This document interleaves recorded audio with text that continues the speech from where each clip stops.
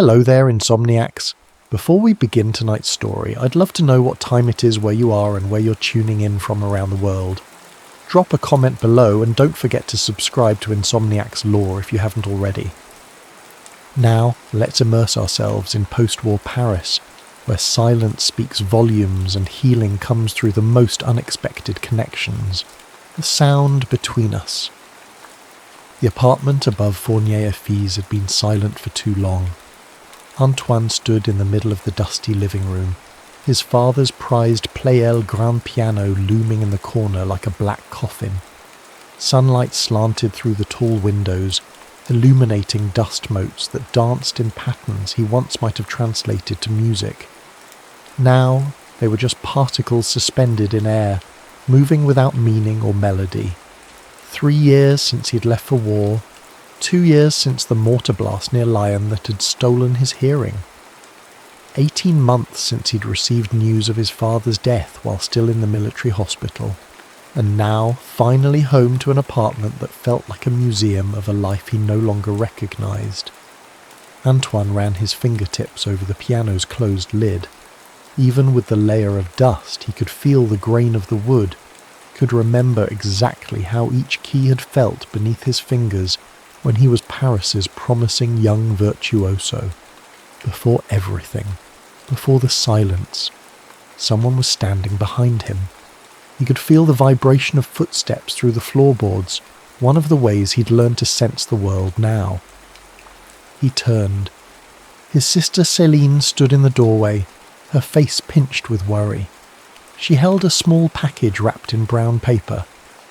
"I've brought some food," she said, her lips forming the words he could no longer hear. She'd learned to speak slowly, to enunciate clearly so he could read her lips, one of the many humiliations of his return. Antoine nodded, taking the package without meeting her eyes. He placed it on the sideboard. "You need to eat," she said, touching his arm to make sure he was watching her speak, "and bathe, and open the windows." Her gaze swept the apartment, taking in the layer of dust, the closed curtains, the stale air. "Thank you for the concern," he replied, feeling the words form in his throat but unable to modulate his voice properly. He'd been told his speech had flattened, lost the musicality it once had. Another casualty of war. Céline sighed, her chest rising and falling in a gesture he recognised all too well. Exasperation. She pulled a piece of paper from her coat pocket and pressed it into his hand. "A friend," she mouthed, tapping the paper. "She teaches music to children, and dance. She's agreed to check on you." Antoine crumpled the paper in his fist and shook his head vehemently. "No." "Antoine, I don't need a nursemaid," he said, feeling the words scrape from his throat, "and certainly not a dance teacher." "You need someone," Céline insisted, her movements becoming sharp with frustration. "Someone who isn't family, someone who understands music." "I don't have music anymore," he said, turning away from her, unable to bear the pity in her eyes. "Tell your friend not to come." His sister walked around to face him again, her expression hardening into the stubborn look he remembered from childhood.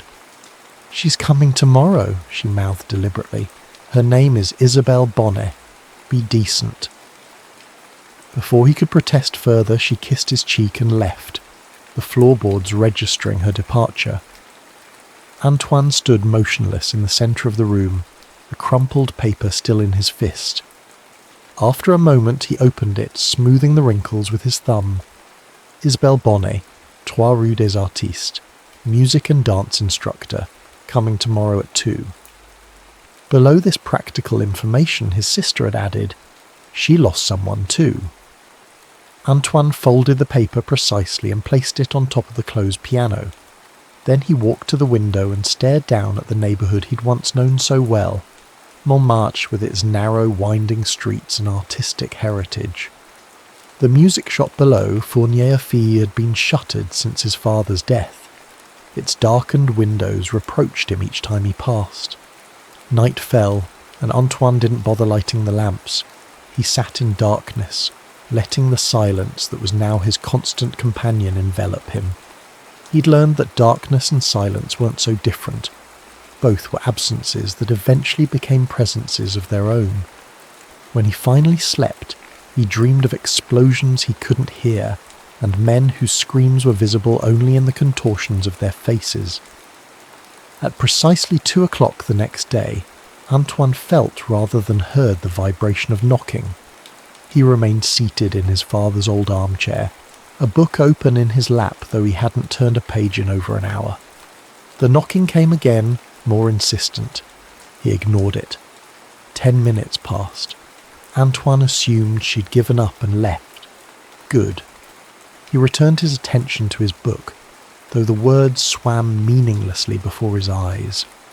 A movement caught his eye, a flash of colour in the previously empty room.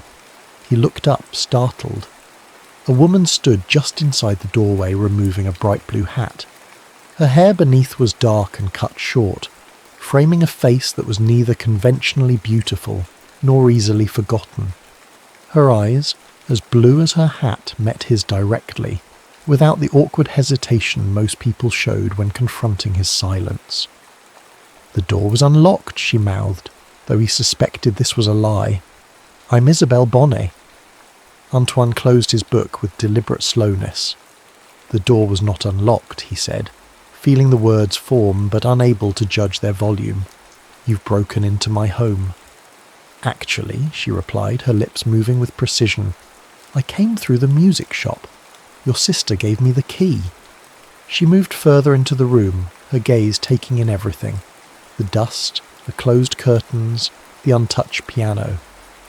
She wore a simple day dress in a deep green that reminded Antoine of the forests outside Lyon, before they'd been shattered by artillery. A dancer's posture, he noted, straight-backed but fluid.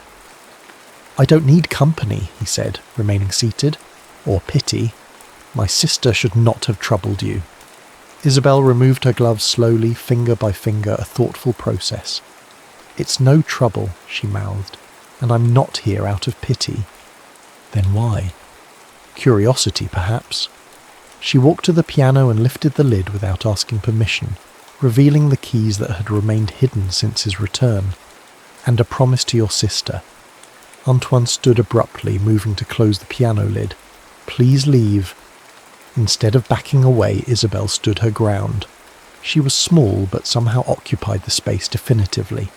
Up close, he could see fine lines at the corners of her eyes, laugh lines that suggested a life once filled with joy.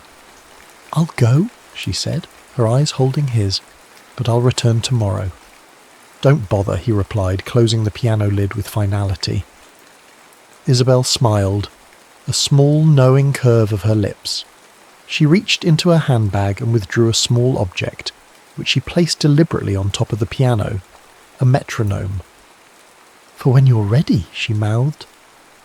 After she left, Antoine stood for a long time staring at the metronome.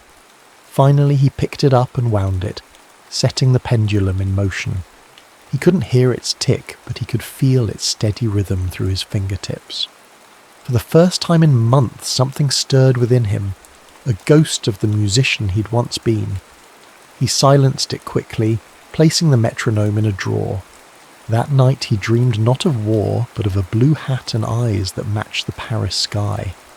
True to her word, Isabelle returned the next day, and the next. Antoine refused to answer the door, but it didn't matter. She came through the music shop each time as though she belonged there. On the 4th day, he found her in the shop itself, running her fingers over the sheet music that still filled the shelves, the dust covers removed from the display violins. A phonograph she must have brought played something he couldn't hear, but he could feel vibrations travelling through the floorboards. "What are you doing?" he demanded, startling her. She turned, recovering quickly. "Cleaning," she mouthed. "This place deserves better." "It's closed," he said flatly. "Is it?" She gestured around. "The sign says, temporary closure. It's been 18 months. That's stretching the definition of temporary." Antoine felt anger rising, an emotion that at least was better than the numb detachment that had been his constant companion. "You know nothing about it," he said, his voice feeling raw in his throat. "I know your father built this place," she replied, her movements fluid as she continued to dust. "I know it was once the heart of musical Montmartre. I know you were playing Chopin etudes at 12 and composing your own pieces by 15. Research," he noted bitterly. "Céline has been thorough. Actually, I attended one of your performances before the war at the Salle Pleyel." Her hand stilled on the countertop. "You played Rachmaninoff. I'd never heard anything like it." Antoine looked away. "That person is gone." Isabelle set down her dustcloth and walked to the phonograph. She adjusted something, and though he couldn't hear the music, he knew she'd increased the volume by the way the vibrations intensified through the floor. Then she began to dance. Not formal steps, nothing showy or technical, just a woman moving to music only she could hear. Her eyes closed, her arms extending, her body becoming the physical manifestation of whatever melody was playing. Antoine found himself unable to look away. It had been so long since he'd seen anyone moved by music, by anything at all. She opened her eyes, caught him watching, and smiled. Not with pity, but with invitation. She held out her hand. He shook his head, backing away. "I can't hear it," he said. "You don't need to," she mouthed, still holding out her hand. "Feel it." When he didn't move, she came to him instead. She took his hands and placed them on the old upright piano in the corner of the shop, the one his father had used for demonstrations, not the grand instrument upstairs. She guided his fingers to the keys, not pressing down, just resting there. Then she began to tap a rhythm against his wrist. 1, 2, 3, 1, 2, 3. A waltz. Antoine pulled his hands away as though burned. "Stop," he said harshly. Something flickered in her eyes. Not hurt, but recognition. "You think this is cruel," she said, her lips forming the words carefully. "It's not. It's an invitation back." "Back to what?" he demanded. "A world of silence where music is just memory." "Better than a world where music isn't even that," she countered, her eyes flashing. "Where you've locked it away along with everything else that once made you alive." He turned to leave, but she caught his arm, her grip surprisingly strong for someone so slight. "Tomorrow," she mouthed, "I'm bringing students. Young ones. They're going to dance in the alley behind the shop. If you want to watch from the window, no one will know but you." Then she released him and returned to the phonograph, her body once again becoming an instrument of expression as he retreated upstairs to his silent sanctuary. The next day, Antoine found himself standing at the back window of the apartment, watching as Isabelle gathered a small group of children, no more than 8 or 9 years old, in the alley below. From this distance he couldn't read her lips, but he could see her animated gestures, the way the children responded with laughter and eager movements. She'd brought the phonograph outside. Though he couldn't hear the music, he found himself trying to deduce it from their movements, something lively and folk-inspired by the way they skipped and turned. One little girl, smaller than the rest, struggled to keep up. Antoine watched as Isabelle knelt beside her, demonstrating a simplified version of the steps. The child's face brightened, and she tried again with more success. Something twisted in Antoine's chest, an emotion he'd thought long buried beneath the rubble of war. He found himself remembering his father teaching him fingering techniques, patient and encouraging even when he faltered. Later that afternoon, when Isabelle made her now customary entrance through the shop, Antoine was waiting for her. He didn't speak, just watched as she set down her bag and removed her hat. "They were orphans," she said finally, her lips forming the words carefully so he could read them. "From Saint Vincent's. Most lost their parents in the war." "Why dance?" he asked. "Why not something more practical?" "Because for an hour they forget," she replied simply. "They become something other than war orphans. They become artists." Antoine looked away, unwilling to acknowledge how deeply that sentiment resonated. "Sit down," he said abruptly, gesturing to the piano bench. When she complied, looking surprised, he lowered himself beside her. "My hearing is gone," he said, feeling the words form in his throat. but my hands remember." He placed his fingers on the keys but didn't press down. "I can't hear what I'm playing. I could be striking wrong notes and never know it." "Then don't play for the sound," she said. Her face animated in a way that made him realise she must have been beautiful before grief had etched itself into her features. "Play for the feel." She took his right hand and guided it to middle C. "Close your eyes," she mouthed. "Remember how it feels. The resistance of the key, the action of the hammer, it's still there, even if you can't hear it." Antoine closed his eyes, focusing on the cool ivory beneath his fingertip, the perfect balance of resistance as he pressed down. He couldn't hear the note, but he could feel the key's movement, the minute vibration as the hammer struck the string. He opened his eyes to find Isabelle watching him, something complicated and vulnerable in her expression. "Your fiancé," he said suddenly. "Céline mentioned you lost someone." Pain flashed across her face, quickly controlled. "Henri," she replied. "Dunkirk. He was a dancer before he was a soldier." "Is that why you stopped performing?" Surprise registered in her eyes. "Your sister has been thorough," she said, echoing his earlier accusation. "No," he replied. "You move like someone who once lived on stage but chose to leave it." She looked down at their hands, still close together on the keyboard. "Yes," she admitted. "I teach now. I don't perform." "Why dance with the children, then?" "Because they need it," she said simply. "And perhaps because I do too." Antoine nodded, understanding more than he wanted to. They sat in silence. A silence that for the first time since his return from war didn't feel like an abyss, but rather a shared space between two people who recognised loss in each other. "Tomorrow," he said finally, "bring the metronome." A week later, rain pounded against the windows of the apartment, turning the afternoon sky prematurely dark. Antoine sat at the piano, the metronome ticking silently before him, its pendulum swinging in a rhythm he could see but not hear. Isabelle sat beside him on the bench, her shoulder occasionally brushing his as she demonstrated hand positions. They had progressed from single notes to scales, his muscle memory awakening under her guidance. Suddenly the lights flickered and went out. A power outage, not uncommon in post-war Paris, where the infrastructure was still being rebuilt. In the abrupt darkness, Antoine felt Isabelle tense beside him, then relax.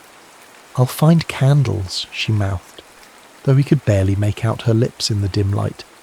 She returned moments later with several candles she'd found in the kitchen, their warm glow creating a small circle of visibility around the piano. She placed them strategically on the music stand and along the top of the instrument. "Better?" she asked, resuming her place beside him. In the candlelight, with the rain creating patterns against the window panes, the apartment felt different. Not the mausoleum of his past, but something living and present. The metronome continued its steady swing, marking time in a visual rhythm. "Play with me," he said impulsively. Her eyebrows rose in surprise. "A duet? But you won't—" "Hear it," he finished for her. "Number, but I'll feel it. We'll play something simple, something I know by heart." She considered for a moment, then nodded. "Mozart, the sonata in C." He positioned his hands for the left-hand part and she placed hers for the right. Without sound to coordinate them, they had only the metronome's silent swing and the pressure of their shoulders touching to maintain the tempo. Antoine began, feeling the familiar patterns of the opening bars flow from his memory into his fingers. Beside him, he could sense Isabelle playing her part, her body swaying slightly with the music he couldn't hear. They fumbled at first, losing synchronization. Antoine faltered, frustration building. But then Isabelle stopped, took his hand and placed it flat against her sternum just below her collarbone. "Feel the tempo," she mouthed. Under his palm he could feel her heartbeat steady and strong. She nodded once, counted them in with her free hand, and they began again. This time, guided by the pulse of her heart and the visual rhythm of the metronome, they stayed together. Antoine closed his eyes, letting muscle memory guide his fingers while maintaining the connection to Isabel's heartbeat. For the first time since the mortar blast, he felt truly connected to music again, not through his ears, but through touch, through the shared rhythm of two people creating something together. When they finished, his hand still rested against her chest, her heartbeat now slightly quickened. In the candlelight, her eyes were luminous, fixed on his face with an expression of wonder. "You laughed," she mouthed. Had he? He hadn't laughed in so long he'd forgotten the sensation, but there it was, a lightness in his chest, the ghost of a chuckle still vibrating in his throat. "The floor," he explained, tapping the worn wood beneath their feet. "I could feel the vibrations through the floorboards. The music was there." Something shifted between them in that moment, a barrier falling away. Antoine became acutely aware of the intimacy of their position, his hand still resting against her, feeling the rise and fall of her breathing. Slowly he withdrew his hand, but his fingertips remembered the rhythm of her heart, storing it away like a piece of music he would always carry with him. March 14th, 1947. Isabel, I didn't know I could miss sound until I met you. Before, there was only absence, a blank space where music used to live. Now there is anticipation, as though my body is constantly preparing to hear something just beyond its reach. Today, when you played that Debussy piece, I watched your hands dance across the keys and remembered the sound so vividly, I almost convinced myself I could hear it. The way your fingers lingered on certain notes told me everything about how you were shaping the phrases. I wonder if you know that you conduct yourself when you play. Small movements of your head, the set of your shoulders telegraphing the structure of the piece. It's as though music flows through your entire being, not just your hands. I won't send this letter, I won't send any of them, but writing them has become its own kind of music, a conversation between myself and the memory of sound. Antoine set down his pen and closed the journal, a small leather-bound book Céline had given him when he'd first returned home. "For your thoughts," she'd said, "since you won't speak them." It had remained untouched until Isabel's arrival in his life. Now it was filling with unsent letters, observations, fragments of compositions he could only hear in his memory. He tucked it into the drawer of his bedside table and walked to the window. Below, in the alleyway behind the shop, Isabel was gathering her young students for their twice-weekly dance lesson. The spring sun caught the copper highlights in her dark hair as she demonstrated a step, her arms moving with the fluid grace that always captivated him. The smallest girl, Matilda he'd learned her name, was struggling again. Antoine watched as Isabel knelt beside her, patient and encouraging. After a moment, Isabel looked up, directly at his window, as though she'd sensed his gaze. She smiled and waved. Antoine raised his hand in acknowledgement, no longer pretending he wasn't watching. Later, when she came upstairs, she brought fresh bread and a small pot of honey, luxuries still hard to come by in post-war Paris. "The baker on Rue Lepic," she explained, setting them on the small kitchen table. "His son is one of my students. He pays me in bread." "You should take proper payment," Antoine said, even as he inhaled the scent of the still warm loaf. "You can't live on bread alone." "Says who?" she challenged, a smile playing at the corners of her mouth. "Anyway, I have other students who pay actual money." She cut 2 thick slices of bread and drizzled honey over them, passing one to Antoine. As they ate, he studied her face in the afternoon light, the fine lines at the corners of her eyes, the small scar near her left eyebrow, the way her lips curved naturally upward even in repose. "What?" she asked, catching his gaze. "There's a cafe," he said abruptly, "on Rue de Martyrs. They have jazz on Thursday nights." Surprise registered in her eyes. "Are you asking me to go out?" "With you?" "The bass player is good," he continued, ignoring the flutter of anxiety in his chest. "I can feel the vibrations even from outside. I thought perhaps—" "Yes," she said before he could finish. "I'd like that." Le Chat Noir was crowded when they arrived, cigarette smoke hanging in thick clouds beneath the low ceiling. Antoine hesitated at the entrance, suddenly overwhelmed by the press of bodies, the movement, the life pulsing around him. It had been so long since he'd been in a crowded public place. Isabel's hand found his, fingers interlacing with quiet assurance.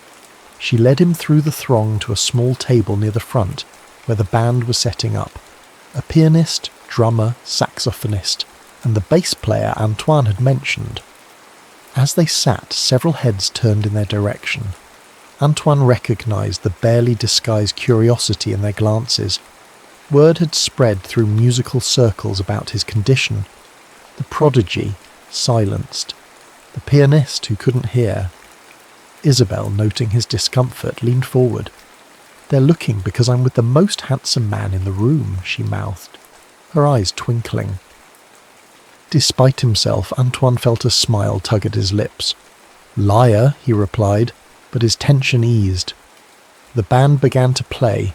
He could tell by the way people's attention shifted, the way Isabel's foot began to tap against the floor. He placed his hand flat on the table, feeling for vibrations. "Anything?" she asked. He shook his head, disappointment sharp in his throat. Without hesitation, Isabel stood and moved her chair around the table until she was sitting directly beside him. She took his hand and placed it on the wooden floor. The effect was immediate. Through the floorboards he could feel the deep, resonant pulse of the bass, the rhythmic thump of the drums. Not the melody, that remained silent, but the backbone of the music, its heartbeat. Antoine closed his eyes, focusing on the vibrations travelling up through his fingertips, his palm, his wrist. He began to tap his free hand against his thigh, matching the rhythm. When he opened his eyes, Isabel was watching him with a soft expression he couldn't quite read. They stayed like that through 2 sets. Antoine connected to the music through touch, occasionally glancing up to see Isabel swaying slightly in her chair, her face animated with pleasure. During a break between songs, he became aware of a figure standing over their table. He looked up to see a tall, gaunt man with thinning hair and wire-rimmed glasses, Pierre Lemaitre, a music critic who had once championed Antoine's talent. "Fournier," the man said, his lips forming the name with exaggerated clarity. "I heard you were back. Didn't expect to see you in a jazz club."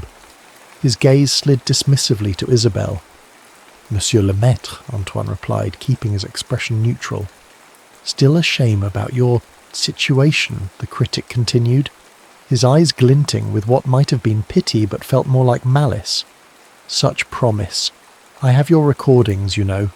I listen to them sometimes and think about what might have been."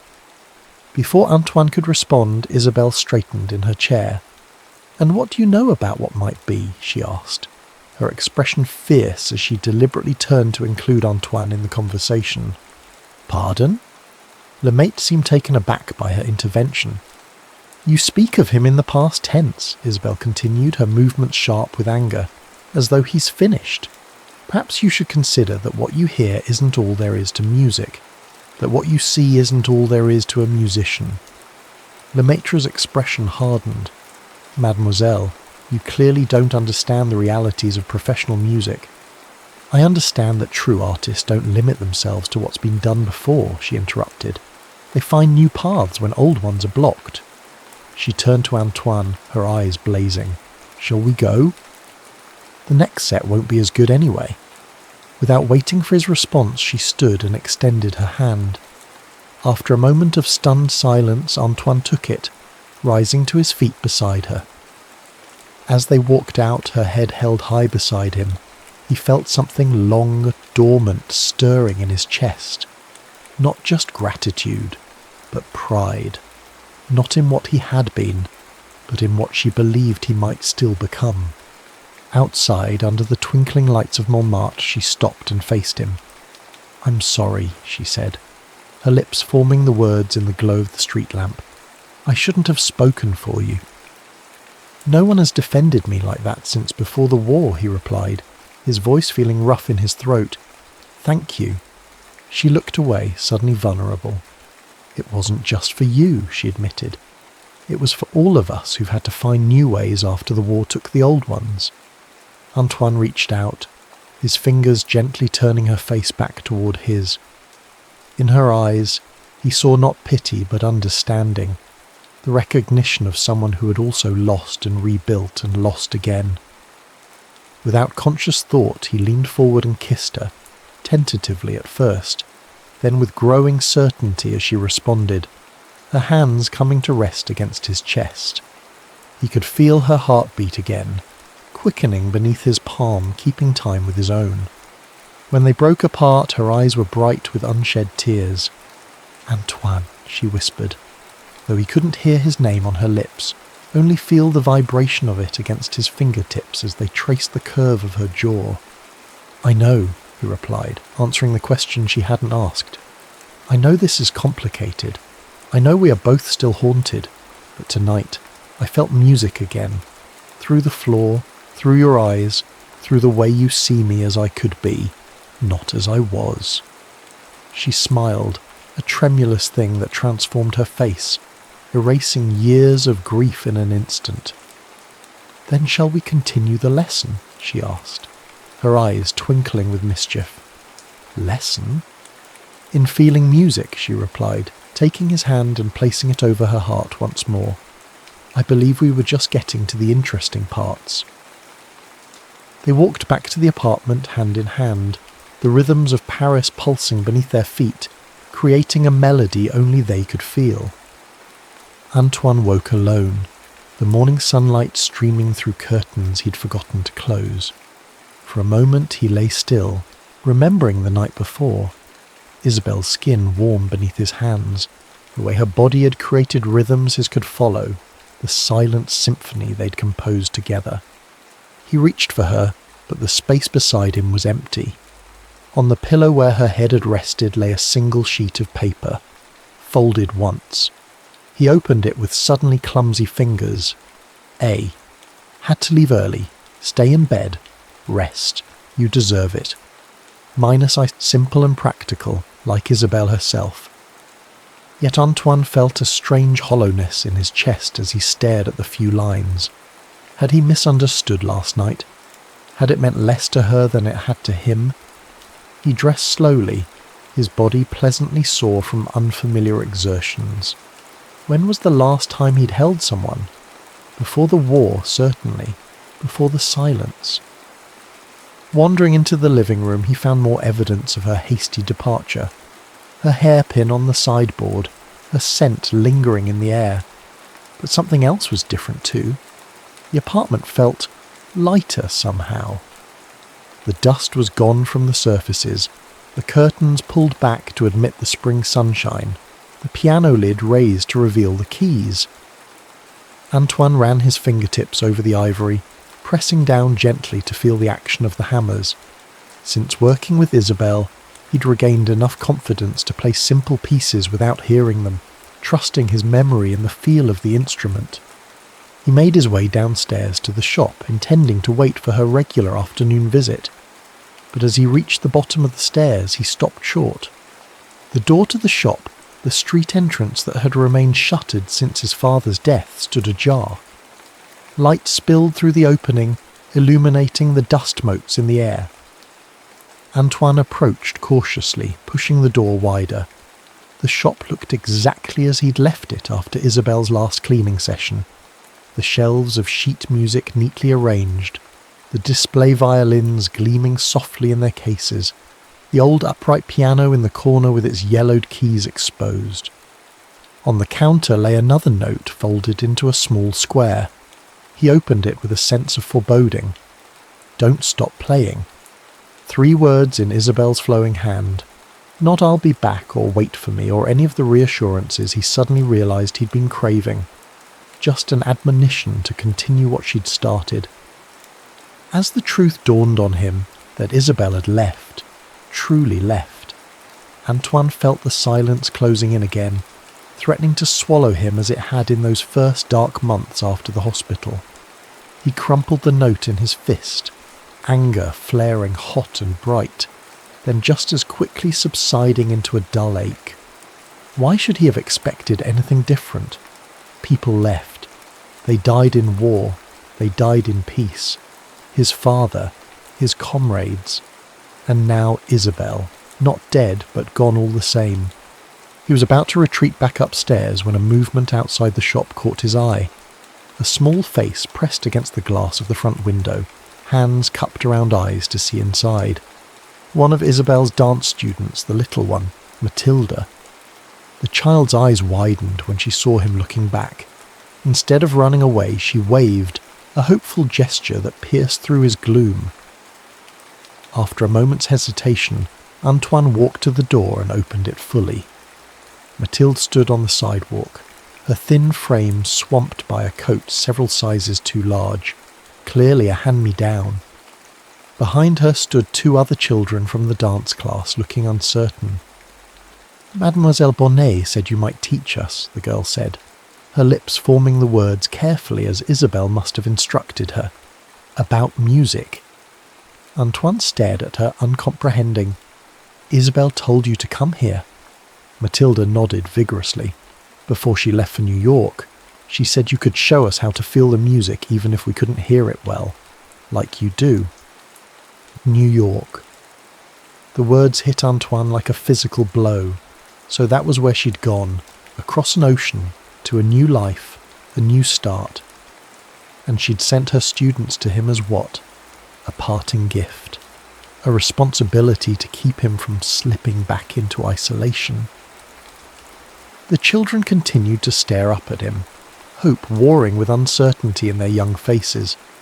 Antoine looked past them to the street beyond, Montmartre waking up, vendors setting up stalls, shopkeepers sweeping sidewalks, life continuing as it had since the war ended, with or without his participation. "Come in," he heard himself say, stepping back to allow them entry. "We'll start with scales." 3 months later, Antoine stood in the back room of Fournier et Fils, making final adjustments to a violin bridge for one of his new students. The shop had officially reopened 6 weeks ago, though with a changed purpose. Instead of simply selling instruments and sheet music as his father had done, Antoine now offered lessons in what he called tactile music, teaching techniques that emphasized feeling the vibrations and rhythms rather than relying solely on hearing. To his surprise, students had come, not just Isabel's orphans but others who'd heard about his methods, children with partial hearing loss, veterans with injuries similar to his own, elderly patrons whose hearing had faded with age. The bell above the shop door vibrated, sending a subtle tremor through the floorboards that Antoine had learned to recognize as a customer entering. He set down his tools and moved to the front of the shop. Céline stood there, elegant in a navy blue suit, her expression unreadable.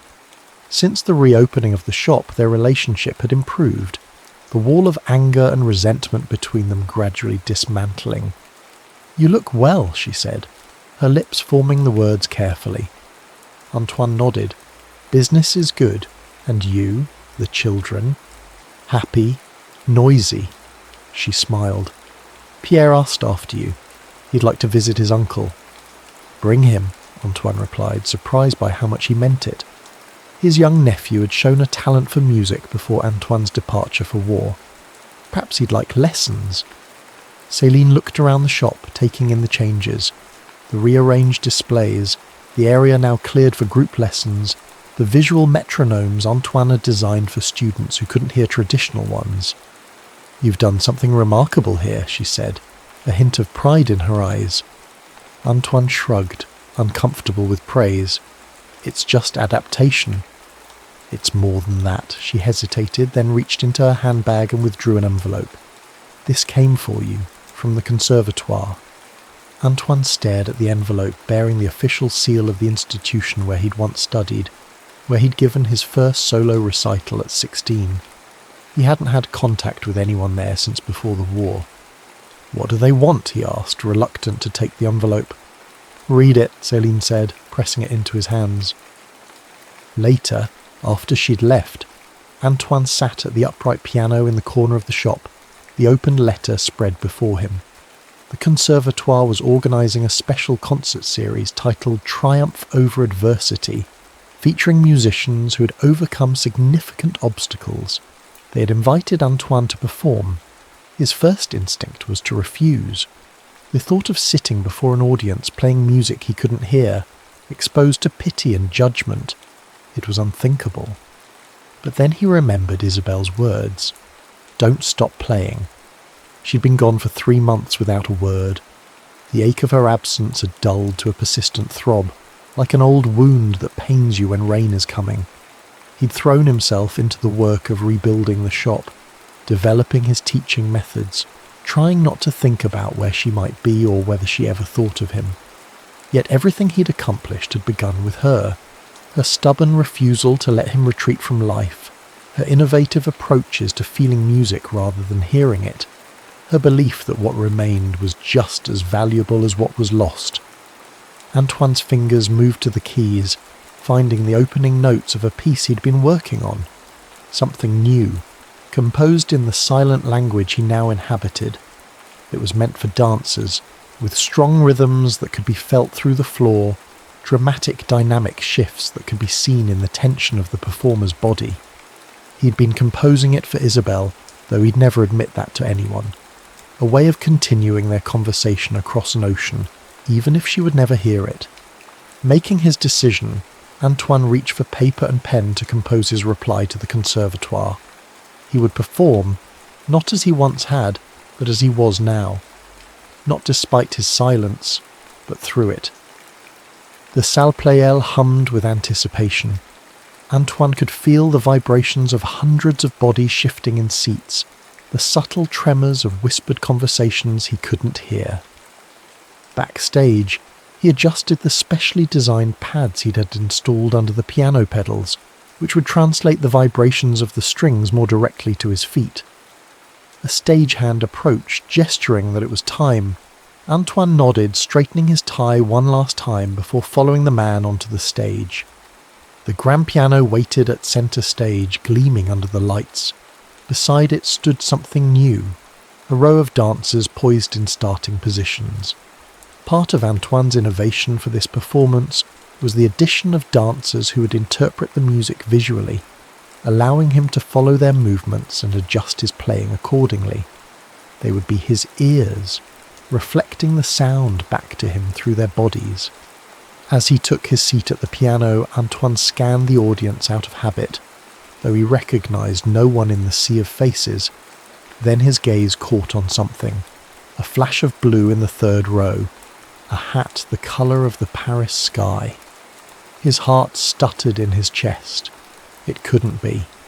But there she was, straight-backed and serious, her eyes fixed on him with an intensity he could feel across the distance. Isabel. She hadn't warned him she was coming, hadn't written, had simply appeared, as though conjured by the music he'd created for her. A gentle touch on his shoulder reminded him where he was. The lead dancer was signalling they were ready. Antoine tore his gaze from Isabel and positioned his hands over the keys. He began to play the piece he'd composed in the months of her absence, a composition that traced their story from silence to connection. As his fingers moved across the keys, the dancers began to respond, their bodies becoming the physical manifestation of sounds he could only remember. Antoine felt the vibrations through the specially designed platform beneath the piano, through the pedals under his feet, through the keys beneath his fingers. But most of all, he watched the dancers, reading the music in their movements, adjusting his touch based on their responses. It was unlike any performance he'd ever given. Before the war, he had played from a place of technical brilliance and emotional interpretation. Now he played from a place of pure connection, his body in constant dialogue with the dancers, with the instrument, with the vibrations flowing between them. As the piece reached its crescendo, Antoine risked another glance at the audience. Isabel sat motionless, tears streaming unchecked down her face, her eyes never leaving him. In that moment he understood with perfect clarity that this performance was not about what had been lost, but about what had been found. a new language of music that transcended sound itself. When the final notes faded, visible only in the gradual stillness of the dancers' bodies, there was a moment of complete silence that even Antoine could sense. Then the audience rose to its feet in what must have been thunderous applause, though he could hear nothing but the pounding of his own heart. The dancers surrounded him, their faces alight with the exhilaration of what they'd created together. Antoine accepted their embraces, their signs of congratulation, but his eyes sought only one person. There, moving against the tide of the audience, making her way not toward the exit but toward the side of the stage, Isabelle. Antoine excused himself from the dancers and moved to the edge of the stage where a small set of steps led down to the audience level. She was waiting there, still wearing that blue hat, her face bearing the traces of tears but her eyes shining with something he hadn't seen in them before, a joy unmarred by shadows. Neither of them spoke at first. What was there to say after months of silence, after the performance that had just transpired? Instead, Isabelle raised her hands and began to sign, a skill she must have learned during her absence. Beautiful, her hand said, the gesture flowing like music itself. Antoine had been learning sign language too, incorporating it into his teaching methods at the shop. His fingers formed a reply, clumsy compared to her grace but clear enough. "Why did you leave?" Isabelle's eyes clouded briefly. She signed again, her movements precise. "I was afraid of what I felt, of what it meant." "And now?" he asked, both with his hands and his expression. She stepped closer, close enough that he could feel the warmth of her, could see the subtle movements of her breathing, the pulse at the base of her throat. "Now I know," she signed, "that the only rhythm I want is yours." Antoine reached for her then, his composer's hands framing her face with tender precision. When he kissed her, it was like the resolution of a complex piece of music, every note falling into perfect harmony, every tension finding its release. Around them, the audience continued to mill about. The dancers celebrated backstage. The great hall of the conservatoire hummed with life and conversation. But for Antoine and Isabelle, there was only the silent symphony of their reunion, played out in touch and gesture and the shared language they had created together. 5 years later. The small courtyard behind Fournier Effys buzzed with activity as children of all ages gathered for the end-of-term recital.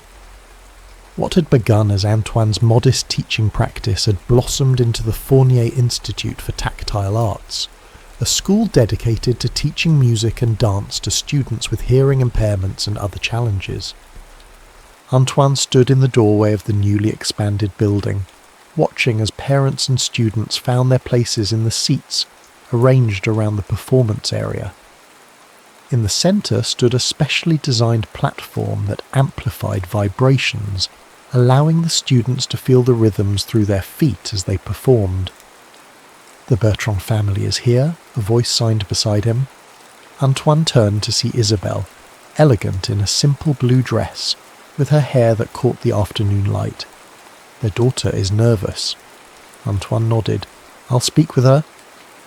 He made his way through the crowd to where 9-year-old Sophie Bertrand stood clutching her violin, her face pale with anxiety. Like Antoine, she had lost her hearing, though in her case it had been from birth rather than war. Kneeling before her, Antoine signed, "Nervous." The girl nodded, her grip on the violin tightening. "Do you remember what we practiced?" he asked, his movements gentle and encouraging. Sophie nodded again. "Close your eyes," he instructed. "Feel the violin against your collarbone. Remember how each note vibrates differently. The music is in your hands, not your ears." The girl closed her eyes, positioning the violin properly. Her bow hand steadied, and a look of concentration replaced the fear on her face. Antoine smiled, giving her shoulder a reassuring squeeze before returning to Isabelle's side. "She'll be fine," he signed. "She has excellent instincts." Isabel slipped her arm through his, her body warm against his side. "Like her teacher," she replied, both in sign and with her lips, knowing he could read either. The years since their reunion at the conservatoire had brought changes neither could have imagined that night in the jazz club. After Antoine's groundbreaking performance, offers had come to teach, to compose, to develop his methods further. With Isabel by his side, he had chosen to focus on building the Institute, creating a place where those who experienced music differently could find community and expression. They had married quietly in the small church near the orphanage where Isabel had first taught her dance students. Matilda, no longer the smallest or most hesitant of the orphans, had been their witness, along with Céline and her family. As the recital began, Antoine took his seat beside Isabel in the front row. The first performers were the younger students, playing simple pieces on adapted instruments. Through the vibrating platform, Antoine could feel the rhythms of their music, sometimes faltering, sometimes surprisingly precise, always earnest. When Sophie's turn came, the girl walked to the centre of the platform with newfound confidence. She positioned her violin, closed her eyes as Antoine had instructed, and began to play. Through the floor, Antoine felt the clean, pure vibrations of her notes, a Bach minuet, executed with technical precision that belied her years. Isabel's hand found his, their fingers intertwining as they had countless times over the years. In her touch, he felt pride and love and the quiet understanding that had grown between them, a communication more profound than words or even music. The recital continued through the afternoon, soloists, duets, and finally the ensemble pieces that brought all the students together. For the finale, Isabel's dance students joined the musicians, creating a performance that combined sound, vibration, and movement in a seamless whole. As the last piece concluded, the courtyard erupted in a combination of applause and the visual applause used at the Institute. Hands raised and shaken in the air, a silent celebration visible to all. Antoine stood to address the gathering, his hands forming signs as he spoke for those who could read lips. "Music finds a way," he told them, his voice clear and steady after years of practice speaking without being able to hear himself. "It adapts, it transforms, it discovers new paths, just as we have." His eyes found Isabel's in the crowd, and something passed between them, the acknowledgement of how far they had come from that first confrontation in his dusty apartment. After the recital, as parents and students mingled in the courtyard enjoying refreshments, Antoine slipped away to the original shop building, now converted into his private studio. The afternoon light slanted through the tall windows, illuminating the grand piano that stood in the centre, the same instrument that had once seemed like a coffin to him, now restored and modified with his vibration technology. He sat at the keys, playing a few notes of the composition he was currently working on, a piece commissioned by the National Ballet for their upcoming season. As his fingers moved across the keyboard, he felt the familiar vibrations, different for each note, a language his body now read as fluently as his ears once had. A presence behind him, Isabel, her footsteps sending subtle vibrations through the floorboards that he recognized immediately. She placed her hands on his shoulders, a gentle pressure that spoke volumes. "They're asking for you," she signed as he turned to face her. "The parents want to thank you." Antoine nodded but made no move to rise. Instead, he pulled her down to sit beside him on the bench, his hand finding hers with practiced ease. "Do you ever regret it?" he asked, both with voice and sign. "Staying in Paris instead of going to New York? Building this place instead of returning to the stage?" It was a question he rarely asked, though it occasionally haunted him in quiet moments.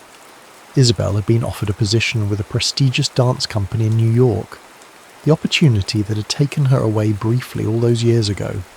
She'd returned to him, choosing their shared vision over what might have been a brilliant career revival. Isabel's response was immediate, her hands forming the signs with elegant certainty. "Not for a moment," she replied. "This is where the music is." She took his hand and placed it over her heart, an echo of that first tentative duet they had played by candlelight during the power outage.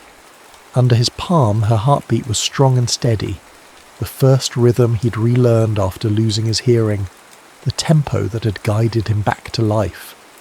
"Besides," she continued, a mischievous light entering her eyes, "who else would understand why I insist on dancing in the rain at midnight? Or why I need to feel the bass so strongly it makes the windows rattle? You've ruined me for normal men, Antoine Fournier." He laughed, the sound vibrating in his chest though he couldn't hear it. "And you've ruined me for solitude," he replied, leaning forward to rest his forehead against hers. A fair exchange. Through the windows they could see the courtyard where their students continued to celebrate, where the community they had built together flourished in the late afternoon light. Young Sophie was demonstrating something to a group of younger children, her earlier nervousness completely forgotten as she moved with the confidence of someone who had found her place in the world. "We should go back," Isabel signed, though she made no move to leave the bench. "In a moment," Antoine replied, his fingers finding the keys once more. "I want to show you something first." He began to play, not one of his compositions for the ballet or a piece for his students, but something more intimate, a lullaby, simple and tender, with a gently rocking rhythm that could be felt as much as heard. Isabel watched his hands move across the keys, her expression softening as understanding dawned. They had been trying for a child for nearly a year now, hoping to expand their family beyond the students who filled their days. "Are you sure?" he signed, his hands briefly leaving the keys. In answer, she took his hand and placed it against her abdomen, holding it there with both of her own.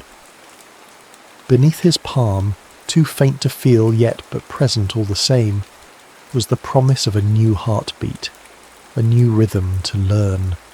Antoine's eyes filled with tears, not of the grief that had once defined him, but of a joy so profound it didn't need sound to express itself. He drew Isabel into his arms, holding her with the reverence of someone who knows exactly what it means to lose and lose and find again. Outside, their students continued to celebrate.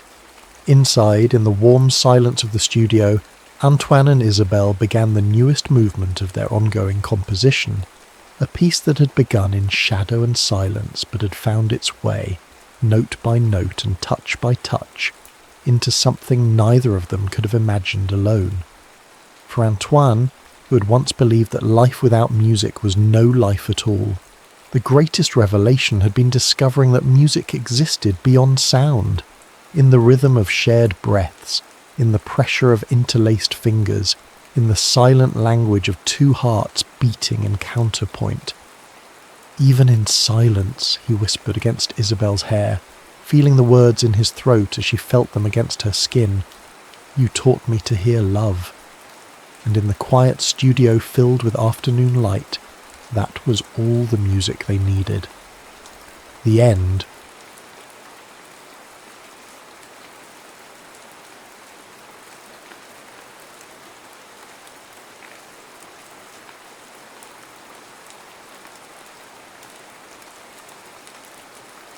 Petals in the Mist, a Highland romance. Clara Winthrop pressed her forehead against the cool glass of the train window, watching as Edinburgh's familiar spires gave way to rolling countryside. The letter announcing her apprenticeship still crinkled in her pocket, a sound both triumphant and terrifying. She had beaten 23 male candidates for this position, a fact her professors had conveyed with thinly veiled disapproval. "Most peculiar choice," Dean Rothwell had sniffed, but Dr. Moorcroft specifically requested someone with expertise in alpine flora. Your thesis on Highland orchid variations was adequate. Clara's fingers traced the embossed university seal on the envelope. Adequate. The culmination of 4 years' work, 3 expeditions funded from her modest inheritance, and countless hours hunched over specimens while her contemporaries attended balls and secured marriage proposals. Adequate. The rain intensified as the train pushed northward, washing the landscape into watercolour smudges of green and grey. She would be the first woman to study under Dr. Sidwell Moorcroft, or rather, what remained of him. Once the Royal Society's most celebrated naturalist, his name now circulated in hushed tones through university corridors.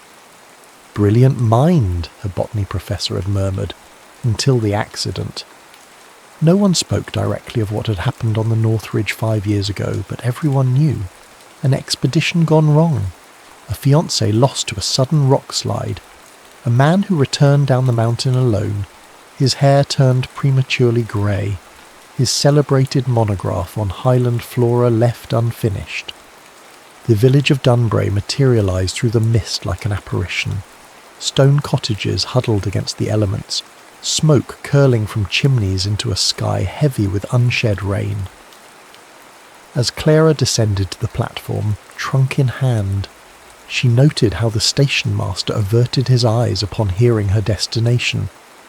"Blackmore Cottage," he repeated. "Dr. Moorcroft's place." His Scottish brogue thickened with discomfort. "It's a fair walk, through the wood and up past the old kirk. But miss, the weather's turning fierce. Perhaps the inn." "I'm expected," Clara said firmly, though rain was already seeping through her woolen cloak. The path to Blackmore Cottage narrowed as it climbed, mud clinging to her boots with each step. The mist thickened around her, transforming familiar objects, a fallen log, a jutting stone, into crouching spectres. When the cottage finally appeared, it seemed to have grown organically from the hillside itself, its stone walls wrapped in climbing vines, windows glowing amber against the gathering dusk. Clara's knock echoed with unintended force. Seconds stretched into minutes before the door swung open, revealing a tall figure backlit by firelight. "You're late." The voice was rough from disuse, the Scottish accent less pronounced than she had expected. The north road was quicker. "I took the train to Dunbrae," Clara explained, water dripping from her hat brim. Sidwell Moorcroft stepped into the light, and Clara struggled to reconcile this man with the portrait that hung in Edinburgh's Natural History Museum. That Moorcroft had possessed keen eyes and an expression of energetic inquiry. This one's face was weathered, the once dark hair now streaked with silver, deep lines bracketing a mouth that seemed permanently set in disapproval. Only the eyes remained the same, sharp, intelligent, the colour of Highland whisky. "Miss Winthrop." Not a question, but an assessment. "You're younger than I anticipated." "I'm 24, she replied, lifting her chin, "and I've spent 3 seasons doing field work in conditions far more challenging than these." Something flickered across his features, surprise perhaps, or reluctant respect. He stepped aside. "3 rules," he said as she crossed the threshold. "You'll work from dawn until I dismiss you. You'll ask no questions about anything not directly related to the research, and under no circumstances are you to venture to the North Ridge." His gaze bore into hers. "Break any of these and you'll be on the next train to Edinburgh." The cottage interior was unexpected. Not the chaotic den of a recluse, but a meticulously organised workspace. Botanical specimens lined shelves in labelled jars. Maps covered one wall, dotted with coloured pins marking collection sites. A drafting table stood by the window, illuminated by carefully positioned oil lamps. "Your quarters are through there." He nodded toward a narrow door. "We begin at first light." That night, lying on a narrow bed beneath scratchy blankets, Clara listened to the rain battering the roof tiles and her new mentor's footsteps pacing the floorboards overhead. She had expected eccentricity, perhaps even the rumoured madness. What she hadn't anticipated was the hollow echo of loss that seemed to permeate Blackmore Cottage, a presence as tangible as the mist that clung to the Highland peaks. Sleep eluded her until dawn's first tentative light filtered through her window. She rose, splashed cold water on her face, and pinned her hair severely back. Whatever haunted Sidwell Moorcroft was of no consequence. She had come for knowledge, not to heal a broken man. Clara straightened her spine and stepped into the first day of her apprenticeship, unaware that the mist outside was already beginning to shift. By the third week of her apprenticeship, Clara had developed calluses where her skin had once been soft. Her hands bore the marks of honest work, tiny cuts from specimen collection, green stains from plant pigments, broken nails that she no longer bothered to file. Each morning began before sunrise, each evening ended long after dark. She catalogued samples, transcribed Moorcroft's terse observations, and gradually mapped the contours of his brilliance. And brilliant he was, though in a way utterly unlike her university professors. Moorcroft's knowledge wasn't compartmentalised into neat academic categories, but flowed organically between disciplines. He understood botany not as isolated specimens but as conversation, plants in dialogue with soil, light, water, and the creatures that depended upon them. "These aren't your textbook orchids," he told her one misty morning as they knelt beside a cluster of pale blooms, half hidden beneath a rocky outcropping. Edinburgh botanists classify by appearances, but these Highlands, they forge something different. Clara leaned closer, noting how the orchid's labellum curved uniquely against the wind. "Adaptation," she murmured. "Precisely." Something in his voice made her look up. For a fleeting moment, enthusiasm had replaced the customary reserve in his expression. "They've learned to turn adversity to advantage." Days flowed into one another, punctuated by discoveries that Clara carefully recorded in her journal. The cottage ceased to feel oppressive as she learned its rhythms, when the light fell best upon the examination table, which floorboard creaked underfoot, how to stoke the peat fire to maintain even heat through the night.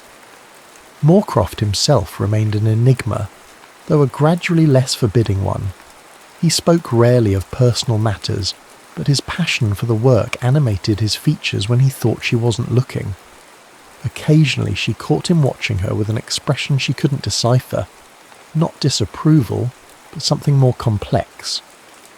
One evening, as driving rain prevented their usual field work, Clara noticed a supply trunk she hadn't explored, half hidden beneath specimens awaiting classification. While Moorcroft prepared their evening meal, always simple, always precisely timed, she lifted the lid. Inside lay field equipment, notebooks, and a leather-bound journal secured with a small brass lock. The journal's spine was worn in the way of a frequently handled book. Clara's fingers had just brushed its cover when a shadow fell across her. "That trunk is not part of your work area." Moorcroft's voice was quiet but laced with an intensity that made her start. "I apologise," Clara said, rising quickly. "I was looking for additional specimen boxes." "There are none." He closed the trunk with decisive force, the sound echoing in the sudden silence. When he turned back, his expression had closed like a door against winter. "We'll resume at first light, weather permitting." That night a storm of unusual violence swept across the Highlands. Clara lay awake listening to the wind's keening, a sound so human it raised gooseflesh on her arms. Near midnight, a crash from the main room brought her hurrying from bed. Moorcroft stood amid broken glass, rain pouring through the window that had blown open. Blood trickled from a cut on his forearm where glass had struck him. Without thinking, Clara grabbed a clean cloth and pressed it to the wound. "You should have called for help." "I'm accustomed to managing alone." Despite his words, he didn't pull away. As Clara bound his arm, she noticed a map that had fallen from the wall, one she hadn't been permitted to examine before. It detailed the North Ridge, with annotations in an elegant hand that was not Moorcroft's. "Margaret's notes," he said unexpectedly, following her gaze. She had a gift for topography. It was the first time he had spoken his late fiancée's name aloud. The following day dawned clear but treacherous. Snowmelt had swollen streams, making their planned route impassable. Moorcroft redirected them to higher ground, a longer journey across unfamiliar terrain. By mid-afternoon, clouds gathered again. "We should turn back," Clara suggested, eyeing the darkening sky. "There's a bothy beyond that rise," Moorcroft replied. "We can shelter there." The stone hut appeared just as the first fat raindrops fell. Inside was spare but dry, a wooden platform for sleeping, a small hearth, shelves stocked with basic provisions by some previous occupant. As Moorcroft built a fire, Clara arranged their specimens, ensuring none would be damaged by the night's dampness. The storm settled in, pressing them into a proximity neither had anticipated. They shared a sparse meal, supplemented by a flask of whiskey that Moorcroft produced from his pack. The spirit burned Clara's throat but warmed her blood as darkness consumed the highlands around their fragile shelter.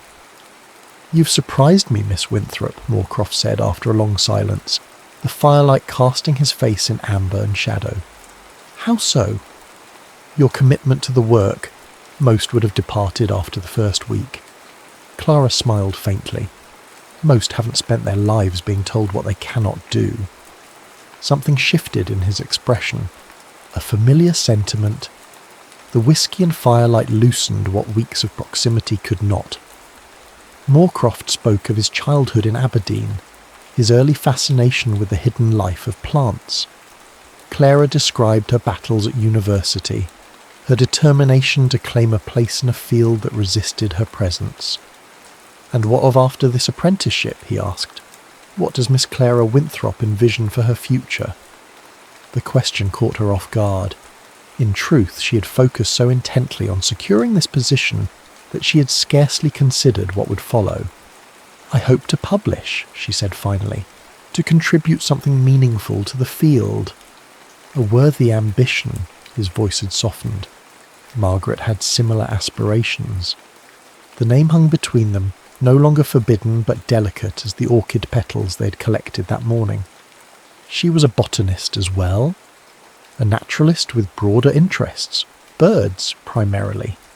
His gaze fixed on the dancing flames. "We were cataloguing seasonal migration patterns when the accident occurred."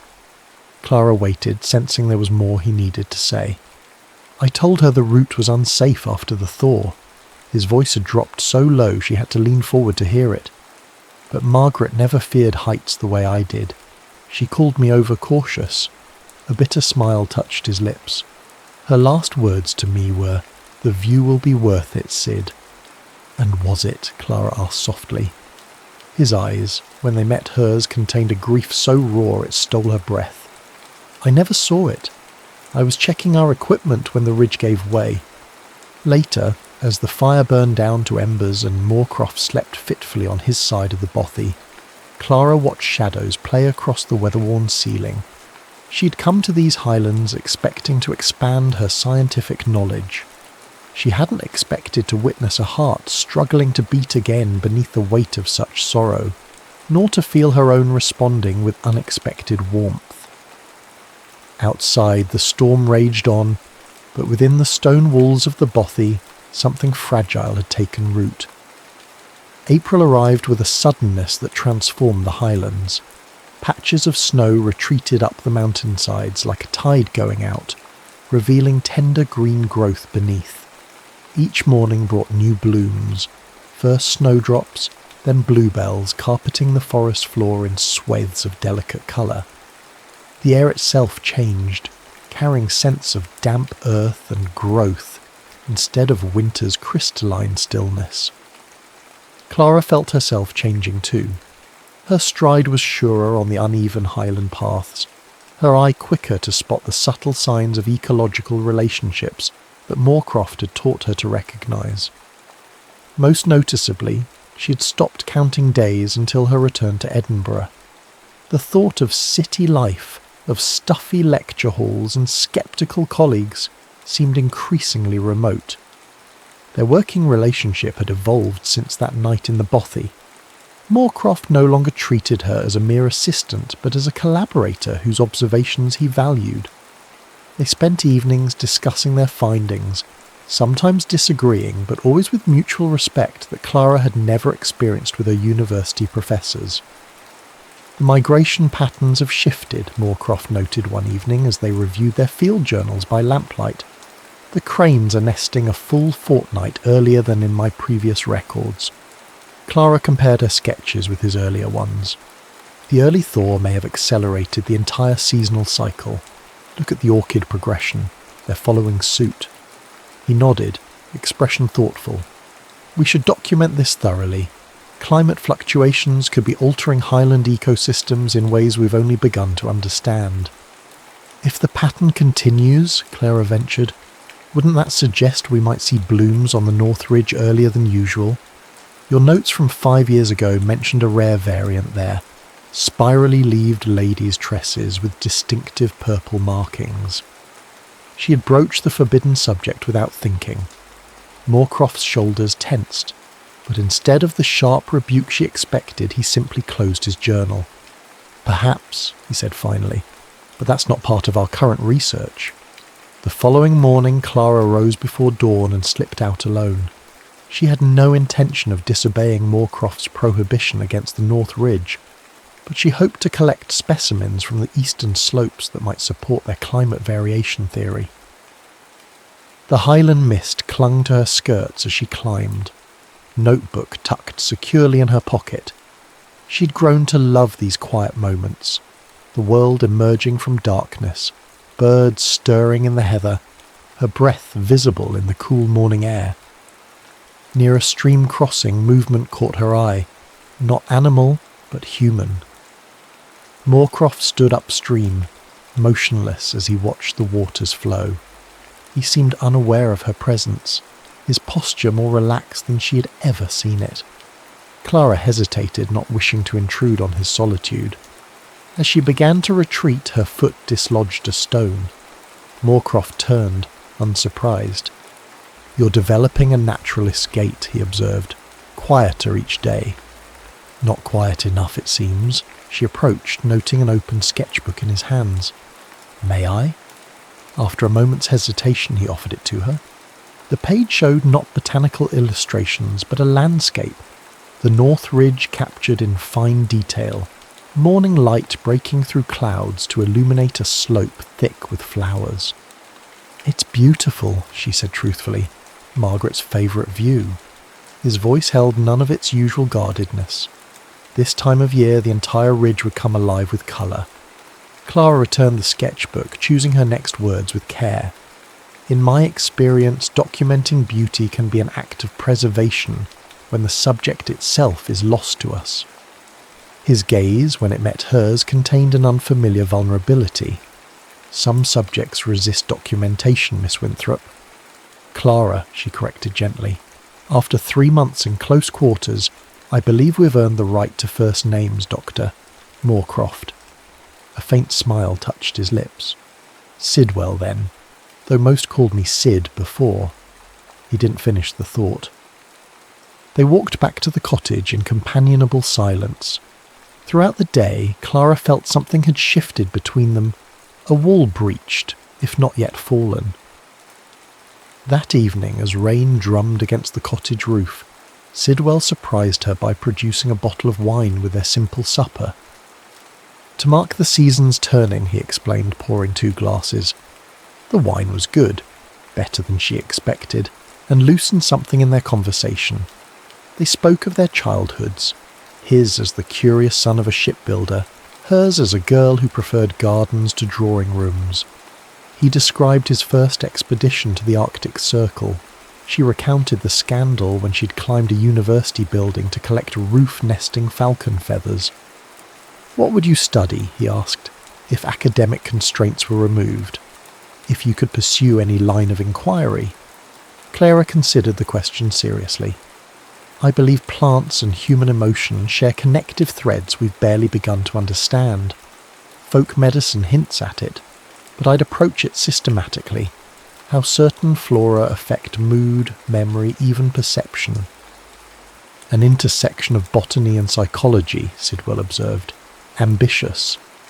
And likely to be dismissed as women's fancy rather than serious science, she added with a wry smile. The most important discoveries often begin as ideas others dismiss. His eyes held hers across the table. Don't let their limitations become yours. The following week brought what local shepherds called false summer, days of unexpected warmth that coaxed Highland flora into explosive growth. During their daily expedition, Sidwell led them higher than usual, following a stream's course upward through increasingly rocky terrain. Clara realised with a start that they were approaching the boundary of the North Ridge. Sidwell's pace had slowed, his expression growing more contained with each step. "We can turn back," she offered quietly. He shook his head. "There's something you should see." They crested a rise and the valley beyond took Clara's breath away.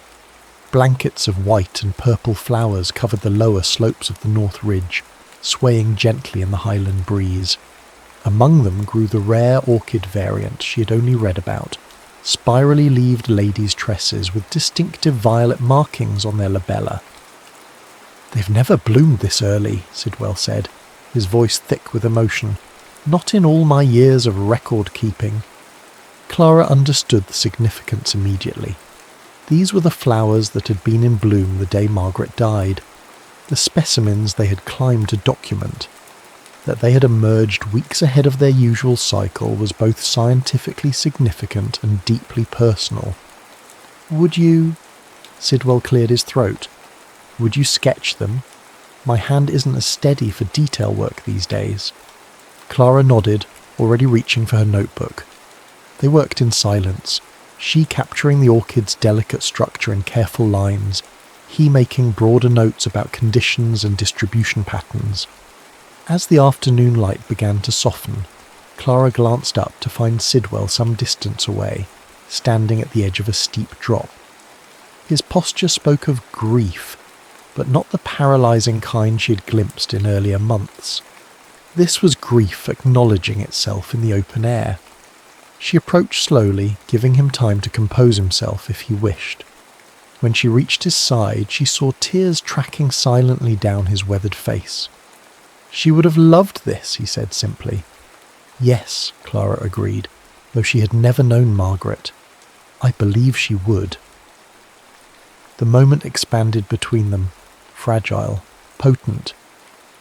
When Sidwell turned to her, his expression held something she hadn't seen before. Not just grief or scientific passion, but a question. His fingers, roughened by years of field work, brushed a strand of hair from her face with surprising gentleness. Clara felt her breath catch, her pulse quickening like a startled bird's. Around them, the Highland air filled with the subtle perfume of thousands of blooms, life asserting itself in the very place where death had once claimed dominion. When Sidwell's lips met hers, it felt not like a beginning, but like a continuation. Another natural process unfolding according to its own organic timing. Later, as they descended in the gathering dusk, Clara knew something fundamental had changed. The kiss remained unspoken between them, but its echo resonated in every glance, every careful movement of their bodies as they navigated the rugged terrain together. The cottage, when they reached it, no longer felt like a workshop but a threshold to some new territory. Neither had anticipated mapping when spring began. Word of their Northridge expedition travelled through Dunbray with the efficiency of all small village news. By week's end, Clara noticed changed expressions when she collected supplies, curious glances, conversations that hushed at her approach. The local postmaster handed her a university-sealed envelope with unusual deference. "Important correspondence, miss, from Edinburgh." The letter, written in Dean Rothwell's precise hand, requested Clara's presence at an upcoming botanical symposium. Her work on Highland orchid variations, specifically those from the North Ridge, had attracted attention. A special panel wished to hear her findings firsthand. "It's an extraordinary opportunity," she told Sidwell that evening, trying to contain her excitement. The symposium draws naturalists from across Europe. He studied the letter, expression unreadable, and conveniently timed just before your apprenticeship's conclusion. Clara hadn't considered that. July would mark her 6th and final month at Blackmore Cottage. Beyond that lay only vague plans to return to Edinburgh, perhaps secure a research position if any department would have her. "Will you attend as well?" she asked. "They specifically mention our Northridge documentation." Sidwell placed the letter on the table between them. "I don't believe my presence would benefit your presentation. But the work is yours as much as mine, more so. Your years of comparative data made our observations meaningful. The academic world has quite specific notions about me, Clara." His tone was matter-of-fact, not bitter. Notions that would only distract from the research itself. Before she could protest further, a knock at the door interrupted them, an unusual occurrence at Blackmore Cottage, especially in evening hours. Sidwell answered to find a wiry man in travel-worn clothes, a leather document case tucked beneath one arm. "Dr. Moorcroft," he nodded briskly, "and you must be Miss Winthrop. Professor Jennings, University of Oxford. May I come in?" Clara recognised the name immediately. Jennings was a leading authority on botanical taxonomy. His publications required reading in every serious university programme. His unexpected appearance in their remote cottage was as startling as if a character from a book had suddenly stepped into real life. Sidwell's hospitality, though rusty, rose to the occasion. Soon they were seated around the work table, sharing the cottage's simple provisions as Jennings explained his presence. "Word of your revived research reached me in London. The Northridge orchid variations, particularly their unprecedented early blooming, could significantly impact our understanding of climate effects on alpine flora." His gaze fixed on Clara with unexpected intensity. "I understand the observations and documentation are primarily your work, Miss Winthrop." Clara glanced at Sidwell, startled by the misattribution. "That's not accurate. Dr. Moorcroft is known to have withdrawn from active research." Jennings waved a dismissive hand. "Your detailed field notes, however, show promising methodology. With proper academic guidance, you could develop them into a substantial publication."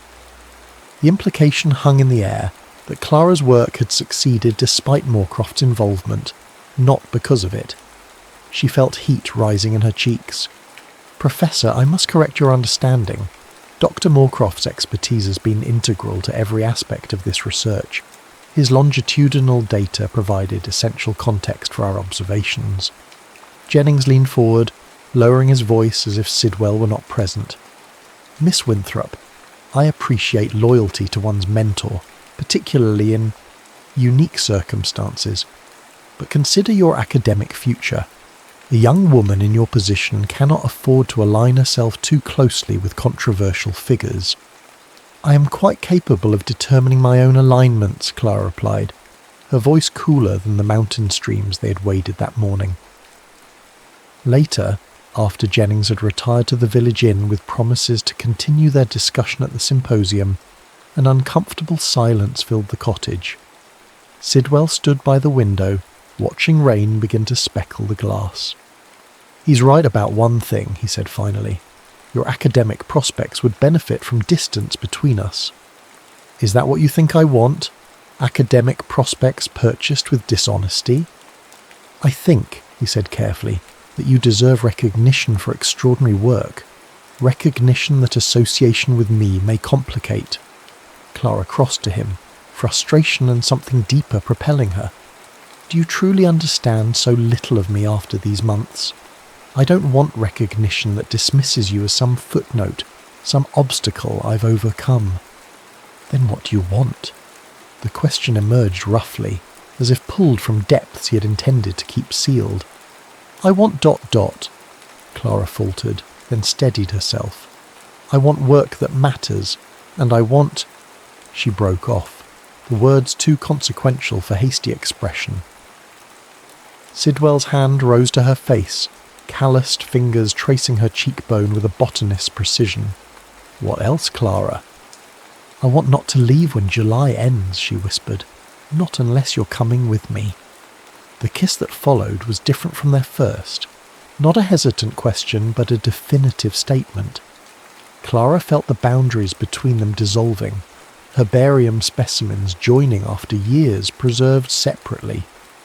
Morning found them changed, not in dramatic ways visible to outside eyes, but in the gravity that existed between them, the orbits they now shared. Over breakfast, Clara made a decision.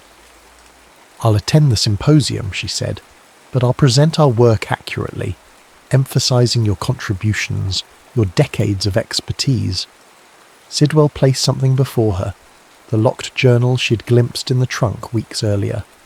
A small key lay beside it. "Take this with you," he said. "It contains my original field notes, including observations from the days before Margaret's accident. They'll support your presentation." Clara stared at the journal, understanding the trust it represented. "Are you certain?" "It's time those notes served their purpose." His expression held both resolve and vulnerability. "But there's something else you should know before you decide how to proceed." He revealed that an academic rival had long blamed him for Margaret's death, suggesting that Sidwell had been reckless in his expedition planning. The whispers had followed him to Edinburgh, eventually forcing his withdrawal from university life. The Northridge research had remained unpublished, tainted by tragedy and accusation. "If you present our findings," he warned, "those old allegations may resurface. They could affect how your work is received." Clara's jaw set with determination that had become characteristic over her months in the Highlands. "Then we'll address them directly, with evidence, not rumour." As the day for her departure approached, Clara packed with methodical care, specimens labelled in both their handwritings, documentation that could leave no doubt about the collaborative nature of their research. The journal, with its weathered leather cover and brass lock, she wrapped in oilcloth and placed at the heart of her trunk. The morning train to Edinburgh coincided with a Highland downpour, rain sheeting across the platform as Sidwell accompanied her to Dunbury station.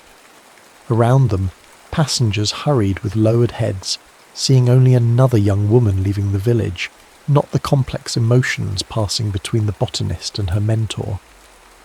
3 days, Clara said, her voice nearly lost in the train's arrival whistle. "I'll present on Friday and return Saturday." Sidwell nodded, raindrops catching in his silver-streaked hair. "The cottage will be here." A pause, heavy with meaning. "As will I." As Clara boarded, he pressed something into her hand, a paper packet containing a perfectly preserved orchid specimen, the rare purple-marked variety from the North Ridge. With it was a note in his precise handwriting. "Some roots endure transplanting to new soil. Others thrive only in their native ground. Choose your garden wisely. S." The train pulled away, bearing Clara back toward the academic world that had once been her sole ambition. Through the rain-streaked window she watched Sidwell's figure recede, a solitary sentinel against the Highland mist, face turned toward the departing train until distance and rain obscured him entirely from view. Edinburgh emerged from morning fog like an illustration in a Gothic novel, spires and stone facades materializing piece by piece as Clara's carriage navigated cobbled streets. After months in the Highlands, the city's bustle felt overwhelming. Everywhere she looked, people hurried with purpose, their voices creating a constant murmur beneath the clatter of hooves and wheels. The university welcomed her with formal politeness. Dean Rothwell himself escorted her to quarters reserved for visiting scholars, his conversation a careful blend of congratulation and caution. "Your work has created quite a stir, Miss Winthrop. Professor Jennings speaks highly of your observational skills." He paused before adding, "though some question the broader research context." Clara understood the implication. "Dr. Moorcroft's longitudinal data provides that context, Dean Rothwell. I'll be presenting our findings as collaborative work." The Dean's expression tightened. "Consider carefully, Miss Winthrop. Your future in this institution." Depends on the quality and honesty of my research, she finished firmly, as it should. Alone in her assigned room, Clara opened Sidwell's journal for the first time. Its pages revealed not just scientific observations, but a life documented with meticulous care. Early entries showed a young naturalist's enthusiasm, later ones the measured confidence of an established scholar. Botany intertwined with personal reflection, how certain plants thrived after forest fires, how grief might similarly create conditions for unexpected growth. The final pages before Margaret's death contained maps of the Northridge expedition, detailing planned collection routes. In the margins were notes in a different hand, elegant, decisive strokes that must have been Margaret's. Weather promising, she'd written. S worries unnecessarily about the western approach.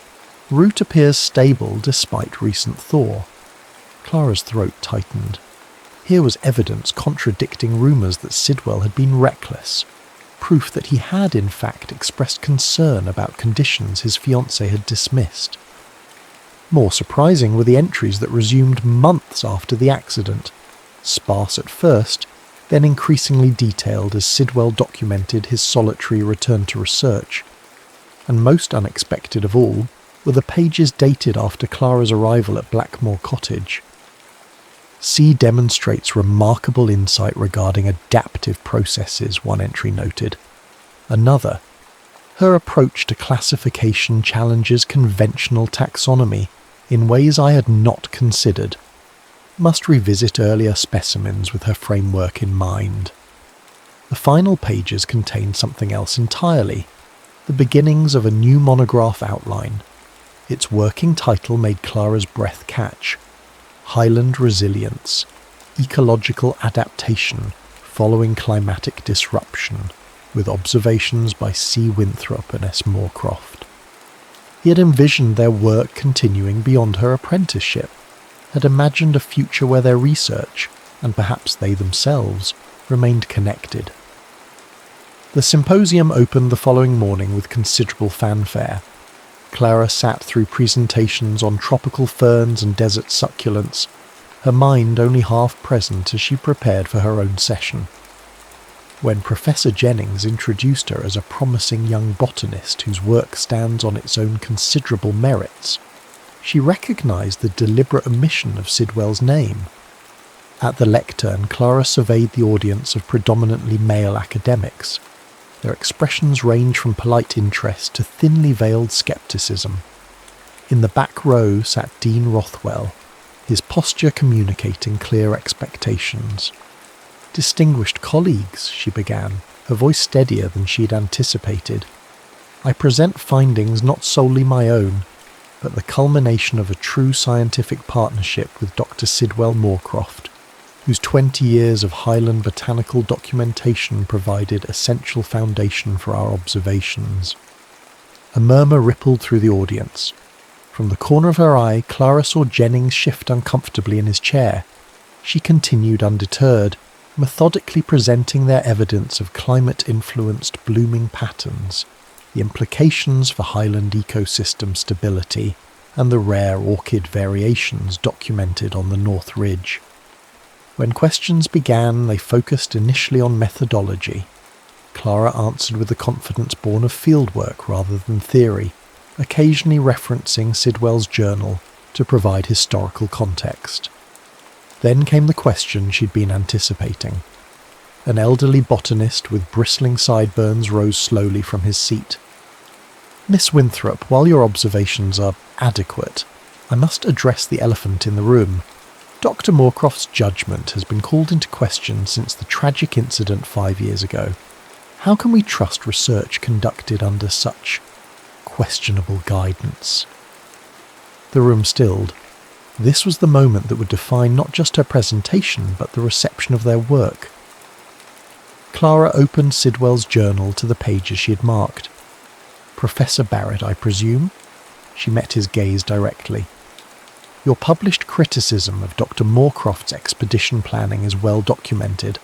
However, I have here the original field notes from that expedition, including margin notes in Margaret Linley's own hand, directly contradicting your assessment. She read Margaret's annotations aloud, her voice clear in the hushed room. Furthermore, she continued, these notes demonstrate that far from being reckless, Dr. Moorcroft expressed specific concerns about the route that ultimately failed. Professor Barrett's face had reddened. Before he could respond, Clara continued, but today's presentation isn't about past tragedy. It's about how ecosystems recover from disruption, how life finds new patterns after fundamental change. Our research demonstrates this not just botanically, but... She paused, finding her courage, perhaps personally as well. The remainder of the session passed in a blur of technical questions that Clara handled with growing assurance. When it concluded, several colleagues approached with genuine interest in their findings. Even Dean Rothwell offered grudging acknowledgement. Unconventional presentation, Miss Winthrop, but scientifically sound. The university will want to discuss your future role when you return from your apprenticeship. Only Professor Jennings seemed displeased, his earlier patronising manner replaced with barely concealed irritation. You've aligned yourself rather definitively, my dear. I hope it serves your career. My work serves science, Professor, Clara replied evenly, as does Dr. Moorcroft's. The alignment follows naturally. That evening, alone in her quarters, Clara made a decision that felt both impulsive and inevitable. Rather than waiting for Saturday's train as planned, she would return to Dunbury on the early morning express. The symposium required nothing further from her, and Edinburgh's crowded streets felt increasingly foreign after months of Highland solitude. She packed quickly, leaving behind several fashionable items she'd brought for university functions. What use were silk gloves and formal hats in a world of peat fires and morning mist? By dawn, she was aboard the northbound train, watching Edinburgh recede as Highlands emerged through breaking fog. The journey passed in contemplation. Clara had come to these mountains 6 months earlier seeking professional validation, proof that a woman could contribute meaningfully to botanical science. She returned now with different understanding. The work mattered, yes, but so did the mind and heart engaged in it. So did the land itself, and one's relationship to it. Dunbury Station appeared just as afternoon light began to soften toward evening.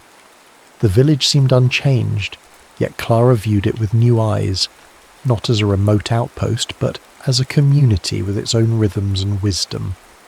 Rather than hiring a cart, she walked the familiar path to Blackmore Cottage, her steps quickening as the track narrowed and climbed.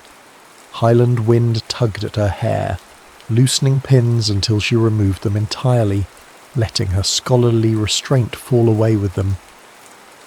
The cottage appeared first as a thread of smoke against darkening sky, then as stone walls emerging from shadow. No lamplight shone from its windows. Had Sidwell gone out for evening field work? Only as she approached did Clara spot him, a solitary figure on the North Ridge path silhouetted against the sunset. Without hesitation, she altered her course, the weight of her travelling bag forgotten as her pace increased to something near a run. He stood in a sea of late-blooming heather, making notes in a field journal. At the sound of her approach, he turned, disbelief and something deeper transforming his expression. "You're not due until tomorrow," he said, voice rough with emotion. "I found I had said all that needed saying in Edinburgh." Clara stopped an arm's length away, suddenly uncertain despite everything that had passed between them. "Your journal. It helped me understand many things." "All of it?" His question contained layers she immediately comprehended, including the outline for our future work together. Highland Resilience, I believe you called it. A working title only. His eyes hadn't left her face, open to revision. Clara closed the remaining distance between them. The concept is sound. Adaptation following disruption. New growth patterns emerging after necessary change. And is that what you want, Clara? New patterns here, not in Edinburgh's academic halls. She took his weathered hands in hers, feeling the strength in them, the years of careful work they represented. I want work that matters, with a mind that challenges mine. I want mornings in the mist and evenings by the fire. I want... He stopped her words with a kiss that left no doubt about his own desires. Around them, Highland wind stirred heather and grass, carrying the scent of wild orchids and open sky. When they finally drew apart, Clara smiled and completed her thought. I want to tell you that you forgot to log the most important change in your Highland habitat, me. Sidwell's answering laugh held wonder and release, the sound of a man returning to life after long absence. A significant oversight. How would you suggest I correct it? Document it thoroughly, she murmured against his mouth. Beginning now. 5 years later, a package arrived at the Royal Botanical Society. Inside lay the first published copy of Highland Resilience, Ecological Adaptation Following Climatic Disruption by S. Moorcroft and C. Winthrop Moorcroft. The accompanying letter mentioned ongoing research at their Highland station, now expanded into a small but respected field institute where selected students spent summers learning methodologies too complex for university classrooms. The final page of the monograph contained something unusual for a scientific publication, a pressed orchid specimen with distinctive purple markings, and beneath it, a simple dedication. For Margaret, who taught us to look skyward, and for the North Ridge, which taught us that even after landslides new paths emerge. Some flowers bloom best after hardship. Each spring, visitors to certain Highland slopes report seeing two figures moving methodically through mist-wreathed terrain. The silver-haired man and the woman with wind-blown chestnut hair, notebooks in hand, their movements so attuned they seem to communicate without words. Locals will tell you they're cataloguing climate changes, documenting resilience in a world of shifting patterns. But those who know them well understand they're recording something more. A field book of second chances, written not just in scientific notation, but in the language of hearts that, like certain rare flowers, found their perfect growing conditions in the most unexpected of places.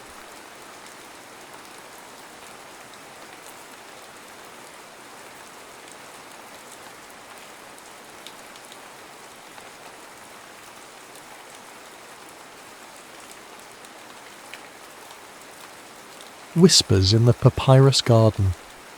The Alexandria dawn painted the Mediterranean in hues of amber and rose, a daily spectacle Serapion had grown too preoccupied to appreciate. At 28, his days blurred together in a rhythm of translations, annotations, and scholarly debates within the library's columned halls. This morning, however, promised something different. "You seem troubled by this assignment," observed Callimachus, the head librarian, his fingers trailing over a freshly transcribed scroll. Though approaching 60, his mind remained sharper than most of the younger scholars. A collaboration with a temple scribe should broaden your perspectives, not narrow them. Serapion adjusted the folds of his hymation, the Greek garment feeling suddenly conspicuous. "I've heard this scribe refuses to write in Greek." "Her name is Neith," Callimachus corrected, "and she was trained at the Temple of Thoth. Her hieratic is impeccable. Besides, the tale of Sinuhe deserves both languages. It's a story of exile and belonging, something you, of all people, should appreciate." The reference to Serapion's mixed heritage wasn't lost on him. His Greek father had married an Egyptian woman of noble descent, leaving him perpetually between worlds, fluent in multiple languages but never quite at home in any single culture. "The garden scriptorium has been prepared," Callimachus continued. "It's secluded enough for concentration, but open enough to remind you both why Alexandria exists, to blend, not divide." As Serapion made his way through the library's eastern wing, he passed shelves containing knowledge from Babylonia, Judea, Persia, and beyond. Alexandria was King Ptolemy's experiment, a city where Greek rationalism could absorb the mysticism and ancient wisdom of Egypt. But lately, the absorption felt increasingly one-sided. The garden scriptorium was a small pavilion surrounded by papyrus plants, palm trees, and flowering herbs. Several writing tables had been arranged beneath a canopy of woven reeds. The space was empty save for a slender figure standing with her back to him, examining a limestone water clock. "You're precisely 3 minutes early," she said without turning, her voice melodic but firm. "Punctuality is a virtue the Greeks borrowed from us, though they seldom acknowledged the debt." When she finally faced him, Serapion found himself momentarily at a loss for words. Neith was younger than he had expected, perhaps 24, with eyes lined in kohl that emphasized their unusual clarity. Her linen dress was simple but marked with subtle emblems of her temple training. A wooden pendant of Thoth, the ibis-headed god of writing, hung at her throat. "I've never needed to borrow virtues," he replied, setting down his writing implements, "and I'm quite capable of acknowledging debts when they exist." A fleeting smile crossed her lips. "We shall see." She gestured to the scrolls laid out on the table. "I've already begun the transcription of Sinu's opening verses. Perhaps you'd care to examine my work before adding your Greek interpretation alongside it." The way she said interpretation suggested she considered any translation a kind of corruption. Serapion unrolled the papyrus she offered. Her hieratic script was indeed flawless, each character precisely formed, the red and black inks alternating with ritual precision. His eyes caught on a particular passage, when the royal falcon flew to heaven, joined with the solar disk, the body of the god united with his maker. "You've captured the poetry of the royal death scene," he acknowledged, "but I notice you've chosen the older version of the metaphor. Later copies use a more direct description of Pharaoh's ascension." Neith's expression remained neutral, but her fingers tensed around her reed pen. "The later copies you refer to were already compromised by foreign influences. The original metaphor preserves the sacred geometry between falcon, sun, and Pharaoh." And so it began. By midday they had managed only a few hundred lines, each transcription interrupted by debates over nuance, context, and cultural meaning. When Serapion suggested that certain Egyptian metaphors might be clarified by Greek philosophical concepts, Neith's patience visibly frayed. "The purpose of this exercise," she said, setting down her pen with deliberate control, "is preservation, not improvement." This story survived 1,000 years before Alexander's armies arrived. Perhaps you believe the library's walls protect knowledge, but some of us see it differently. Serapion looked up sharply. "How do you see it?" She held his gaze.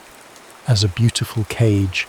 The birds sing, but they no longer fly their natural patterns." Their work continued until sunset painted the garden in deep indigo shadows. Lamplight replaced daylight, and still they laboured, separated by more than just the width of the papyrus between them. When they finally agreed to retire for the evening, barely a dent had been made in their assigned task. "Tomorrow," Serapion said, gathering his tools, "perhaps we might try reading the passages aloud before transcribing. Sometimes the ear catches what the eye misses." Neith considered him for a long moment. "In the Temple of Thoth, we believe words spoken aloud take on a life beyond the speaker's intention. Are you prepared for that?" The question lingered between them, heavy with implications neither fully understood. Serapion found himself nodding, though something in her tone suggested a warning he couldn't quite decipher. As he made his way back through the darkened library, the first verses of Sinu echoed in his mind. A tale of a man caught between loyalties, fleeing his homeland only to be haunted by its absence. The parallel to his own divided heritage wasn't lost on him, nor was the strange sensation that tomorrow's reading would somehow alter the careful boundaries he'd constructed between his Greek education and Egyptian blood. In his private quarters, he pulled out a small wooden box containing his most private writings, poems and observations written in both Greek and Demotic, a secret dialogue between the halves of himself. Tonight, he added a new line. She guards her words like sacred vessels, yet I sense they contain a truth I've been seeking without knowing its name. 7 days of tense collaboration had yielded modest progress on the tale of Sinew. Each morning, Serapion and Neith would arrive at the garden scriptorium from opposite directions, like wary combatants entering neutral territory. Yet something had begun to shift in their interactions, a reluctant respect emerging from their scholarly sparring. On the 8th day, Alexandria awakened to an unusual heaviness in the air. The Mediterranean lay flat and leaden beneath a sky the colour of tarnished copper. By mid-morning, the library slaves were rushing to close shutters and secure scrolls as a fierce Khamsin, the desert wind that could strip paint from walls, approached from the southwest. "We should abandon today's work," Serapion advised, watching the papyrus plants bend horizontally. "These storms can turn violent quickly." Neith glanced up from her writing, brush-poised mid-character. "I've nearly completed this section. The Temple of Thoth stands in the path of these winds every season. We don't abandon our duties for mere weather." Her stubbornness both irritated and impressed him. Before he could argue further, a tremendous gust tore through the garden, upending an ink pot and sending several blank sheets spiralling into the air. Instinctively, they both lunged to protect the precious transcription they'd been labouring over. Their hands collided above the papyrus. For one suspended moment, Serapion was acutely aware of her fingers beneath his, cool despite the rising heat, calloused from years of wielding reed pens. Then the pavilion's canopy ripped free with a sound like a sail tearing, and the full force of the sandstorm descended. "The temple annex!" Serapion shouted over the howling wind, pointing to a stone structure at the garden's edge. Together they gathered their most essential materials, wrapping the precious Sinuhe scroll in protective linen. The air had transformed into a stinging cloud of sand particles that scratched at exposed skin and reduced visibility to arm's length. The temple annex was a small, windowless chamber used for storing ritual objects and botanical specimens. As they stumbled inside and sealed the heavy wooden door, darkness enveloped them. Serapion fumbled with his fire striker until a small oil lamp sputtered to life, revealing a space no larger than a modest bedchamber, lined with shelves of dried plants and clay vessels. "Are you hurt?" he asked, noticing a thin line of blood on Neith's forehead. She touched it absently. "It's nothing. The scroll..." He unwrapped their work, relieved to find it intact. Outside, the storm's fury intensified, sand hissing against stone like thousands of whispered threats. "We may be here until morning," Serapion observed. "These Khamsin storms sometimes last through the night." Neith settled onto a stone bench, her usual composure slightly dishevelled. In the lamplight, with grains of sand dusting her dark hair, she looked less like the formidable temple scribe, and more like a woman caught in circumstances beyond her control. "You mentioned your training at the Temple of Thoth," Serapion said, breaking the uncomfortable silence. "Were you chosen as a child?" Something in her expression closed, then reluctantly opened again. "My brother and I both showed early facility with writing. The temple accepted us when I was 7 and he was 9. "Your brother is also a scribe?" Her fingers found the wooden Thoth pendant at her throat. "He was. He died 3 years ago during a disturbance in Hermopolis." The deliberate vagueness told Serapion everything he needed to know. The disturbances in Upper Egypt were rarely mentioned in Alexandria, but rumours of native uprisings and brutal suppressions occasionally reached the library. "I'm sorry," he said simply. "Are you?" Her eyes caught the lamplight. "You wear Greek clothing, speak Greek poetry, serve Greek masters. Why should the death of an Egyptian scribe concern you?" The accusation stung more than it should have. "I've never denied my mother's blood." "Nor claimed it publicly," she countered. "How convenient to embrace only the heritage that grants you privilege." The confined space suddenly felt suffocating. Serapion moved to the farthest corner, busying himself with examining a shelf of clay vessels to mask his discomfort. Her words had struck too close to a private shame he rarely acknowledged. After a long silence broken only by the storm's persistent howling, Neith spoke again, her voice softer. "Forgive me. Grief makes poor company in small spaces." Serapion turned to find her extracting a small bundle from her writing case, dried dates and a flat bread sprinkled with sesame seeds. She divided the modest meal, offering him half with a gesture that somehow conveyed both apology and challenge. "In the temple," she said as they ate, "we believe sharing food creates a temporary kinship.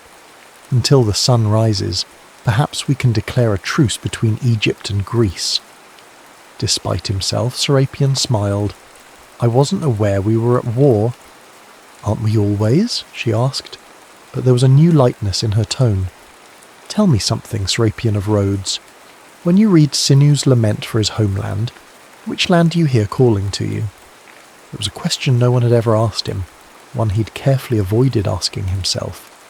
In the strange intimacy created by the storm's isolation, he found himself answering with unexpected honesty. "I hear both voices competing, and sometimes I hear neither, as if I belong to some third country that exists only in translation." Something shifted in her gaze, not quite softening but a recognition. She reached for the Sinu scroll and unrolled it between them. "Read with me," she said, "but this time not as scribes reproducing text. Read as if you were Sinuhe himself, caught between worlds." And so, with the Khamsin raging outside, they began to read aloud. First in formal alternation, but gradually with a more fluid exchange, as if passing the exiled courtier's soul back and forth between them. In Neith's voice, the Egyptian verses took on a musical quality Serapion had never heard before. In his reading, the Greek translation found emotional depth that surprised them both. When they reached the passage where Sinur dreams of his homeland while living in foreign luxury, Neith paused, studying Serapion's face in the wavering lamplight. "You read that as if you've lived it," she observed. "Haven't we all known some form of exile?" he replied, suddenly aware of how close they were sitting, the scroll a bridge rather than a barrier between them. Before she could answer, the lamp sputtered, its oil nearly exhausted. As Serapion reached to adjust it, his sleeve brushed against a blank piece of papyrus. On impulse, he took up a charcoal stick and wrote in a swift, flowing hand, "Do you ever wonder who we write for?" He passed the sheet to Neith without explanation. She read it, her expression unreadable in the dimming light. Then she took the charcoal and added a single line beneath his question. "For those who know how to listen between languages."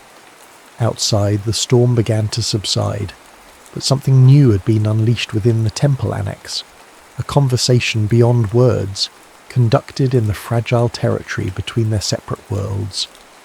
For 3 weeks following the sandstorm, Serapion and Neith established a new rhythm to their collaboration. By day, they worked separately. He in the library's main hall, she in a small chamber near the astronomical wing. But as sunset painted Alexandria's white buildings in shades of gold and crimson, they would meet in the garden scriptorium. These evening sessions had become something neither would have predicted, a shared sanctuary. The formal transcription of the tale of Sinu continued, but alongside it grew a second text, written in the margins, on separate sheets tucked between canonical verses, in a dialogue of ideas that belonged to neither Greek nor Egyptian tradition alone. "Listen to this rendering," Serapion said one evening, reading from a passage they had jointly reimagined. When he crossed the border waters, his heart remained moored to the shore, trailing invisible papyrus ropes across the waves. Neith smiled, a genuine expression that had once been rare but now transformed her severe beauty into something that consistently distracted him. The Greek concept of nostos with the Egyptian symbolism of papyrus as connection to origin. It shouldn't work, and yet it feels more true than either tradition alone, he finished. Their eyes met across the writing table. In the flickering lamplight, the boundary between scholar and woman, between colleague and something unnameable, blurred dangerously. Neath broke the moment, reaching for a reference scroll. We're taking liberties no official transcription would permit. Perhaps that's why it feels valuable, Serapion replied. What happens in this garden remains between us, our own private Alexandria. The real Alexandria beyond their secluded pavilion was growing increasingly tense. Reports of unrest in the Delta region had prompted increased military presence in the city streets. New edicts required Egyptian temples to maintain Greek language records alongside traditional hieratic, a move viewed by many natives as cultural erasure disguised as inclusivity. One evening, Callimachus sought Serapion out before his garden meeting. The head librarian looked troubled, the lines around his eyes deeper than usual. "Your collaborative project has attracted attention," he said without preamble. The royal secretary made inquiries about the Egyptian scribe's background. Serapion felt a cold weight settle in his stomach. Neath is here under official cultural exchange. Yes, but exchanges can be revoked. Callimachus lowered his voice. Knowledge is never apolitical, Serapion, especially not now. The library's walls are permeable to power, if not to ignorance. The warning haunted him as he made his way to the garden. When Neath arrived, he noticed immediately that something had changed. Her usual measured composure had an edge of tension, her movements tightly controlled as she arranged her writing implements. "You've heard something," he guessed. She glanced around the garden before responding. A messenger came from Hermopolis. The Temple of Thoth has been placed under royal protection, which means Greek soldiers now monitor all scribal activities. "Is your family safe?" "My parents died years ago. The temple is the only family I have left." She unrolled their working scroll with unusual force. "Shall we continue with Sinuhe's return from exile? How fitting that we transcribe his homecoming while my own home is occupied." They worked in tense silence until twilight deepened into true night. The oil lamps attracted moths that danced dangerously close to the flames, reminding Serapion of his own growing attraction to a forbidden connection. As Neath packed her writing implements, Serapion impulsively reached for a blank papyrus. In swift strokes, he wrote 8 lines, 4 in Greek, 4 in Demotic, his first poetry shared with anyone since his university days. The verses spoke of a garden where languages mingled like lovers, where meanings hidden from the world bloomed only in darkness. "What is this?" she asked, her voice carefully neutral as she studied his offering. "Something not found in the official archives," he answered simply. She read slowly, her lips moving silently with his words. When she looked up, the careful distance she maintained had diminished. "You write in Demotic with unexpected fluency," she observed. "You've been hiding more than I realized." "Not hiding," he corrected, waiting for the right reader. The night air seemed to vibrate between them. For weeks they had communicated through texts, annotations, and scholarly debate. A courtship of minds conducted through the safe mediation of ancient words. Now something more immediate threatened to breach those carefully constructed bounds. Neath stepped closer, close enough that he could see the individual strokes of coal outlining her eyes, smell the faint cedar scent in her hair. "In the Temple of Thoth," she said softly, "we believe that the act of writing creates reality rather than merely recording it. What reality are we writing here, Serapion of Rhodes?" He had no answer except to close the distance between them. Their first kiss was brief, uncertain, the touch of 2 people accustomed to communicating through the safer territory of words. When they parted, her expression held wonder and wariness in equal measure. "This is unwise," she whispered, though she made no move to increase the space between them. "Wisdom is overrated by scholars," he replied with a half smile. "Perhaps that's why Thoth is depicted with an ibis head instead of a human one. Divine knowledge requires a different perspective." The reference to her patron god surprised a laugh from her, a sound he had never heard before and immediately wanted to hear again. She touched his face with scholarly precision, as if memorizing a text through fingertips. "We cannot rewrite what lies beyond this garden," she warned. "No," he agreed, "but we can create something new within it." Later, as an early autumn breeze rustled through the papyrus plants surrounding their pavilion, Neith rested her head against his shoulder.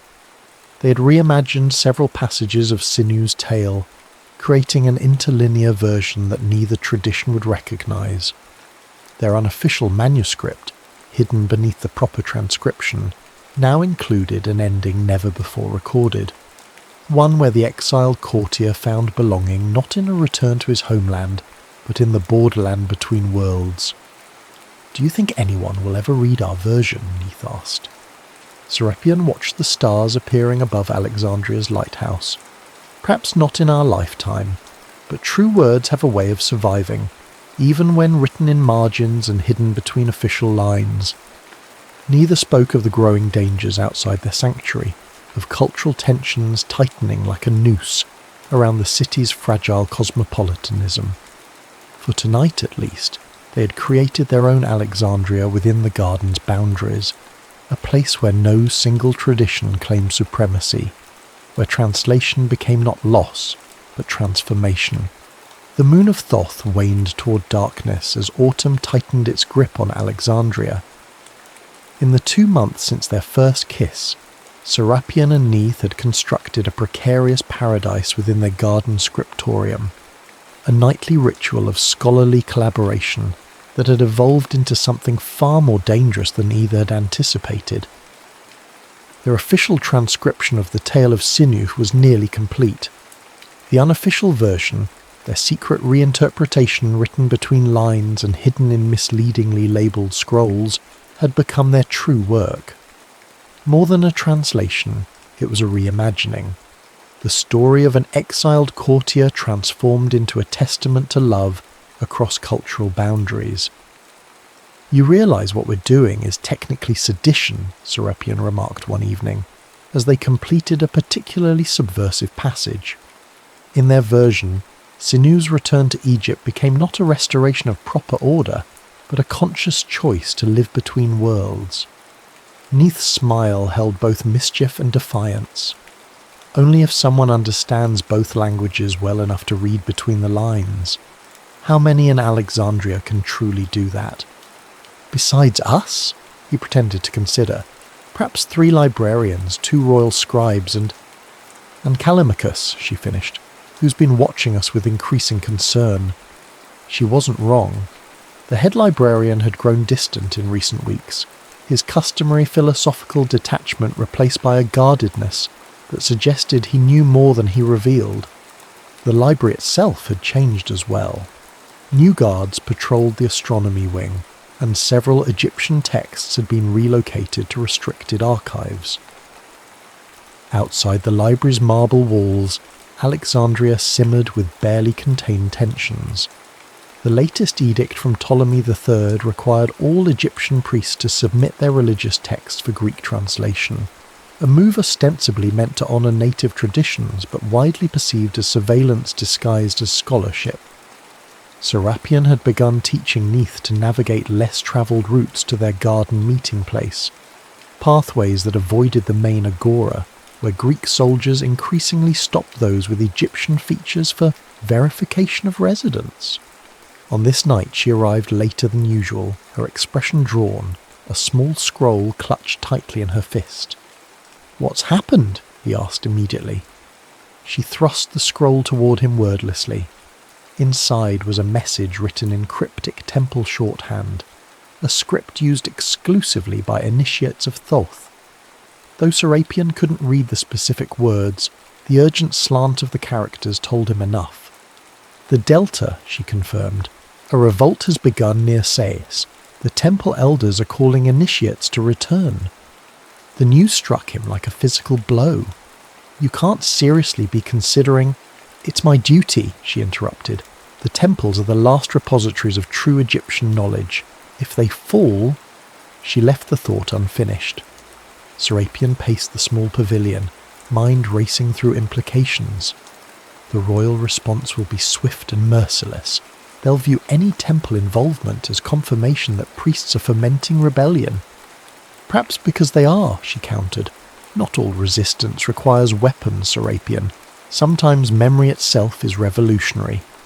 He stopped before her, taking her hands in his. In the months of their collaboration, her fingers had become as familiar to him as his own. The small ink stain perpetually marking her right index finger, the barely perceptible tremor in her left pinky from an old writing injury. "Then let me go with you," he said.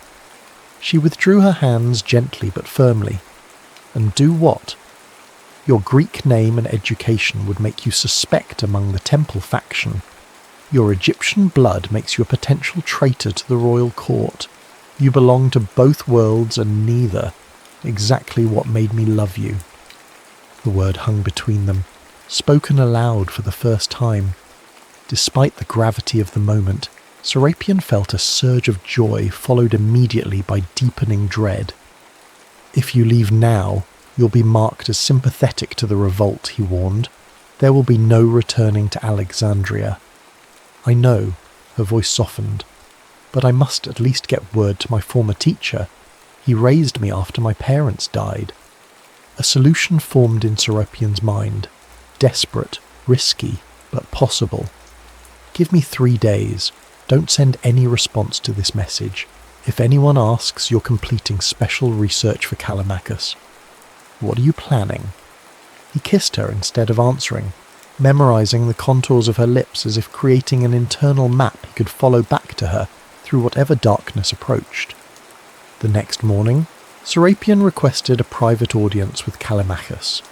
The head librarian received him in his personal study, a chamber whose walls were lined not with scrolls but with maps, astronomical charts, and correspondence from scholars throughout the known world.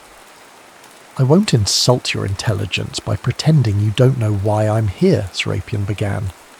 Callimachus sighed, suddenly looking every one of his 60 years. "Your Egyptian scribe. Her connections to the Temple of Thoth have been noted in official records. The royal secretary has already inquired whether her cultural exchange might be concluded." "She's completed valuable work here," Serapion argued. "Her hieratic translations have filled gaps in our collection that—" "This isn't about scholarship anymore," Callimachus interrupted sharply. "The Delta situation changes everything. Anyone with temple affiliations will be scrutinized. The royal family fears contagion of revolutionary ideas." "Then reassign her," Serapion suggested, trying to keep desperation from his voice. "Send her to catalogue botanical specimens. Move her to the medical archives. Anything to establish distance from current political concerns." The older man studied him with eyes that had witnessed the rise and fall of scholarly fortunes under 2 Ptolemaic kings. "You care for her beyond professional collaboration." It wasn't a question, so Serapion didn't treat it as one. "I need 3 days," he said instead. "After that, she will no longer be a concern for the library." Understanding dawned in Callimachus's face. "You're arranging her departure." "I'm ensuring her safety. There's a difference." A long silence stretched between them, broken only by the distant sounds of library activity, the shuffle of papyrus, the murmur of scholarly debates, the gentle knock of reed pens against ink pots. 3 days, Callimachus finally agreed. No more, and Serapion. His voice took on a gentleness rarely displayed. Whatever you've written together that isn't meant for royal eyes should be hidden very, very well. That night Serapion told Neith only what she needed to know. A merchant caravan would depart for Upper Egypt in 3 days' time, and she would be hidden among the cargo. What he didn't tell her was the cost. Nearly all his savings spent on bribes, his carefully cultivated scholarly reputation leveraged for promises of silence. They worked feverishly to complete their secret manuscript, knowing these might be their final nights in the garden that had become their sanctuary. The official transcription of Sinuhe had been completed and submitted to the Royal Archives days earlier. This version, the one they wrote for themselves, would follow a different path. "We need a secure hiding place," Neith said as they finished the final verses. somewhere no official search would think to look. Serapion had already considered this problem. The botanical specimens from the Nubian expedition, they're stored in the East Wing, catalogued by origin rather than content. A scroll mistakenly shelved among dried plants might go unnoticed for years. On the last night, beneath a sliver of moon too thin to cast shadows, they wrapped their manuscript in protective linen and sealed it with wax impressed by both their signets, his Greek key pattern merging with her ankh in a hybrid symbol that mirrored their own union. "How will you find it?" she asked. When times change." He smiled sadly. "I've written a clue into the official library catalogue, an entry under alternative herbalism with a numerical cipher only a philologist would recognise." Dawn approached, bringing with it their final hour together in the garden that had witnessed their transformation from reluctant colleagues to lovers. The merchant caravan would depart from Alexandria's eastern gate at noon. "This isn't how Sinuhe's story ends," Neith said softly, as she gathered her few belongings, a writing case, a small statue of Thoth, the clothes on her back. Serapion wrapped his arms around her, inhaling the cedar scent of her hair one last time. "We wrote a different ending, remember? One where love creates its own country." "A beautiful lie," she whispered against his chest.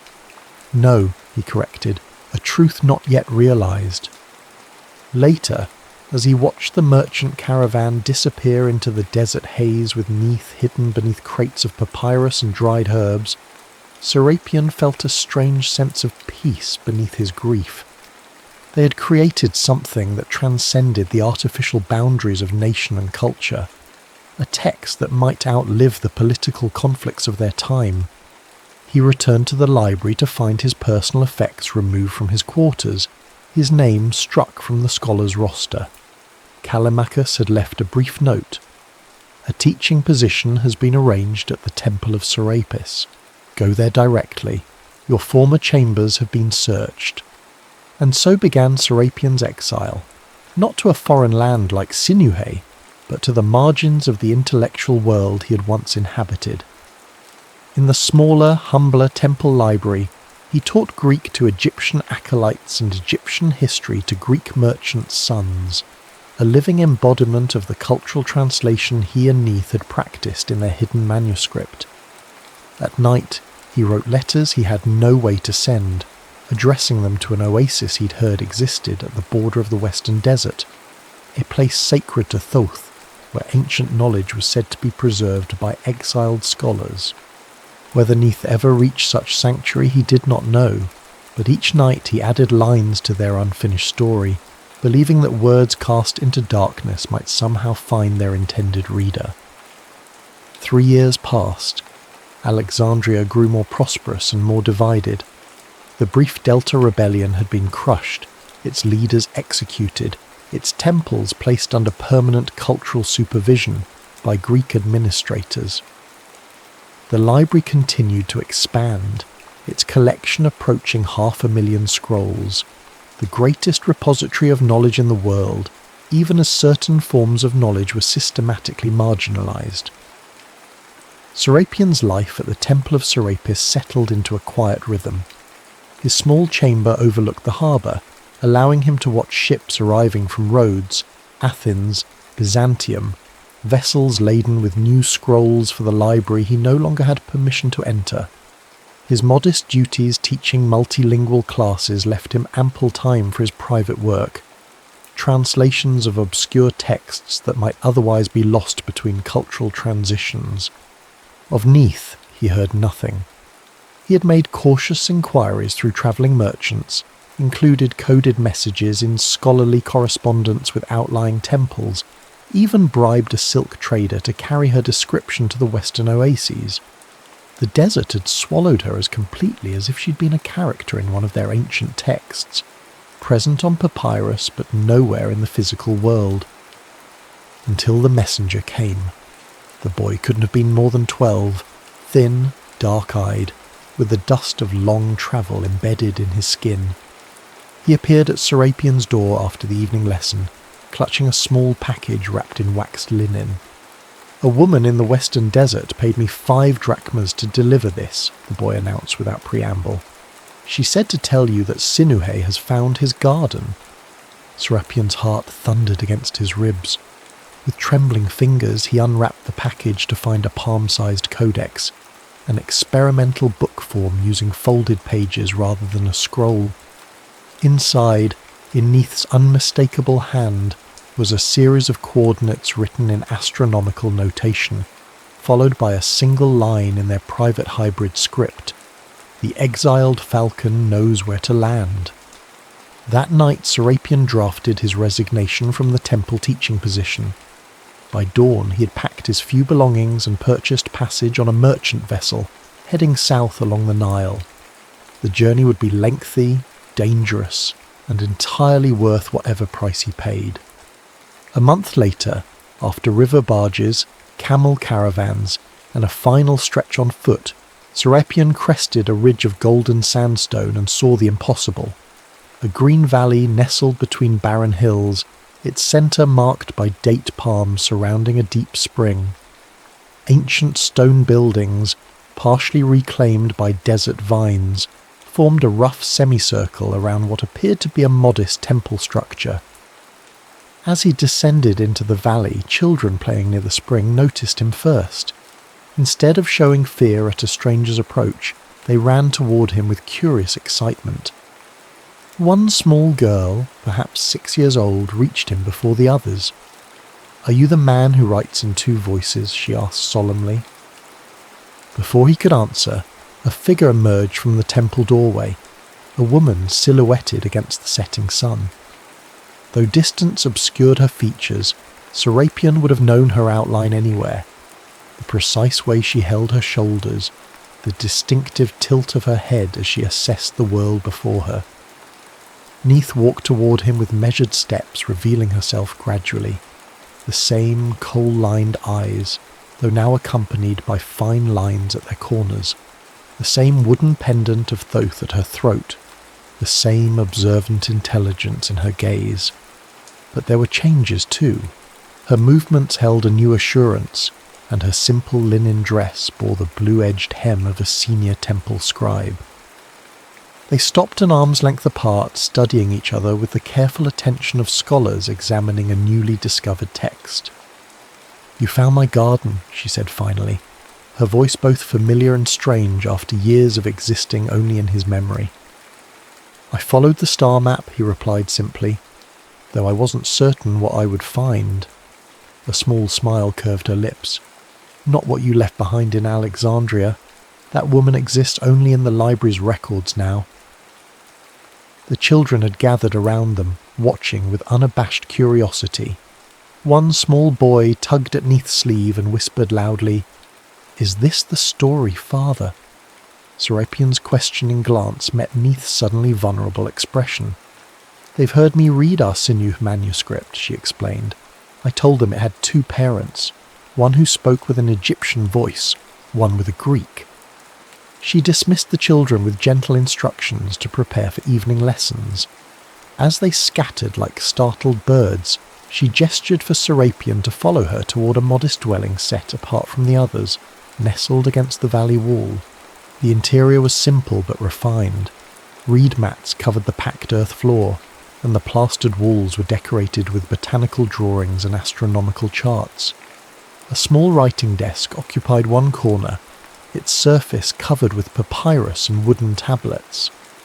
But what caught Serapion's attention was a sleeping mat in the adjacent room, where a child of perhaps 2 years lay napping, one small fist curled against her cheek. His questioning look needed no words. "Her name is Merit," Neith said softly. "It means beloved in the old tongue. She has your eyes and my stubborn chin." The revelation struck Serapion like a physical force. He steadied himself against the doorframe, overwhelmed by the magnitude of what had been both lost and preserved in his absence. "I didn't know," he whispered. "When you left Alexandria—" "Neither did I," she answered. "Not until I was halfway to the Delta. By then, turning back was impossible." The sleeping child stirred. dark lashes fluttering against bronze cheeks. Serapion stared at this miracle, this living embodiment of their forbidden text. A daughter born of two traditions, carrying both bloodlines in a single perfect form. "What is this place?" he asked, his voice barely audible. Neith led him back to the main room where she poured cups of date wine. It was once a retreat for temple astronomers, abandoned during the Persian occupation and forgotten by all but a few initiates. When the Delta Revolt failed, survivors needed sanctuary. Now we're a community of scholars, healers, and farmers, and the keepers of text the library would prefer to forget. Night fell as they talked, filling in the vast emptiness of their 3-year separation. Neith had nearly been captured at the Delta border, saved only by the quick thinking of a sympathetic merchant. She had wandered farther south than intended, eventually connecting with other temple refugees who led her to this hidden valley. Here, she had established a small scriptorium where ancient Egyptian texts were preserved in their original form, alongside careful translations that maintained their philosophical integrity. "And our manuscript?" Serapion asked. "Our version of Sinuhe?" Neith's eyes brightened. She rose and retrieved a cedar box from beneath her writing desk. Inside lay their original papyrus, the secret text they had created together in the garden scriptorium, the story of exile transformed into a celebration of cultural union. "I completed it," she said, unrolling the familiar sheets. "After Merit was born, I added an epilogue. Here." Serapion leaned forward to read the final passage, written in their hybrid script that flowed between Greek construction and Egyptian imagery.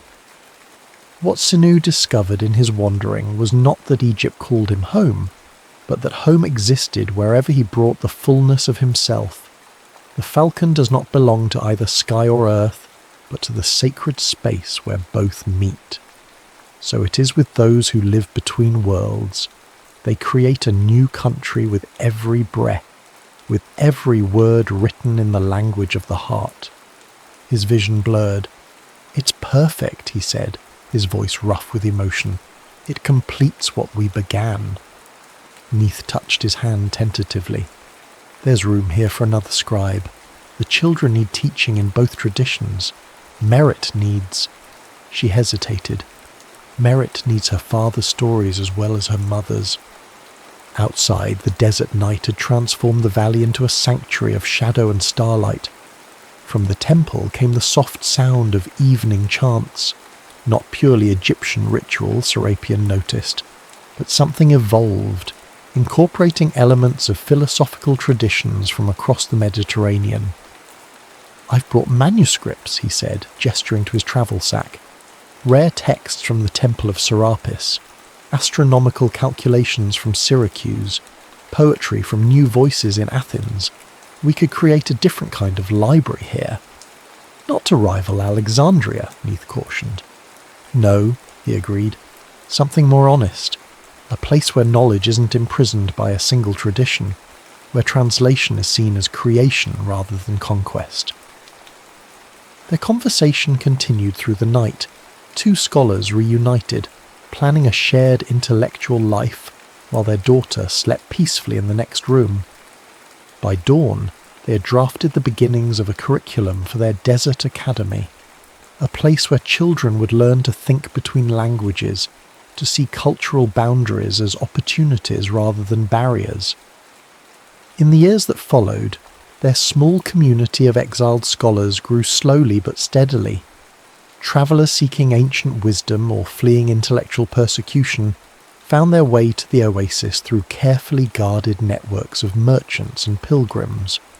Serapion and Neith's hybrid approach to text became the foundation of a unique educational philosophy, one that honoured original meanings while acknowledging that all language was, at its core, an act of translation. Their version of the Tale of Sinu became the centrepiece of their teaching, not as historical artefact, but as living demonstration of how stories might evolve when freed from dogmatic preservation. Each year, their students added new insights, new interpretations, new bridges between cultural understandings. Merit grew into a remarkable young woman who moved effortlessly between Greek, Egyptian, Persian, and Hebrew, a living embodiment of her parents' belief that identity transcended national boundaries. Under her guidance, the Desert Academy's reputation spread through whispered recommendations among scholarly communities across the Mediterranean world. In Alexandria, the Great Library continued its expansion, its official archives growing ever more impressive even as its cultural perspective narrowed under successive Ptolemaic rulers. Callimachus eventually discovered the hidden manuscript Serapion and Neith had concealed among the botanical specimens, recognizing it immediately as their work, but choosing to preserve rather than destroy it. He recatalogued it under a deliberately obscure classification, ensuring it remained safely buried within the vast collection. 2 centuries later, long after Serapion and Neith had passed into whatever afterlife accommodated their hybrid spirituality, a young scholar with unusual linguistic interests stumbled upon their manuscript while researching desert flora. Intrigued by its unique script and unorthodox retelling of a classic tale, she made a copy before returning the original to its hiding place. That copy travelled with her when political upheaval in Alexandria forced her to seek safer intellectual harbours. It eventually found its way to a small but respected philosophical community in the Western Desert, the distant descendants of Serapion and Neith's original academy, though the connection had been lost to time. There, the manuscript was cherished not as historical curiosity, but as confirmation of the community's foundational belief that the most profound truths emerge in the liminal spaces between established certainties, in the garden territory where different traditions pollinate one another, and when the great library of Alexandria eventually burned, its vast collection reduced to ash and memory, Serapion and Neith's retelling of Sinuhe survived, passed from hand to hand, recopied when Papyrus frayed, translated into new languages as they emerged, preserved not by institutional power, but by its resonance with each new generation of readers who knew what it meant to live between worlds. In a modern museum millennia later, a fragment of their text would be discovered among the wrappings of a minor mummy. Just 12 lines preserved, their hybrid script initially mistaken for a scribal error. But one archaeologist, herself the child of mixed heritage, recognized the deliberate beauty in this unusual writing. When finally deciphered, the fragment revealed their final lines. In the garden of tongues, where no nation rules, they whispered eternity into ink. What the world tried to separate, the soul recognized as one voice speaking in harmonious registers. The story outlives the teller. The love outlasts the lovers. The truth transcends the boundaries that gave it birth. The end.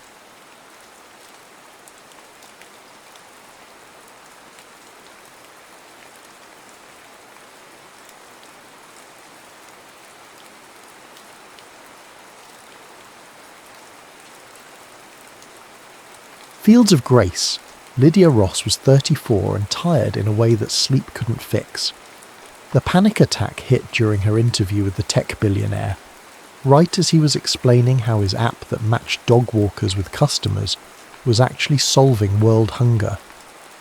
She'd felt the familiar tightness in her chest, the sudden inability to draw breath, and then her vision had tunneled until all she could see was his mouth moving, formulating words she could no longer hear. 3 days later, she sat across from David Wu, her editor and closest friend in New York, as he slid her laptop closed with uncharacteristic gentleness. 3 months, he said, his voice leaving no room for negotiation. A Pulitzer nomination isn't worth a heart attack at 34. It was just stress, Lydia argued, though her body still felt like it was made of thin glass. The doctor said your cortisol levels are through the roof and you're showing early signs of heart problems. David leaned forward. When was the last time you slept more than 4 hours, or ate something that didn't come in a paper bag? Lydia struggled to remember. That's not fair. I had sushi last Christmas, David finished for her, when I forced you to leave the office. She looked down at her trembling hands, hating the betrayal of her body. Lydia had built her career on control, finding the right angle, asking the incisive question, crafting the perfect narrative. But her body wasn't yielding to her will anymore. It was staging a rebellion. Fine, she conceded, but I'm not going to some fancy spa retreat where they take my phone and make me drink wheatgrass. Actually, David said with the hint of a smile that always preceded trouble, I was thinking of someplace a little more grounding. Which is how, a week later, Lydia found herself on a narrow road that cut through acres of Texas farmland, heading toward Harper's Bend in a rental car, muttering about the spotty GPS signal. The road stretched before her like a promise she hadn't made. Her great-aunt Violet's guest house was at the edge of the small town, a Victorian-style cottage partially hidden by an explosion of wildflowers and climbing vines. As Lydia pulled up the gravel driveway, a woman who looked too spry to be in her 70s emerged from the main house, wiping earth-stained hands on a colourful apron. You're late, Aunt Vi said by way of greeting. The bees told me you'd be here by noon. Lydia stepped out of the car and forced a smile. Traffic was bad leaving the airport. She decided not to comment on the bee prognostication. Aunt Vi squinted at her. You're thin, and that colour isn't natural, not even for corpses. Lydia had forgotten her great-aunt's particular brand of honesty. It's nice to see you too, Aunt Vi. The older woman snorted but pulled Lydia into a hug that smelled of rosemary and something earthier. Come on, the kettle's on, and you look like you need something stronger than coffee. She paused, studying Lydia's face. The guest house has Wi-Fi now, but it's temperamental. Like everything worthwhile. The guest house was exactly as Lydia remembered it from her one childhood visit. Warm wood floors, windows that caught the light, shelves overflowing with books on botany and folklore. But now it felt impossibly small after her Brooklyn apartment, the silence deafening after the constant symphony of the city. I'll give you time to settle, Aunt Vi said, setting down a steaming mug of tea that smelled vaguely medicinal. But tomorrow you should come to town. Sunday service is at 10. You don't have to participate in the Jesus bits, but the community part might do you good. Lydia opened her mouth to refuse, but Aunt Vi was already halfway out the door. The tea will help you sleep, she called over her shoulder. Your body needs to remember how. Left alone, Lydia unpacked her clothes and set up her laptop on the small desk by the window. Outside, the Texas twilight was painting the sky, in colours the city never produced, deep purples and oranges that threatened to overwhelm the horizon. She opened a new document and typed, Working title, American Values, The Myth of Rural Virtue. She stared at the blank page beneath the title. The cursor blinked accusingly.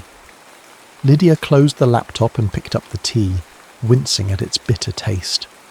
Outside, crickets began their nightly chorus, a sound so foreign to her city ears that it almost seemed manufactured.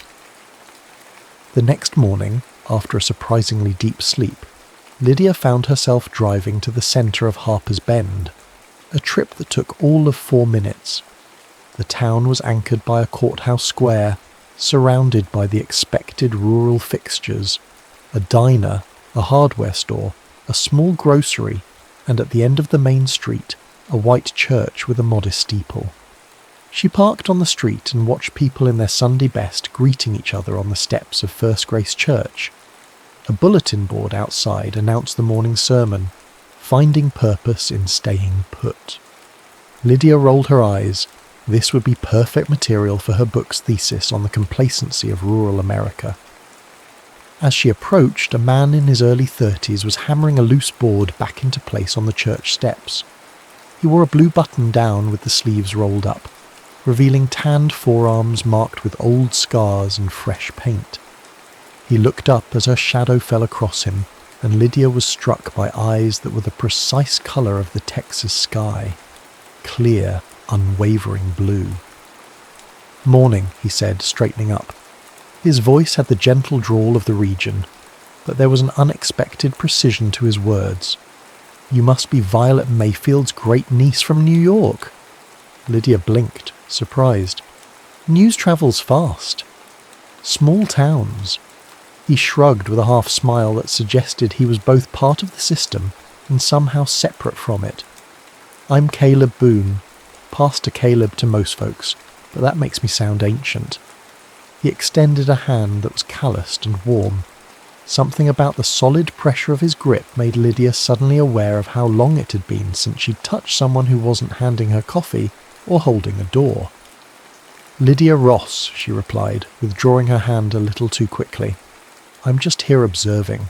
Research for a book." Something flickered in Caleb's eyes. Amusement, perhaps, or recognition of a familiar stance. What kind of book? Cultural commentary, examining the mythology of rural American values versus the reality. "Sounds fascinating," he said, but his tone suggested he'd already catalogued her as another coastal elite come to study the quaint locals. "Well, observers are welcome too. Service starts in 5. He nodded toward the doors, then turned back to his repair work. Walking into the small church, Lydia was struck by two things: the surprising brightness of the interior, with light pouring through simple stained glass windows, and the immediate hush that fell as heads turned to assess the newcomer. She slid into a back pew, notebook ready, determined to remain detached. But when Pastor Caleb stepped to the pulpit, something shifted. Gone was the pragmatic handyman.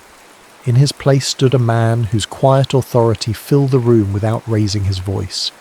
He spoke not of hellfire or condemnation, but of the radical nature of commitment in a disposable world.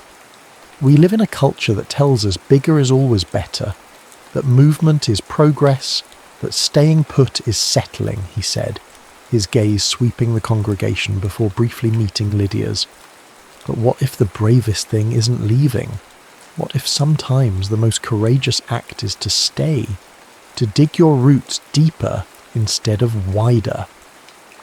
Lydia found herself taking notes, not with the clinical detachment she'd planned, but with genuine interest. This wasn't the sermon she'd expected from a small-town Texas preacher. After the service, Lydia was ambushed by a formidable woman in her 60s who introduced herself as Mabel Stokes, church secretary and keeper of all knowledge worth knowing. "You're just in time," Mabel informed her. "We need more hands for the bake sale next weekend, raising money for the food pantry." "Oh, I don't actually," Lydia began. "Nonsense. Everyone bakes something." Mabel thrust a clipboard at her. "Put your name down for whatever you like, but not brownies. We've got 6 people making brownies already, and 3 of them are terrible." And somehow, before Lydia could formulate a polite refusal, she found herself signed up to bake cinnamon rolls, something she hadn't done since high school home economics. She was still looking at the clipboard in disbelief when Caleb approached, now wearing a suit jacket that didn't quite hide a paint smudge on his wrist. "Mabel got you, didn't she?" he asked, not bothering to hide his amusement. "Apparently I'm making cinnamon rolls," Lydia replied, still stunned by her own capitulation. Caleb laughed, a warm sound that seemed to start from somewhere deep. "Welcome to Harper's Bend, Ms. Ross. We're not big on observers here. Sooner or later, everyone participates." As Lydia drove back to the guest house, the Texas sun high overhead, she couldn't shake the feeling that she'd stumbled into something more complicated than the simple narrative she'd planned to write. Harper's Bend wasn't fitting neatly into her preconceived framework, and neither was its pastor with the 2 perceptive eyes. That night she stared at her laptop screen again, the cursor still blinking on the empty page. After a moment's hesitation, she deleted her original title and typed a new one. Working title: Fields of Grace, America's Heartland Reconsidered. It wasn't quite right yet, but it was a start. By her 3rd week in Harper's Bend, Lydia had established a routine that would have been unrecognizable to her New York self. Mornings began with coffee on the porch, watching the sun rise over Aunt Vi's riotous garden. Afternoons were spent interviewing locals or writing at the town's only coffee shop, where the Wi-Fi was stronger than at the guest house, if still maddeningly inconsistent. Her cinnamon rolls had been a surprising success at the bake sale, thanks to Aunt Vi's intervention and a recipe involving orange zest that had been seducing stubborn men since 1973. The success had led to an invitation to the church's food pantry, which had led to helping with their after-school tutoring program, which had somehow resulted in Lydia agreeing to help paint the church's fellowship hall on a warm Saturday in May. "I didn't come here to do manual labour," she grumbled to Caleb as he handed her a roller and pointed to a wall in need of fresh cream-coloured paint. "No, you came here to observe us like lab specimens," he replied with that infuriating half-smile. "But paint fumes a truth serum. You'll get better material this way." There was something about Caleb Boone that both irritated and intrigued Lydia. He wasn't what she'd expected. The man quoted Wendell Berry and Thomas Merton in his sermons, but could also fix a carburetor and knew the backstory of every Marvel superhero. He'd graduated at the top of his class at a prestigious seminary in Chicago, but had returned to Harper's Bend when his father died suddenly 3 years ago. "Why didn't you go back?" Lydia asked as they worked side by side, the rhythmic sound of their rollers creating a strange harmony. "After your father's funeral, you could have finished your doctorate." Caleb was quiet for a moment, focusing on a corner where the wall met the ceiling. "I came back for the funeral, but I stayed for the wake." "I don't understand," he sighed, putting down his roller. "The church was full for Dad's funeral, standing room only, but at the wake, I started really listening to people. The food pantry was barely functioning. The youth group had disbanded. The building was literally falling apart." He gestured to a water stain on the ceiling they hadn't yet addressed. Dad had been holding it all together with duct tape and sheer force of will. "So you felt obligated," Lydia concluded, nodding. "Family duty." "No," Caleb's voice was firm. "I saw a need I could fill. There's a difference." He picked up his roller again. Besides, Jasper was 14 then. Someone had to keep him from burning the house down or joining a motorcycle gang. As if summoned by his name, Caleb's younger brother appeared in the doorway, all lanky adolescent limbs and carefully cultivated indifference. "Mabel says you're supposed to bring the receipts for the pantry," Jasper said to Caleb without preamble. His eyes slid to Lydia with the universal teenage assessment of whether an adult was worth acknowledging. Apparently, she passed some threshold because he added, "She also said to invite the New York lady to dinner Sunday." "The New York lady can hear you," Lydia said dryly. A flash of something, embarrassment or amusement, crossed Jasper's face before the mask of teenage coolness returned. "You coming or what?" "Tell Mabel I'll be there in an hour with the receipts," Caleb replied, "and we'd be happy to have Ms. Ross for dinner." After Jasper left, Lydia raised an eyebrow. "We? You live with your church secretary?" "God, no," Caleb laughed. "But Sunday dinners rotate among church members. This week it's at our house, mine and Jasper's. Mabel just organises everything because, well, she's Mabel." "I don't want to intrude on a family tradition," Lydia said, suddenly uncomfortable with how easily she was being folded into this community. "It's not an intrusion if you're invited," Caleb replied simply. "Besides, you can't write about Harper's Bend without experiencing Sunday dinner. It's anthropologically significant." He mimicked her interviewer's tone with surprising accuracy. Lydia flicked paint at him in retaliation, leaving a cream-coloured streak across his faded Texas A&M t-shirt. His look of shock was so comically affronted that she burst out laughing, a real laugh that started deep in her belly and rose up, surprising them both with its force. For a suspended moment they just looked at each other, the laughter creating something new and unnamed between them. Then Caleb deliberately loaded his roller with paint. "You realise," he said with mock solemnity, "this means war." By the time they finished painting the fellowship hall an hour later, they were both spattered with cream-coloured evidence of their paint skirmish, and Lydia was more relaxed than she'd been in years. Sunday dinner at the Boone household was a revelation. The house itself was modest, a craftsman bungalow with a wide front porch and simple, well-worn furniture. But the table was laden with food, and the conversation flowed as easily as the sweet tea. Midway through the meal, the church treasurer's wife, Eleanor, mentioned a teenage girl who'd recently returned to town, visibly pregnant and without the baby's father. Such a shame, Eleanor sighed, and her poor mother having to face everyone at church. Actually, Caleb said, his voice carrying that same calm authority Lydia had noticed during his sermons, I think we should be grateful that Amber feels safe enough to come home. Parenthood is hard enough without shame added to it. But the example it sets for the other girls, Eleanor began, is that they'll be loved unconditionally if they ever find themselves in difficult circumstances, Caleb finished firmly, which is exactly the example we should be setting. Eleanor flushed but didn't argue further. The conversation moved on to the upcoming town festival, but Lydia kept glancing at Caleb, seeing him with new eyes. The quiet conviction in his voice had been neither judgmental nor permissive, just deeply humane. Later, as they washed dishes together, Lydia having been drafted into service despite her protests, she asked, Has it always been this easy for you? Knowing what to say, what to believe? Caleb considered the question while drying a casserole dish.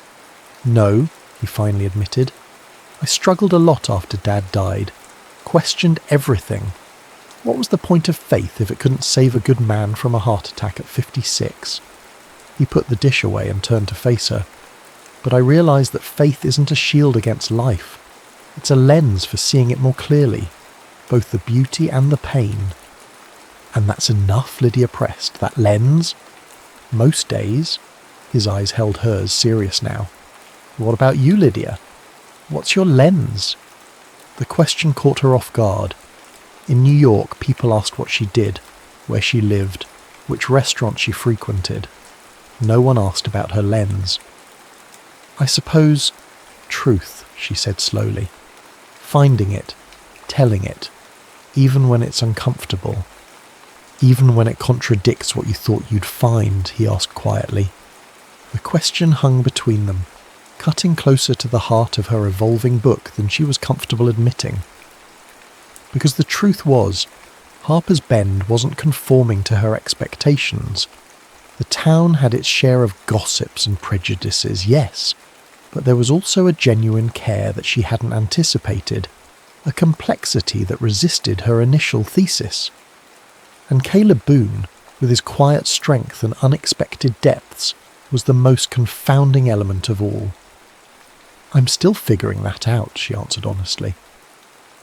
That night, sitting at her desk in the guest house, Lydia opened her laptop and began to write.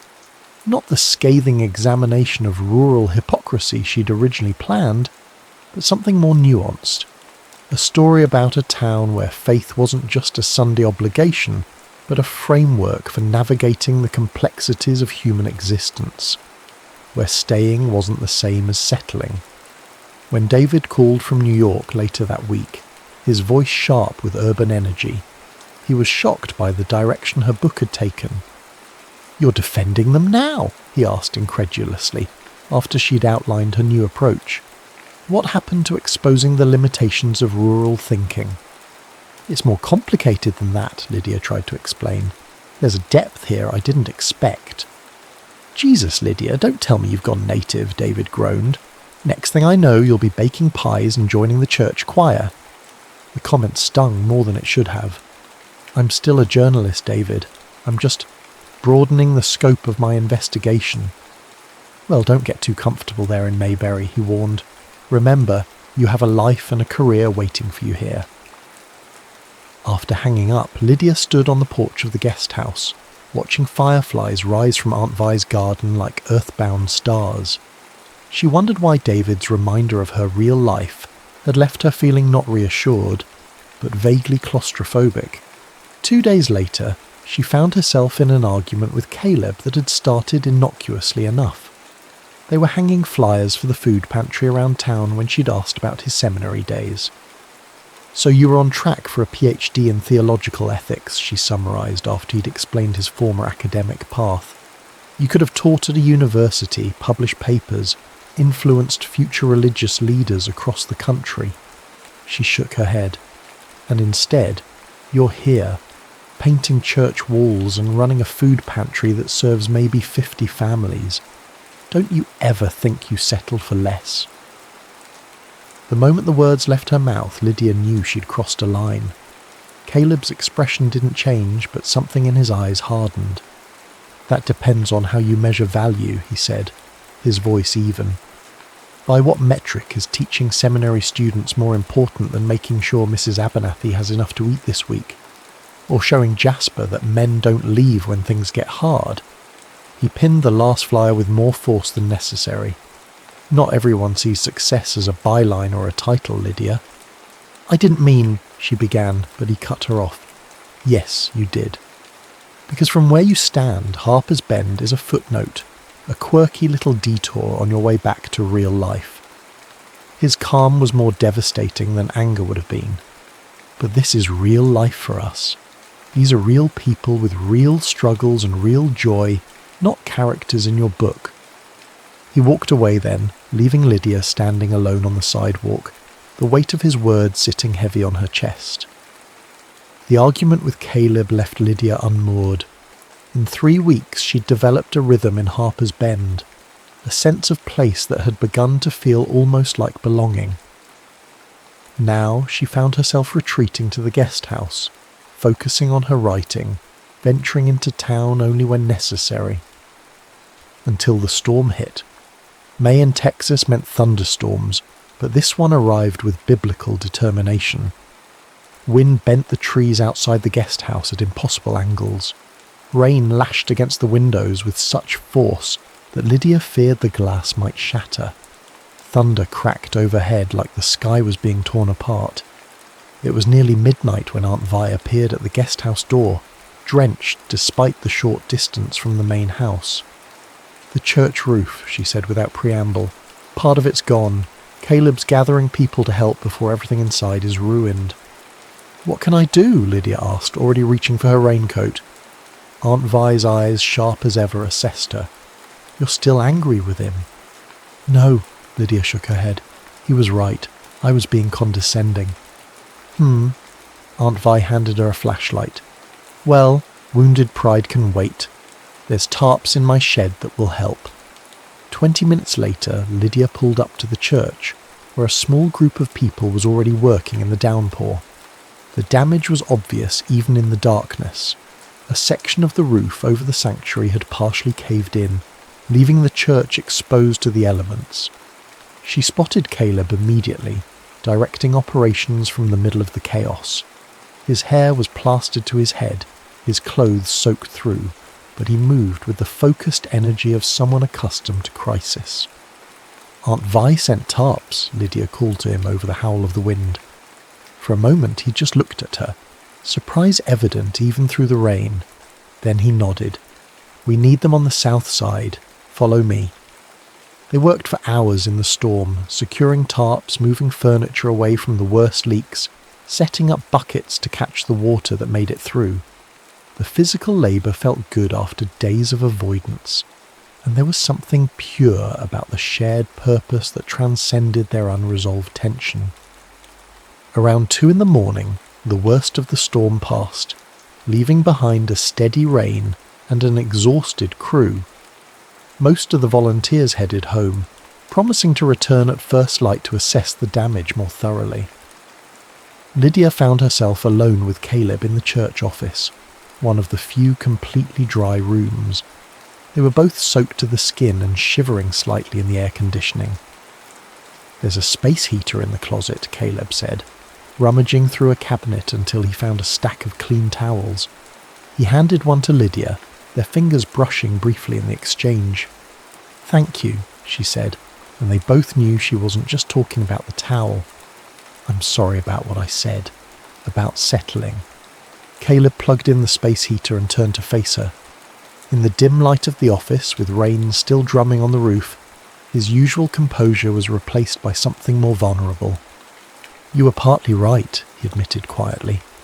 There are days I miss academia, the intellectual challenge, the bigger stage. He ran a hand through his wet hair. But every choice is a trade-off. What you call settling, I call choosing. There's a difference. I'm beginning to see that, Lydia said. She hesitated, then added, My father died when I was 11. Heart attack like yours. My mother, she fell apart. I spent my teenage years basically raising myself while she cycled through depression and bad relationships. The confession felt strange on her lips, unused as she was to sharing her past. I promised myself I'd never be that vulnerable to loss, that I'd build a life that was entirely mine, dependent on no one. And have you, Caleb asked gently, built that invulnerable life? Lydia thought about her apartment in Brooklyn, stylish but impersonal, about her colleagues who knew her bylines but not her fears, about David, her closest friend, who still didn't know about the panic attacks that had started long before the one that forced her sabbatical. I built something, she said. I'm just not sure anymore what it is. They sat in silence for a while, the space heater humming between them, creating a small island of warmth in the storm-battered church.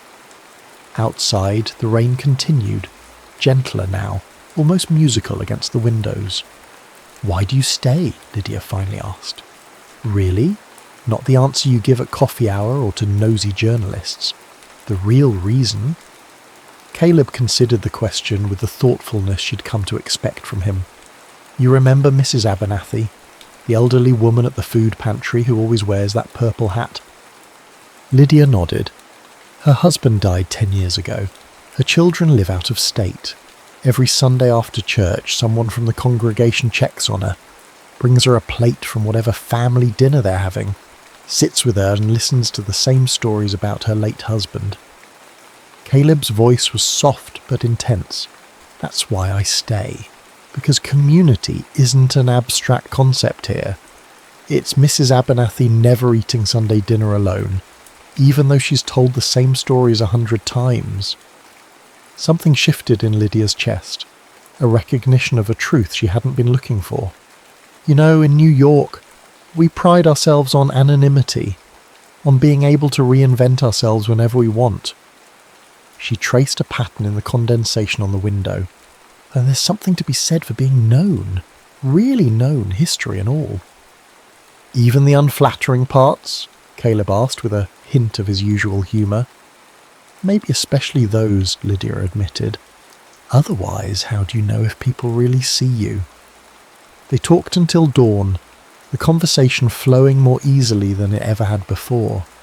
Lydia told him about her work in New York, the stories that had shaped her career.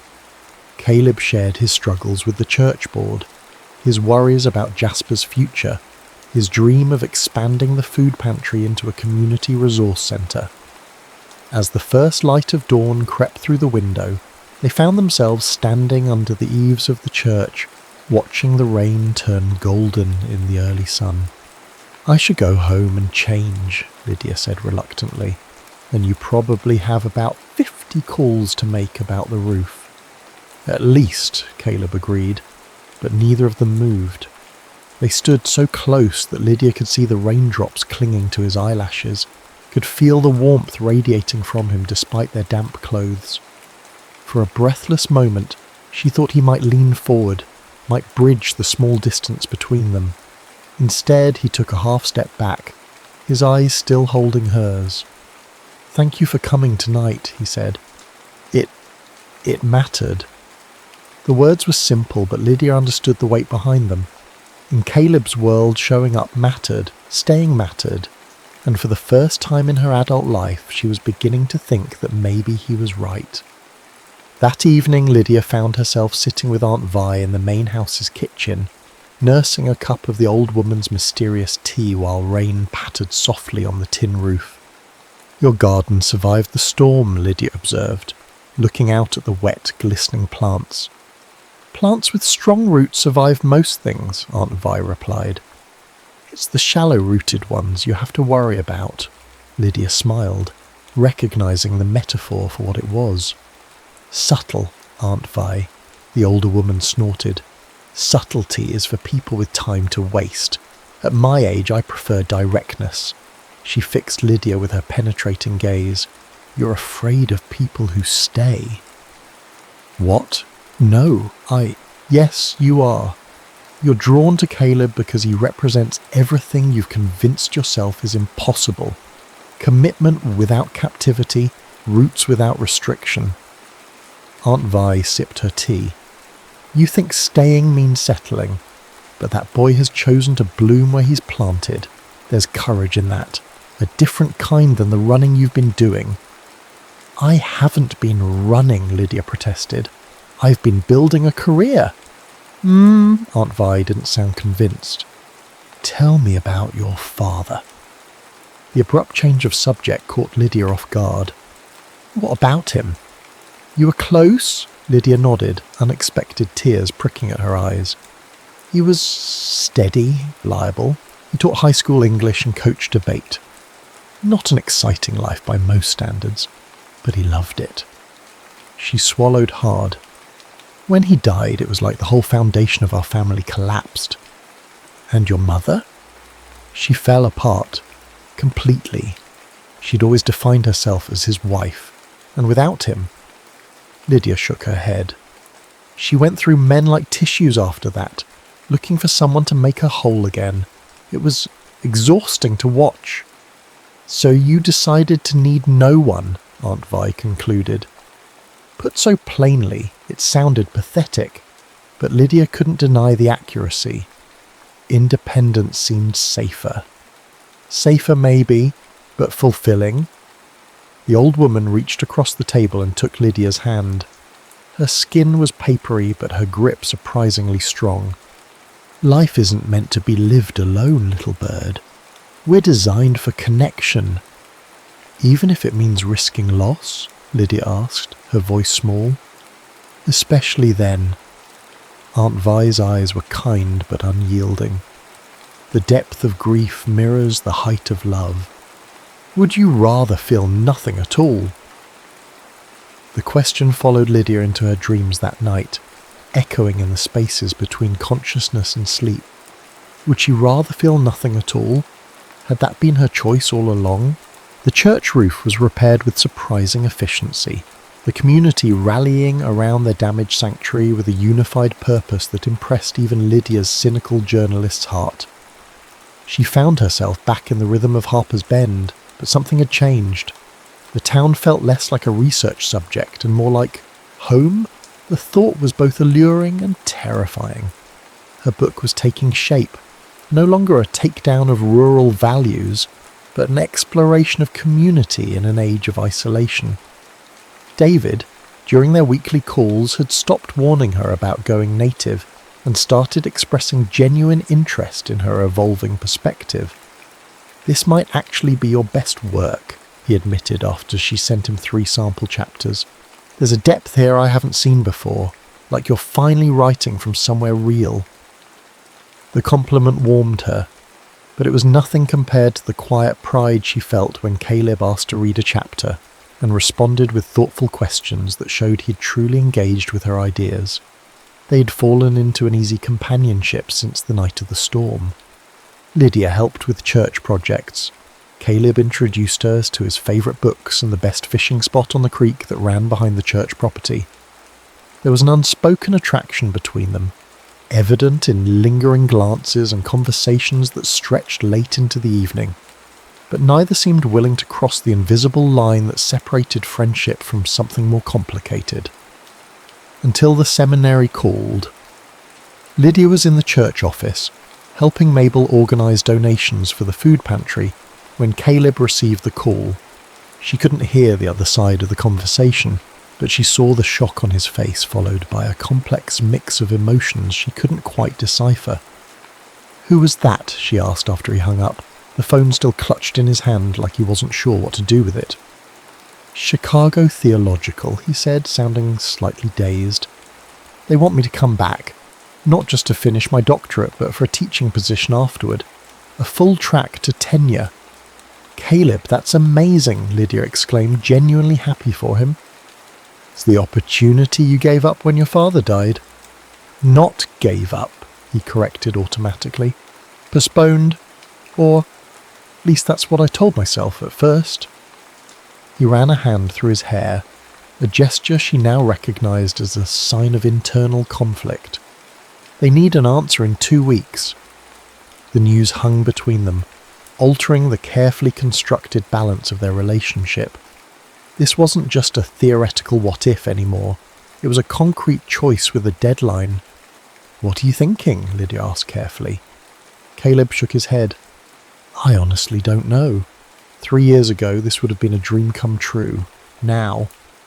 He gestured vaguely at the office, the church beyond, the town outside the windows. "It's complicated." "Because of Jasper?" she prompted. "Partly. He's got 1 more year of high school. Moving him now would be hard." Caleb looked out the window toward the town square. "But it's not just that, it's everything, the congregation, the projects we've started, the people who depend on." He trailed off, then turned to her with an unexpected intensity. "Can I ask you something crazy?" "Always," Lydia replied, surprised by how much she meant it. "Don't tell anyone about this. Not yet. I need to think without the whole town weighing in." Lydia nodded. "Your secret is safe with me." Later that afternoon, Lydia returned to the guest house to find an email from David that made her stomach drop. The subject line read simply, "Opportunity knocks." L. This is big. Really big. Remember Thomas Whitman from The New Yorker? He's moving to head their new digital division, and he wants you for the senior editor position.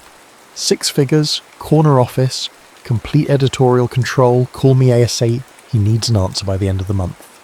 P.S. Before you say anything about timing and your book, this is the kind of offer that doesn't come twice. Book deadlines can be adjusted. Lydia stared at the screen, her heart racing with a familiar mix of ambition and anxiety. Senior editor at The New Yorker had been her dream job since journalism school, the culmination of everything she'd worked for.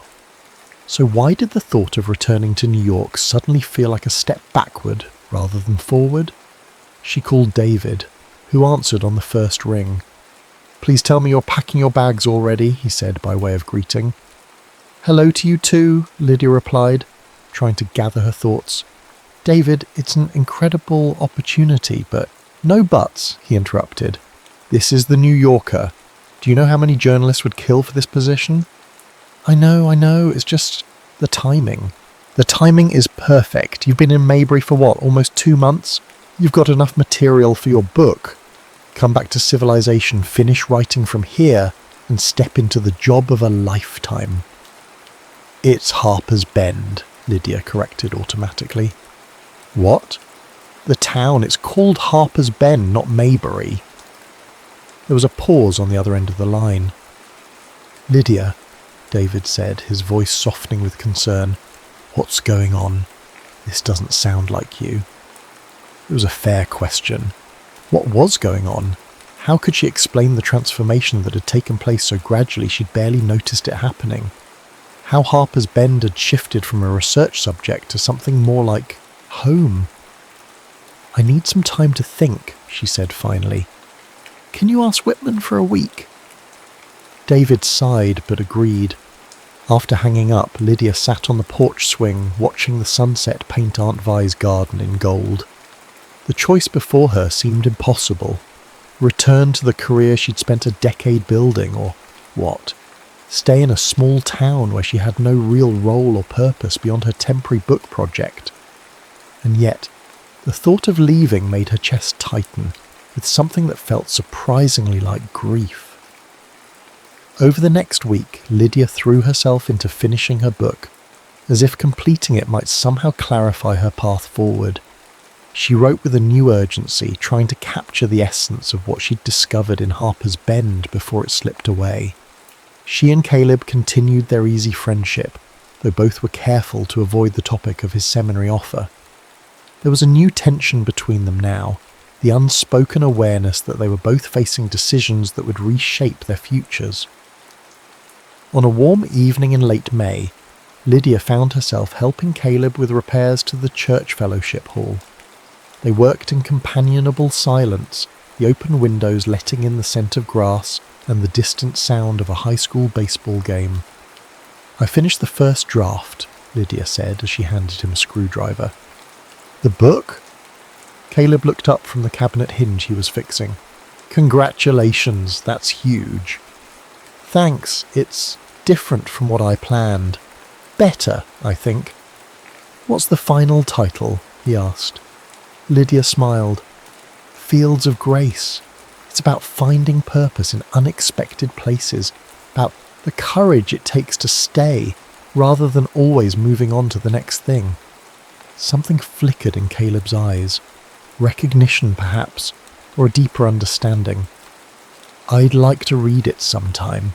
The whole thing, I mean." "I'd like that," Lydia replied softly. They continued working as twilight deepened into true darkness.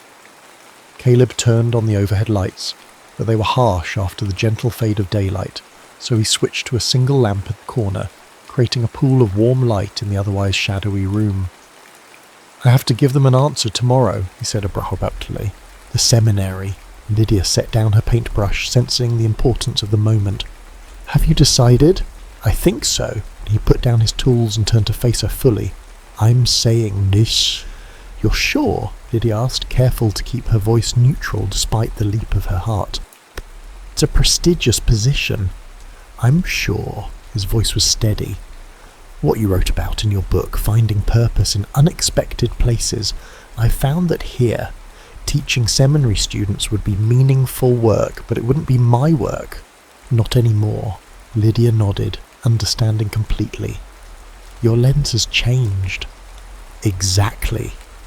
He smiled, a genuine expression that reached his eyes. "What about you? Will you be heading back to New York soon to launch the book?" The question hung in the air between them, heavier than its simple wording suggested. Lydia took a deep breath. "I've been offered a position," she admitted. "Senior editor at the New Yorker. The kind of job I've worked toward my entire career." "Wow." Caleb's face registered genuine admiration tinged with something that looked like resignation. "Congratulations, that's incredible." "It is," Lydia agreed. "And a month ago, I would have accepted without hesitation. But now?" His voice was carefully neutral, but his eyes held a question. "Now, I'm not sure what I want anymore." She moved closer to him, drawn by some magnetic pull she couldn't name. "I've spent my entire adult life running toward the next achievement, the next byline. I built a life around forward momentum." "And there's value in that," Caleb said gently. "There is, but there's also value in depth, in knowing a place, a community, a person." She met his eyes, her heart hammering against her ribs. "In being known in return." The silence between them was electric, charged with unspoken possibilities. "Lydia," Caleb said softly, her name a question and an answer all at once. And then, as if by mutual understanding, they were moving toward each other. His hand came up to cup her cheek, his touch reverent. She leaned into his palm, her eyes closing briefly at the simple rightness of the contact. When their lips met, it wasn't the passionate collision of movie romances, but something quieter and more profound, a recognition, a homecoming. His kiss was gentle at first, then deepening as she responded, her hands finding their way to his shoulders, the solid warmth of him grounding her in the moment. Time seemed to stretch and compress simultaneously, the world narrowing to the points where they connected. When they finally pulled apart, Lydia felt both shakier and more certain than she had in years. "I've wanted to do that since you flicked paint at me," Caleb admitted, his voice rough. Lydia laughed, the sound bubbling up from some wellspring of joy she'd forgotten existed. "That long?" He nodded, his hands still resting lightly on her waist. "But I didn't want to be something you left behind when you returned to your real life." The words sobered her. bringing her back to the choice that still loomed. "I turned down the job," she said quietly. Caleb's eyes widened. "When?" "This morning. I called David and told him I couldn't take it." "Lydia." He shook his head, concern replacing surprise. "I don't want you to make a decision you'll regret, especially not because of this." He gestured between them. "Us." "I didn't," she assured him. "Or at least not entirely." She took his hand, needing him to understand. New York will always be there. The jobs, the bylines, the constant forward motion.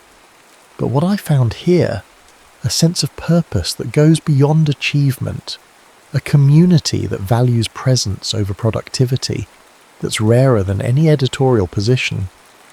"And what will you do instead?" he asked. Lydia smiled. "I'm thinking of starting a community writing program, for teens maybe. David thinks my book has potential to do well, which would give me some financial cushion, and..." She hesitated, then continued. "I've been talking to the editor of the county paper. They need a feature writer." Caleb's smile was like sunrise. "You're staying?" "I'm thinking about it," she corrected, but they both knew it was more than that. "I'm not saying it will be easy. I still love New York. I'll miss parts of that life, but I want to try something different. Something deeper." He pulled her closer, his eyes reflecting the lamplight. "For what it's worth, I think you'd be amazing with the teens here. Most of them have never met anyone who's seen the world beyond the county line." "Is that a pastoral endorsement, Reverend Boone?" she teased. "It's a personal one," he replied, his voice dropping lower. "From someone who's pretty damn glad you're considering sticking around." And then he was kissing her again, and Lydia felt something settle in her chest, a certainty she hadn't realized she'd been seeking. Not that everything would be perfect or easy, but that this choice, this place, this man were worth the risk of putting down roots. Later that night, as they walked hand in hand beneath a canopy of Texas stars, Lydia found herself thinking about the book she'd just completed, about fields of grace and unexpected harvests, about the courage it takes to stay when leaving would be easier. She wasn't sure exactly what the future held, but for the first time in her adult life she was willing to wait and find out, season by season, harvest by harvest. Some things she was learning were worth the wait. 1 year later, the peach trees behind the Boone house were heavy with fruit, their branches dipping low enough to require careful navigation as Lydia made her way through the small orchard. She balanced a tray with 2 glasses of Aunt Vi's famous sweet tea, now infused with fresh mint from her own modest garden. So much had changed in a year, and yet the rhythms of Harper's Bend remained comfortingly constant. The church bell still rang on Sunday mornings. Mabel still organised potlucks with military precision. Jasper, now a high school senior, still rolled his eyes at his brother's dad jokes, but had grudgingly accepted Lydia's presence in their lives. Fields of Grace had been published to critical acclaim 4 months earlier, with reviewers praising its nuanced exploration of community in an age of disconnection. David had been right. It was her best work, precisely because it came from a place of authentic experience rather than detached observation. The county paper now featured her weekly column, From Where I Stand, which had developed a small but devoted following. And 3 afternoons a week she met with a group of local teenagers for writing workshops in the church fellowship hall, the same room where she and Caleb had first kissed. She found him where she expected, kneeling among the tomato plants in the vegetable garden that had been his father's pride and joy. Gardening had never been part of Caleb's life in Chicago, but he'd taken to it with unexpected passion after returning to Harper's Bend. "Working the land keeps you honest," he told her once. "You can't rush a tomato or argue a cucumber into ripening faster." He looked up as she approached, shielding his eyes against the late afternoon sun. The sight of him still caused a flutter in her chest, a reaction that showed no signs of diminishing with familiarity. "Perfect timing," he said, reaching for the glass she offered. I was just about to call it quits for the day. Liar, Lydia laughed. You would have been out here until dark if I hadn't intervened. He grinned, not bothering to deny it, and took a long drink of the tea. How was the writing group today? Good. Maria finally finished her short story, the one about the girl who discovers she can communicate with thunderstorms. It's really something special. Lydia settled onto the wooden bench at the edge of the garden, and Jasper actually stayed the whole time. Caleb raised his eyebrows in surprise. My brother voluntarily participating in an educational activity? He's working on college application essays, Lydia explained. Apparently my New York perspective might help him get into UT Austin. Ah, so there's an angle, Caleb nodded, understanding. Still, it's progress. Definitely progress, Lydia agreed with a smile. Their relationship had evolved with the same natural rhythm as the seasons, friendship deepening to love, love growing into partnership. There had been adjustments, of course. Lydia's city pace sometimes clashed with the unhurried flow of small-town life. Caleb's tendency to put everyone else's needs before his own occasionally frustrated her journalistic directness. But the fundamental understanding between them, the recognition of shared values beneath surface differences, had only strengthened with time. I have something for you, Caleb said, reaching into the pocket of his work shirt. Is it a tomato? Because the last one you gave me had a worm in it. That was one time, he protested with mock offence. And no, it's not a tomato. He pulled out a small velvet-covered box that made Lydia's breath catch. Somewhat more permanent. He opened the box to reveal a ring. Not a traditional diamond, but a delicate band of twisted gold with a small pearl nestled in the centre. It was my grandmother's, he explained, his voice steady but his eyes revealing his nervousness. She always said pearls were more meaningful than diamonds because they come from something that was once an irritation, transformed into something beautiful through patience and time. Lydia felt tears rising, unexpected but welcome. That sounds like us, she said softly. Caleb smiled. I thought the same thing. He took her hand, his calloused fingers gentle against her skin. I'm not asking for a traditional path, Lydia. I know that's never been your style, but I am asking if you'll consider building a life with me, whatever shape that takes. Are you proposing Pastor Boone? She asked, her voice trembling slightly. I believe I am, Ms. Ross, he replied, his eyes never leaving hers, though I'm open to negotiation on the details. Lydia laughed through her tears. That might be the most me-specific proposal ever made. I was aiming for that, he admitted with a grin. Is it working? In answer, she leaned forward and kissed him, pouring a year's worth of certainty into the contact. Yes, she whispered against his lips. It's working perfectly. Later, as the sun set over the peach orchard, casting long shadows across the land that had become her home, Lydia reflected on the journey that had brought her here.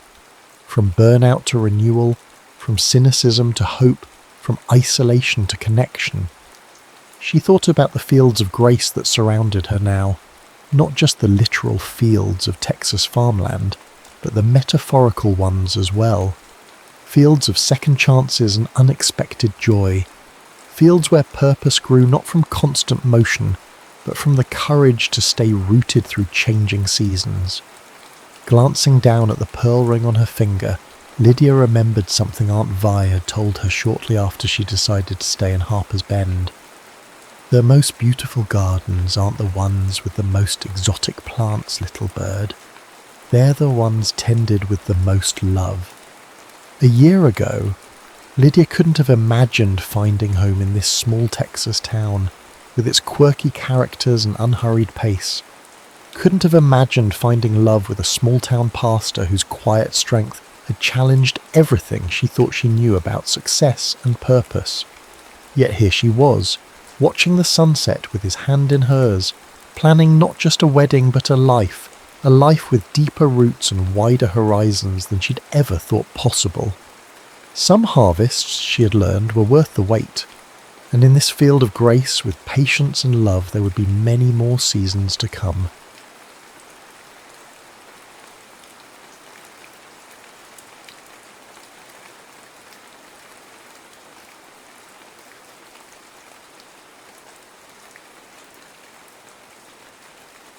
When we danced in silence. The envelope arrived on a Tuesday, its pristine white surface startling against Oksana's cluttered mail table. Official Montreal Winter Gala letterhead. She almost discarded it with the bills and catalogues, but something, perhaps the weight of the paper or the faint scent of ice that seemed to emanate from it, made her pause. Ms. Oksana Morozov, we cordially invite you to participate in this year's Legends of Winter celebration. She hadn't skated professionally in 3 years, not since that morning when she'd arrived at the rink to find Luca's locker empty, his custom blades missing, and no explanation beyond a terse note from their coach. Antonov has withdrawn. Medical leave. Now Oksana stood in her modest apartment, letter trembling in her hand. She looked around at what her life had become, piano instructor by day, occasional choreographer on weekends, quiet, structured, safe, nothing like the dizzying, soaring heights she'd known on the ice with Luca. A special reunion of past champions, the letter continued. Your participation would honour the community that has followed your remarkable career. Oksana laughed softly, humorlessly. Remarkable. Was that what they called it when one half of the most promising ice dance team in a generation simply vanished? When she'd spent 6 months waiting for a call that never came, before finally hanging up her own skates. Yet her fingers traced the embossed lettering, and she found herself reaching for her phone. Yes, this is Oksana Morozov, regarding the invitation. The Montreal arena smelled exactly as she remembered. That peculiar blend of cold, metal and anticipation. Oksana wheeled her small suitcase behind her, nodding politely at faces she half recognised from competitions past. Former rivals, now legends themselves. She felt oddly separate from them, as though the 3 years of her absence had stretched into decades. Oksana Morozov. My God, you haven't changed at all. The voice came from behind her. Familiar, yet different, deeper perhaps, with a subtle rasp that hadn't been there before. She didn't need to turn to know who it belonged to, but she did anyway. Luka Antonov stood 10 feet away, his tall frame leaning against the wall with a casualness that belied the intensity of his gaze. His dark hair was shorter now, closely cropped at the sides, and there was a new scar bisecting his left eyebrow. But his eyes, those startling blue eyes that had once telegraphed every lift, every turn to her across the ice, were exactly the same. Luca? His name felt foreign on her tongue after so long unspoken. I didn't expect to see you here. A half smile played at his lips. No? They didn't tell you? Tell me what? I'm the choreographer for the finale. Have been for the last 2 years. Oksana absorbed this information with a small nod, so he had continued in the skating world while she had retreated from it. Of course he had. Luca had always been the brave one, the one who pushed for more difficult elements, who charmed the judges and dazzled the crowds. Congratulations, she said, meaning it despite the hollow ache blooming in her chest. A staff member approached, clipboard in hand. Ms. Morozov, Mr. Antonov, if you could both follow me. There's a production meeting starting in 5 minutes. They walked side by side down the corridor, maintaining a careful distance, their steps naturally falling into the same rhythm they'd once perfected on the ice. Neither spoke. What was there to say after 3 years of silence? The production meeting was brief but shocking. The gala director, a flamboyant Frenchman named Pascal, revealed his grand vision for the finale, a special performance featuring Oksana and Luca dancing together once more. The audience will weep. The return of Morozov and Antonov. It will be magical, Pascal insisted. Luca's eyes found hers across the table. "I'm game if you are," he said quietly. Oksana felt herself on a precipice. To skate with him again, to trust him again, seemed impossible. Yet a part of her, a part she'd thought long buried, thrilled at the prospect. "Yes," she heard herself say, "I'll do it." That night, alone in her hotel room, Oksana unpacked her old competition skates. They were custom-made Italian leather, moulded perfectly to her feet from thousands of hours of practice. She hadn't worn them since the day she learned of Luca's departure. As she turned the right skate over in her hands, something unusual caught her eye. A slight bulge in the padded heel. Curiosity piqued. She gently pried at the insole until it lifted, revealing a small plastic-wrapped packet wedged deeply into the heel cavity. With trembling fingers, Oksana extracted it. Inside was a folded sheet of paper, water-stained and torn at one edge. She unfolded it carefully, recognizing immediately the bold, slanted handwriting that had once scribbled notes in the margins of their routine sheets. "Oksana, I didn't know how to say goodbye. I'm sorry. I'm afraid this injury might end everything. I want to tell you so much. I want to stay. I love you too much to..." The letter ended there, torn mid-sentence. Oksana stared at the fragment, her heart pounding against her ribs with such force she thought it might break through. All these years she had believed he'd simply abandoned their partnership, abandoned her. But here was evidence of what exactly? An attempted explanation, a confession. The words, "I love you," swam before her eyes, simultaneously offering answers and creating new questions. Oksana sank onto the edge of the bed, the letter clutched to her chest, wondering what Luca had meant to write after those last words. "I love you too much to..." To what? To stay? To leave? To burden you with my feelings? Outside her window, Montreal glittered with winter lights, indifferent to her discovery.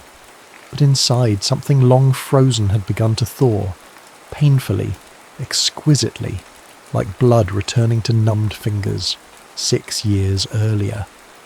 Oksana Morozov was 16 when she first met Luka Antonov.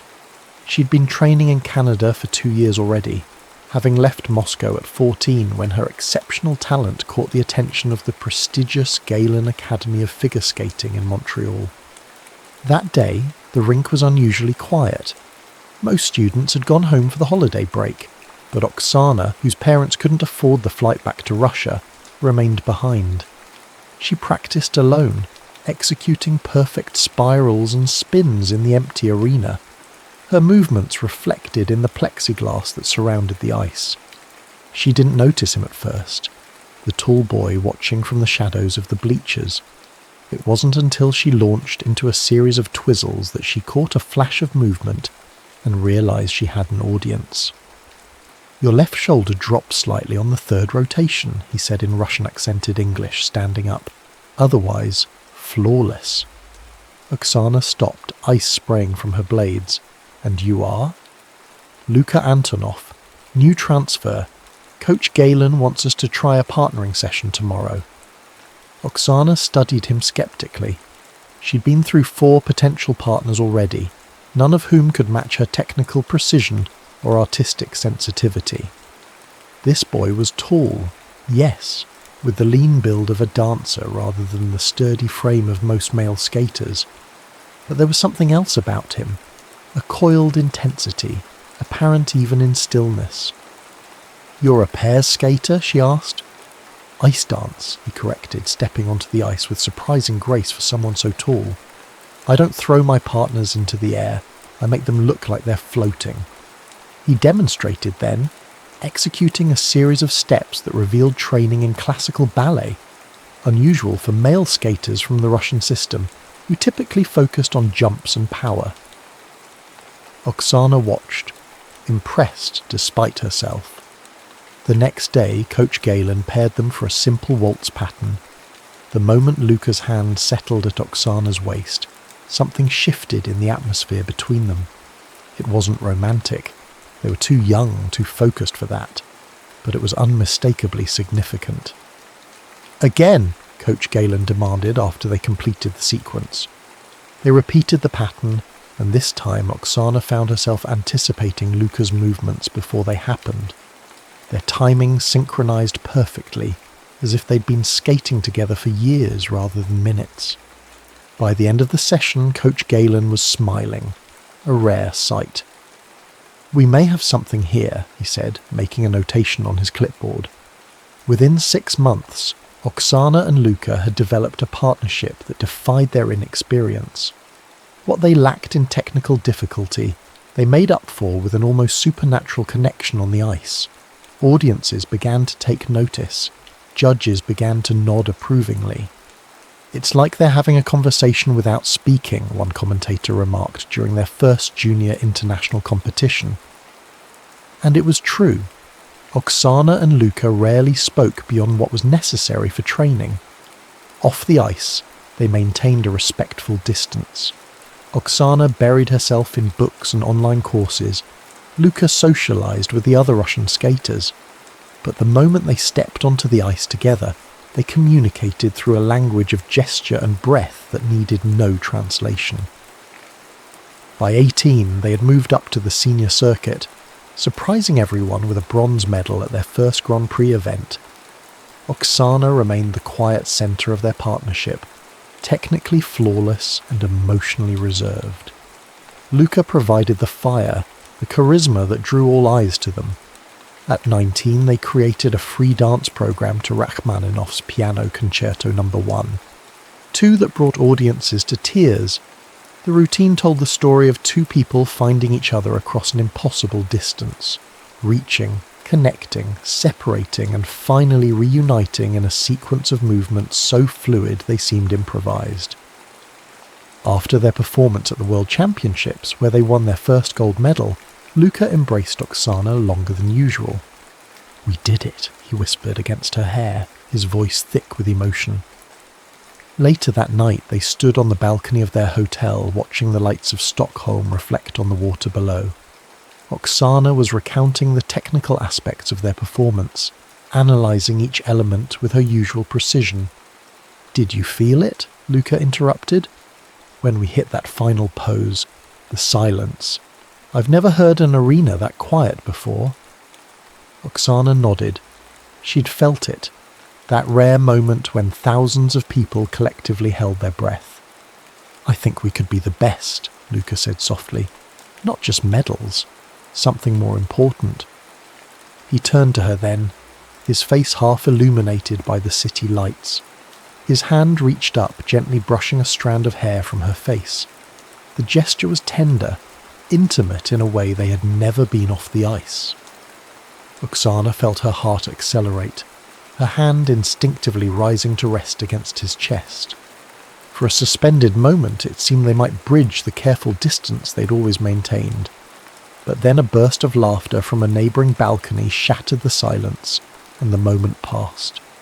They stepped apart, returning to the safety of their usual boundaries. The following season brought new pressures. As reigning world champions, they were expected to innovate, to exceed their previous achievements. Luca pushed for more difficult elements, more emotionally raw choreography. Oksana, ever the perfectionist, insisted on mastering each movement before adding complexity. Their practices grew tense. For the first time, their silent communication sometimes failed them. Luca began arriving at the rink with a tight expression, flinching occasionally during lifts. "Are you injured?" Oksana finally asked one day, after he'd stumbled on a step sequence he could normally perform in his sleep. "It's nothing," he insisted, "just a tight hip flexor." But it wasn't nothing. Coach Galen noticed too, pulling Luca aside for private consultations that left both men looking grim. Oksana pretended not to see the ice packs Luca applied after practice, or the way he limped slightly when he thought no one was watching. After a particularly rough training session, their physiotherapist conducted a thorough examination of Luca's hip and back. "You need 6 weeks of rest minimum," the therapist told him, while Oksana strained to overhear from the locker room. "If you continue, you risk permanent damage. The Grand Prix final is in 4 weeks, Luca argued. We're defending champions. Then you'll need to withdraw, the therapist said firmly. That night, Luca called Oksana but hung up before she answered. He tried again, and again couldn't find the words. Finally, he sat down and began to write, pouring out everything he couldn't say to her face. His fear that his career might be over, his guilt at letting her down, and most dangerously the feelings he'd been harbouring since that night in Stockholm. I love you too much to hold you back, he wrote. You deserve a partner who can match your brilliance, not one who can barely make it through practice. I'm going to a specialist in Switzerland. Dr. Keller thinks he can fix this, but it will take time. Luca sealed the letter in an envelope and carried it with him to their last practice before his departure. He waited until Oksana removed her skates, then slipped the letter into the heel compartment of her right boot while she was showering. She always checked her skates before putting them away. She would find it that evening. But that day, distracted by Coach Galen's grim announcement that Luca would be taking medical leave, Oksana simply shoved her skates into her bag without inspection. The letter remained hidden, unread. Luca left for Switzerland the next morning. When he tried to call Oksana from the airport, his call went straight to voicemail. Present day. Morning light filtered through the hotel curtains, finding Oksana curled around the letter, fully dressed from the night before. She hadn't slept. The fragment of Luca's words had kept her awake, turning over each possible ending to that unfinished sentence. I love you too much to... The sound of her phone ringing startled her. The display showed the rink's number. Ms. Morozov, this is Pascal. We've scheduled your first rehearsal with Mr. Antonov for 10 a.m. Is that acceptable? Oksana glanced at the clock. 8:47. Yes, she said, her voice rough from the sleepless night. I'll be there. She showered quickly, her mind racing. Should she mention the letter to Luca? After 3 years of silence, would he even remember writing it? And that unfinished declaration? Had it been real, or merely the dramatic gesture of a young man facing a career crisis? The rink was empty when she arrived, save for a solitary figure gliding across the ice. Luca moved differently now, she noticed, with a slight asymmetry that most wouldn't detect, but that her trained eye couldn't miss. His injury had left its mark. He spotted her and skated over, stopping a respectful distance from the boards. You're early. So are you? A small smile. Some habits don't change. He gestured to the ice. Want to warm up before Pascal arrives with his grand vision? Oksana nodded, lacing up her skates, the same ones that had concealed his letter for years. As she stepped onto the ice, she felt a familiar comfort in the crisp sound of her blades cutting into the surface. They circled the rink separately at first, each finding their rhythm. Then, without discussion, they began moving in tandem. Crossovers, edges, simple turns. Their bodies remembered what their minds might have forgotten. How to occupy space together. Pascal arrived with his assistant clutching a tablet and a massive cup of coffee. Magnificent. Already you move as one unit, he exclaimed. Now for our finale, I envision something that honours your past but speaks to your present. He outlined a 4-minute programme that would incorporate elements from their championship-winning Rachmaninoff routine, but with a contemporary piece of music titled Unfinished Conversations. The composer created it specifically with you two in mind, Pascal explained. He was apparently quite moved by your partnership years ago. As the music began to play, a haunting piano melody that gradually incorporated strings and percussion, Oksana felt her chest tighten. The composition seemed to capture exactly what existed between her and Luca. Something beautiful, interrupted, unresolved. They began working through the choreography, muscle memory carrying them through familiar sequences. But when they attempted the first connecting steps, the moments between elements that had once been their strength, they faltered. No, no, Pascal called out. You're thinking too much. Feel each other, like before. Luca's hand found Oksana's waist and she tensed involuntarily. Their eyes met. I need a moment, she said abruptly, skating to the edge of the rink.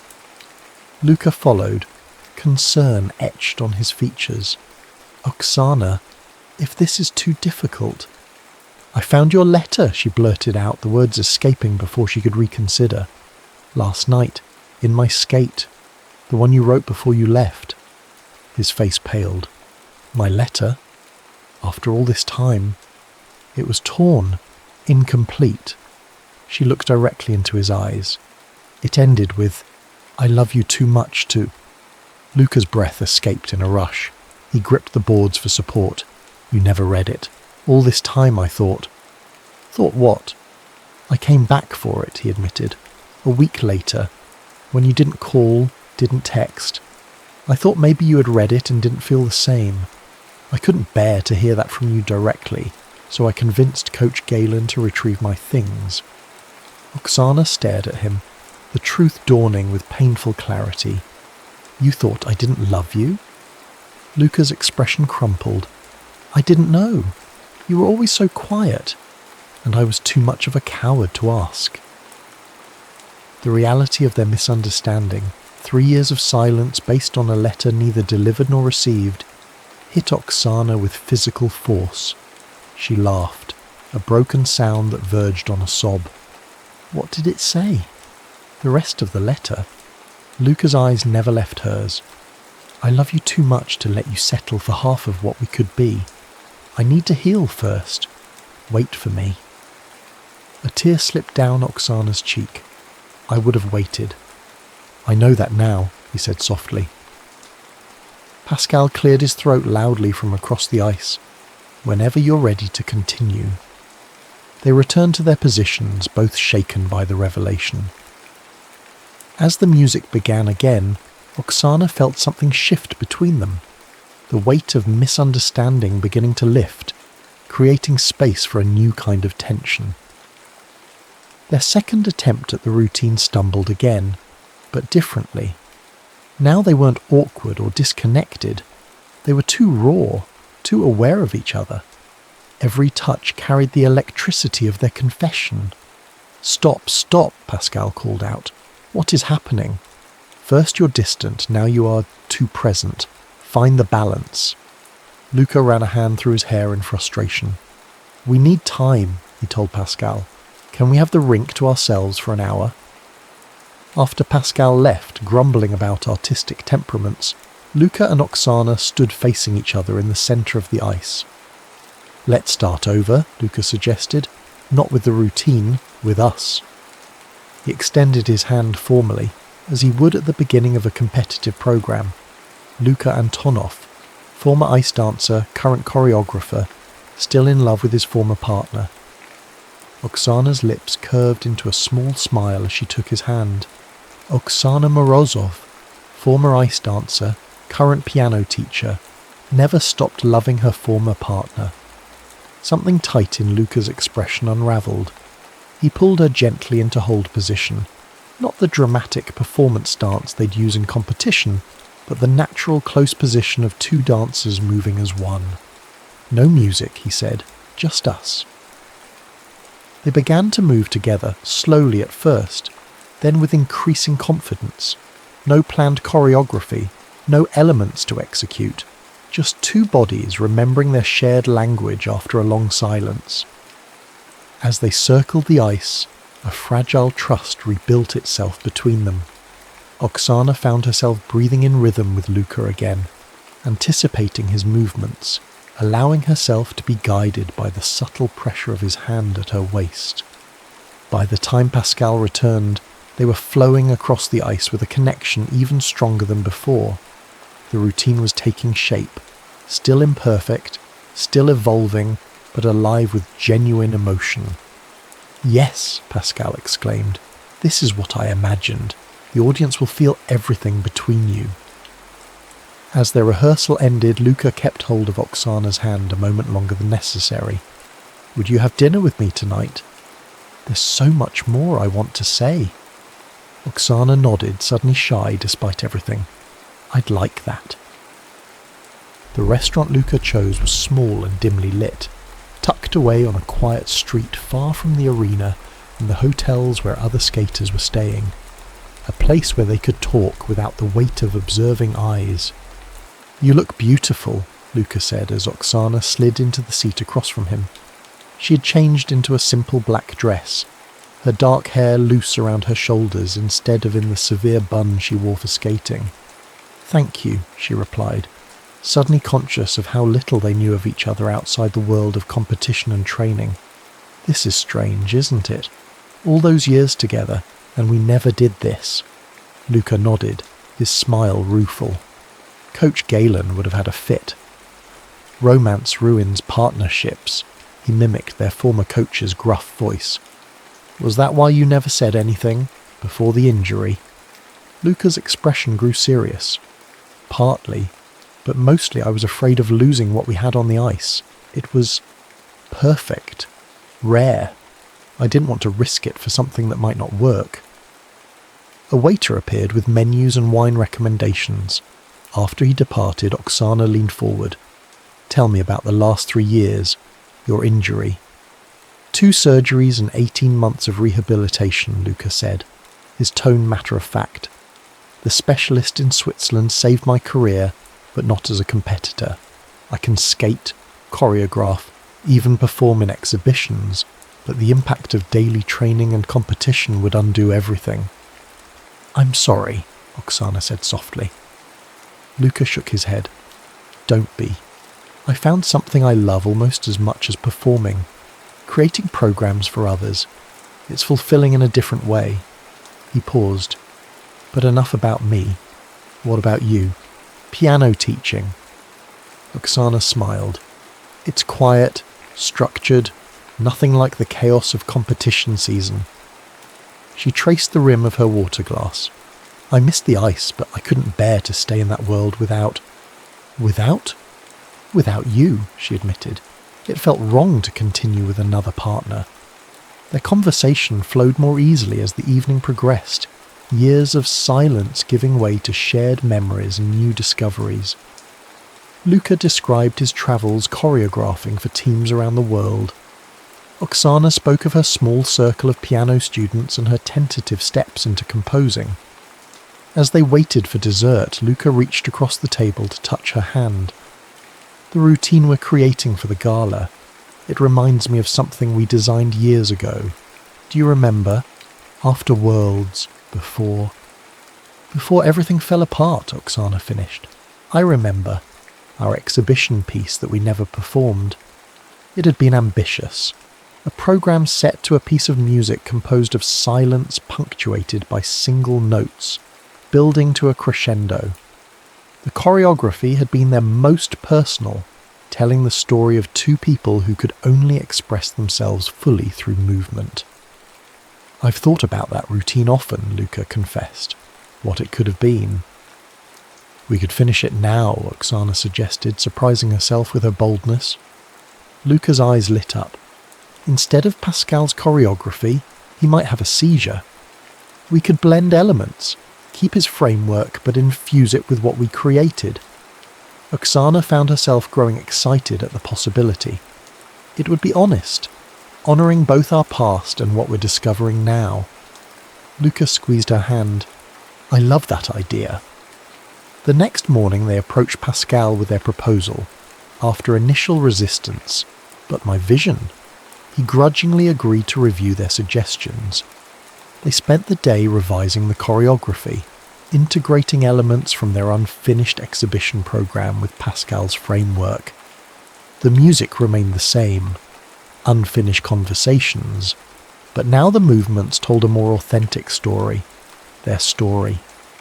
Late that afternoon, as they demonstrated the revised program for Pascal, Oksana felt a synchronicity with Luca that surpassed even their competitive days.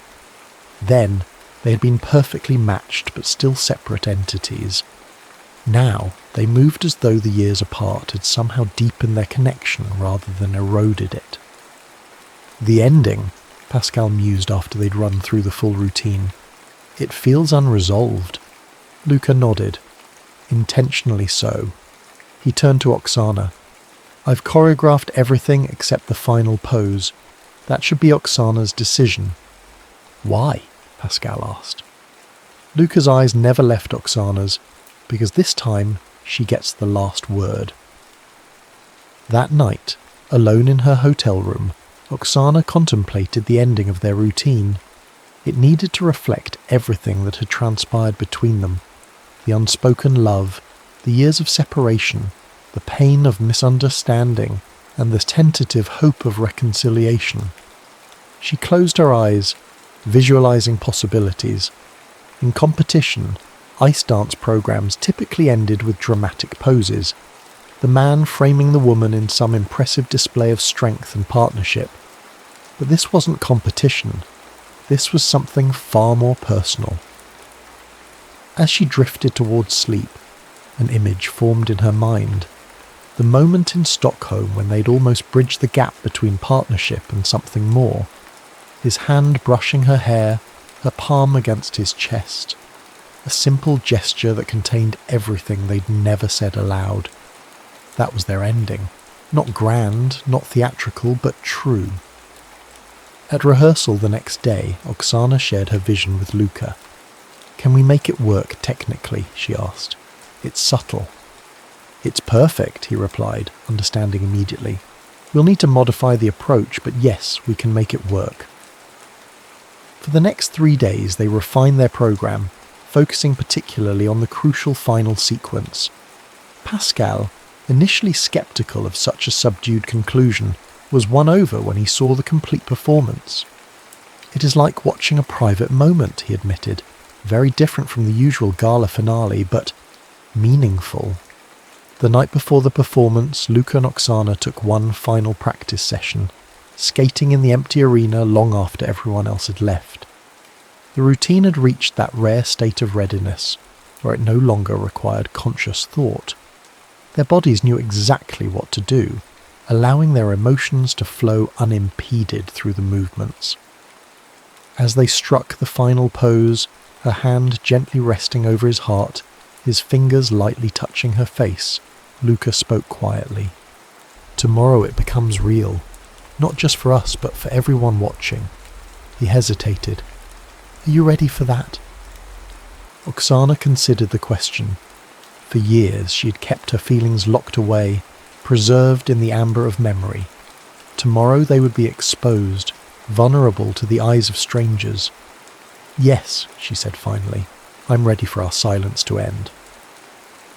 The Montreal Winter Gala was sold out, the arena packed with skating enthusiasts eager to see legends of the sport return to the ice. Throughout the evening, former champions performed crowd-pleasing routines, simplified versions of their competitive programs designed to entertain rather than challenge. Backstage, Oksana and Luca prepared in companionable quiet. She wore a simple dress of midnight blue that faded to silver at the hem. He was in charcoal grey trousers and a matching shirt that shimmered subtly under the lights. No elaborate costumes, no distractions from what they intended to convey. Nervous? Luca asked as they watched the penultimate performance from the sidelines. Oksana shook her head. Strangely, no. This feels necessary, like completing something we started long ago. The arena darkened after thunderous applause for a popular pair team. The announcer's voice reverberated through the space. Ladies and gentlemen, for our finale tonight, we have a special treat. Returning to the ice together for the first time in 3 years, Oksana Morozov and Luka Antonov. A murmur swept through the crowd. Surprise, excitement, anticipation. Many in the audience would remember them as the partnership that had vanished at the peak of their success, leaving behind unanswered questions and unfulfilled potential. Oksana and Luca took their positions in the centre of the ice, facing each other in darkness. As the first notes of unfinished conversations filled the arena, a single spotlight illuminated them. The program began with them skating apart, parallel but separated, executing identical movements that gradually diverged. The choreography told their story without words. The initial connection, the growing bond, the sudden rupture. In the middle section, as the music intensified, they finally came together in a series of intricate holds and transitions. Oksana felt Luca's strength supporting her, his movements perfectly complementing hers. When he lifted her in a modified dance spin, she sensed not just his physical presence, but the emotion flowing through his body into hers. The audience was silent, completely absorbed. Even the usual rustling and coughing had ceased, as though the entire arena was holding its breath. As the music approached its final movement, Luca and Oksana entered the sequence they had adapted from their never-performed exhibition program. Elements from their past reimagined in the light of their present understanding. Each step, each turn was imbued with the weight of their shared history and the possibility of their future. The music began its final descent, notes becoming more spare, the spaces between them lengthening. Luca and Oksana circled each other, their movements slowing, becoming more deliberate. Then came the moment Oksana had choreographed, the ending that was truly their beginning. As the last note hung in the air, Luca's hand rose to gently brush an imaginary strand of hair from her face.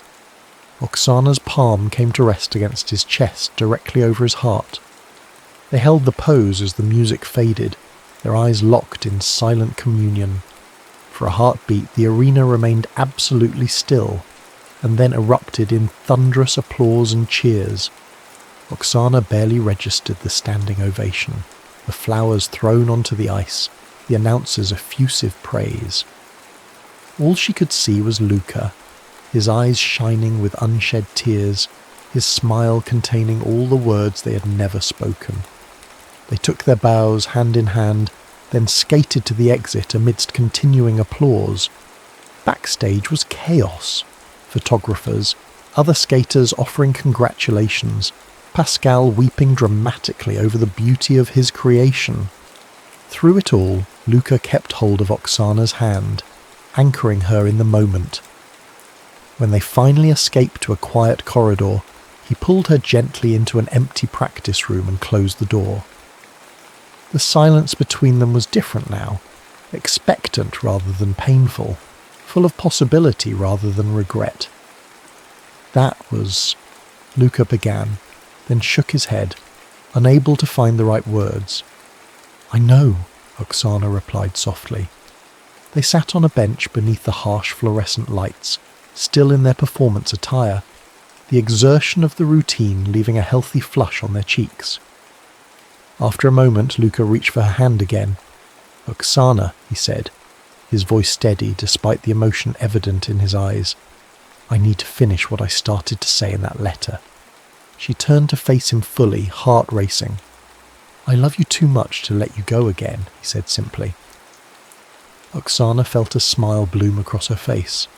"Next time," she replied, "say it before you leave." They both laughed, the sound releasing years of tension. Then Luca leaned forward, finally bridging the distance between them with a kiss so tender it made Oksana's eyes fill with tears. When they parted, she rested her forehead against his. "So what happens now?" she whispered. "Now," Luca said, "we stop dancing around what we want." 2 months later, Luca stood in his Toronto studio, making final adjustments to a display case mounted on the wall. Inside were Oksana's custom skates, the ones that had hidden his letter for so long. Beside them, preserved under glass, was the torn note itself, the yellowed paper a testament to the years that had passed. Below the display, a new piece of paper had been added, framed separately. On it, in Luca's bold handwriting, "I love you too much to say goodbye." The door opened, and Oksana entered, carrying 2 cups of coffee. Since the gala, she had relocated to Toronto, taking a position teaching music at the same academy where Luca choreographed. They were building a life together step by step, no longer afraid of the feelings that had once seemed too dangerous to acknowledge. "Perfect timing," Luca said, accepting one of the cups. "What do you think?" Oksana studied the display, taking in the sight of her old skates, instruments of both their separation and reunion, preserved alongside Luca's words. "It's beautiful," she said softly, "though a bit dramatic, don't you think?" A teasing smile played at her lips. Luca laughed. "Says the woman who suggested we frame a torn letter." She settled beside him on the small couch beneath the display, their shoulders touching comfortably. Outside, snow was beginning to fall, coating Toronto in a pristine white blanket that reminded them both of countless mornings spent gliding across freshly resurfaced ice.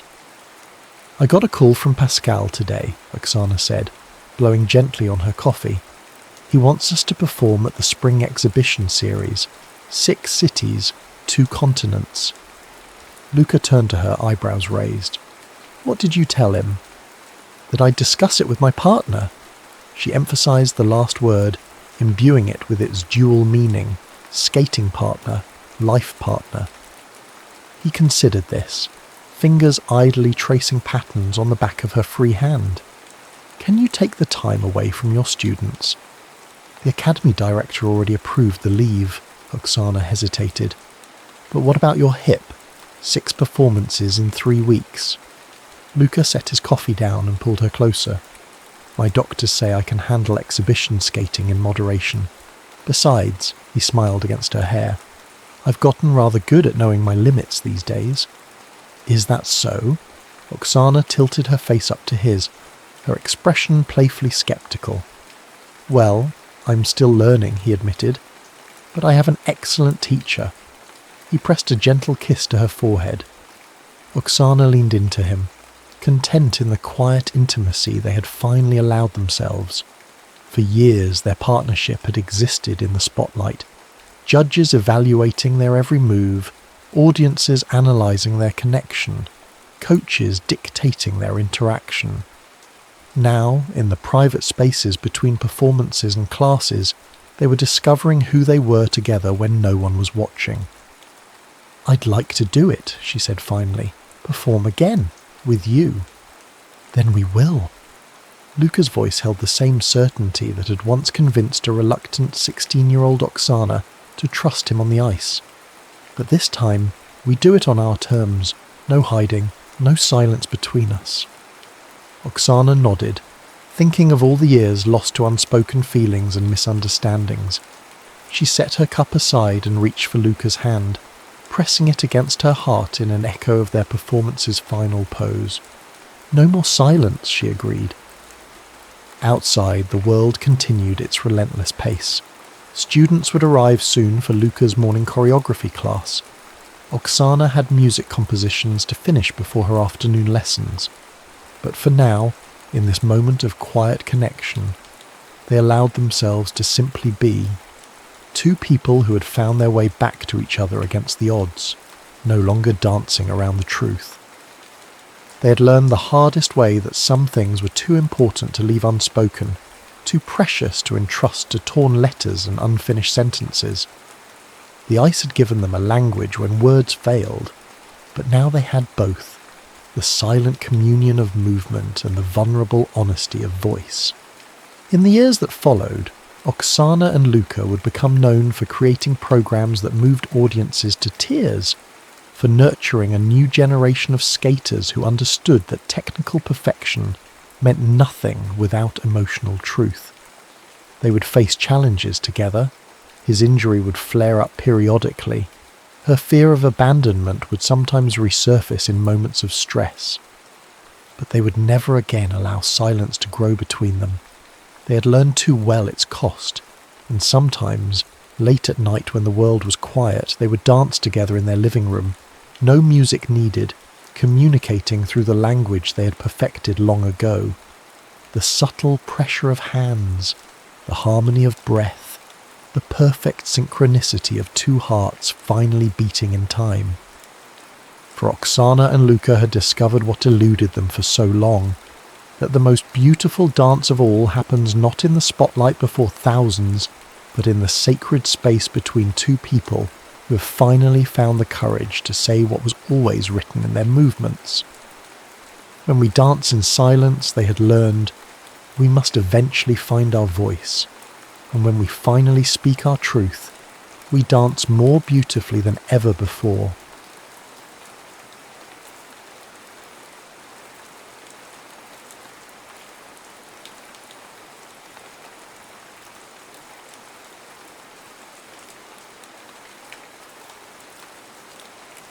Still you. The dashboard clock read 3:27 a.m. when Ivy Munro decided her life as she knew it was over. Not literally, of course, though the tabloids would certainly frame it that way. They'd splash her face across their covers tomorrow. Pop princess melts down mid-concert. The video was probably already viral. Ivy Munro, frozen centre stage at Portland's Moda Centre, staring blankly at 20,000 fans before dropping her microphone and walking off. No explanation, no apology, just gone. Her hands trembled on the steering wheel of her vintage Thunderbird convertible, the one purchase her management team had fought her on. Too recognisable, they'd said, too impractical, perfect for someone escaping south down Highway 101 in the grey pre-dawn hours. "Breathe," she whispered, her voice barely audible over the wind and the rumble of the engine. When had she last driven herself anywhere? 3 years? 4? Her phone buzzed for the 47th time since she'd left. Delia, her manager, her friend. The only person who might actually be worried rather than just concerned about their investment. The only one who might understand that after 7 years, 3 world tours and 5 platinum albums, Ivy Munro, the construct, the brand, the carefully calibrated machine, had finally crushed Olivia Jameson beneath its weight. The last text read, "Liv, please, just tell me you're safe." She typed back with one hand, "I need air, space, time. I'm okay, I promise." Then she silenced the phone and tossed it onto the passenger seat. The sky was beginning to lighten when the first sputters rattled through the car. The engine coughed, then whined, then died completely, leaving her coasting to a stop along a stretch of coastal highway, bordered by wind-gnarled pines on one side and the vast, indifferent Pacific on the other. "Perfect," she muttered, letting her forehead rest against the steering wheel. "Just perfect." 3 hours and 1 tow truck later, Ivy stood in the main street of Port Isabel, Oregon, population 2,183, according to the weathered welcome sign. The mechanic, Walt, according to his oil-stained name patch, had delivered the news with apologetic resignation. Custom part, from Italy, 2 weeks, minimum. She'd nodded, numb. 2 weeks. Her tour had 18 dates left. Delia would be filing missing persons reports by nightfall. "Any place to stay around here?" she'd asked, adjusting her oversized sunglasses. Her hair was tucked under a baseball cap, her famous face bare of makeup and half hidden behind the dark lenses. No one had recognized her yet, a miracle that felt like taking a full breath after years of shallow ones. Walt had directed her to Greta's cafe, where she now stood in front of a corkboard cluttered with community notices. Most were faded and sun-bleached, but one caught her eye, a handwritten note on crisp cardstock. Room for rent, month to month, private bath, ocean view, no smokers, no drama. The no drama part made her smile grimly. If only they knew. She copied down the number and walked to the cafe counter. "Excuse me," she said to the silver-haired woman wiping down the espresso machine. "Could I use your phone? Mine's dead." The woman, Greta presumably, gave her an appraising look. "Sure, honey. Local call?" "Yes, about a room." 10 minutes later, she was sitting at a corner table with a mug of surprisingly excellent coffee when the bell above the door chimed. The man who walked in made several heads turn, not because he commanded attention, but because he seemed so completely at ease in his own skin that it was almost magnetic. Tall, with warm brown skin and close-cropped dark hair going silver at the temples, he wore paint-splattered jeans and a faded Henley pushed up to the elbows, His eyes found hers immediately. "You called about the room?" His voice was quiet, deeper than she'd expected. She nodded. "Rowan? That's me." He didn't offer his hand, just tilted his head slightly. "You're not from around here?" It wasn't a question, but she answered anyway. "Number just passing through." "Car trouble." She hesitated. "I'm Lee." Almost Liv. Close enough to her real name to feel honest. Distant enough from Ivy Monroe to feel safe. If he found the single name strange, he didn't show it. "The room's nothing fancy. It's above my studio, separate entrance. I teach during the day, so I'm not around much." "You're a teacher?" "Article. High school." He shifted, a flicker of something crossing his face. Wariness, perhaps. "Look, I should be up front. I'm not renting for the money. I'm renting because this town gossips, and having someone staying in my guest room shuts down speculation about the poor widower who can't move on." The blunt honesty stunned her. When was the last time someone had spoken to her without calculation? "I don't gossip," she said finally, "and I mind my own business." Something in his expression softened minutely. "Good. That's good." He glanced at his watch.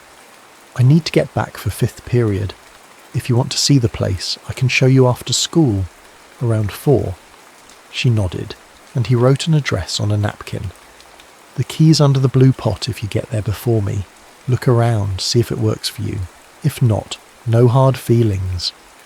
He left without another word, leaving Ivy staring after him. For the first time in years, someone had looked at her, really looked, and seen nothing but a stranger needing a place to stay.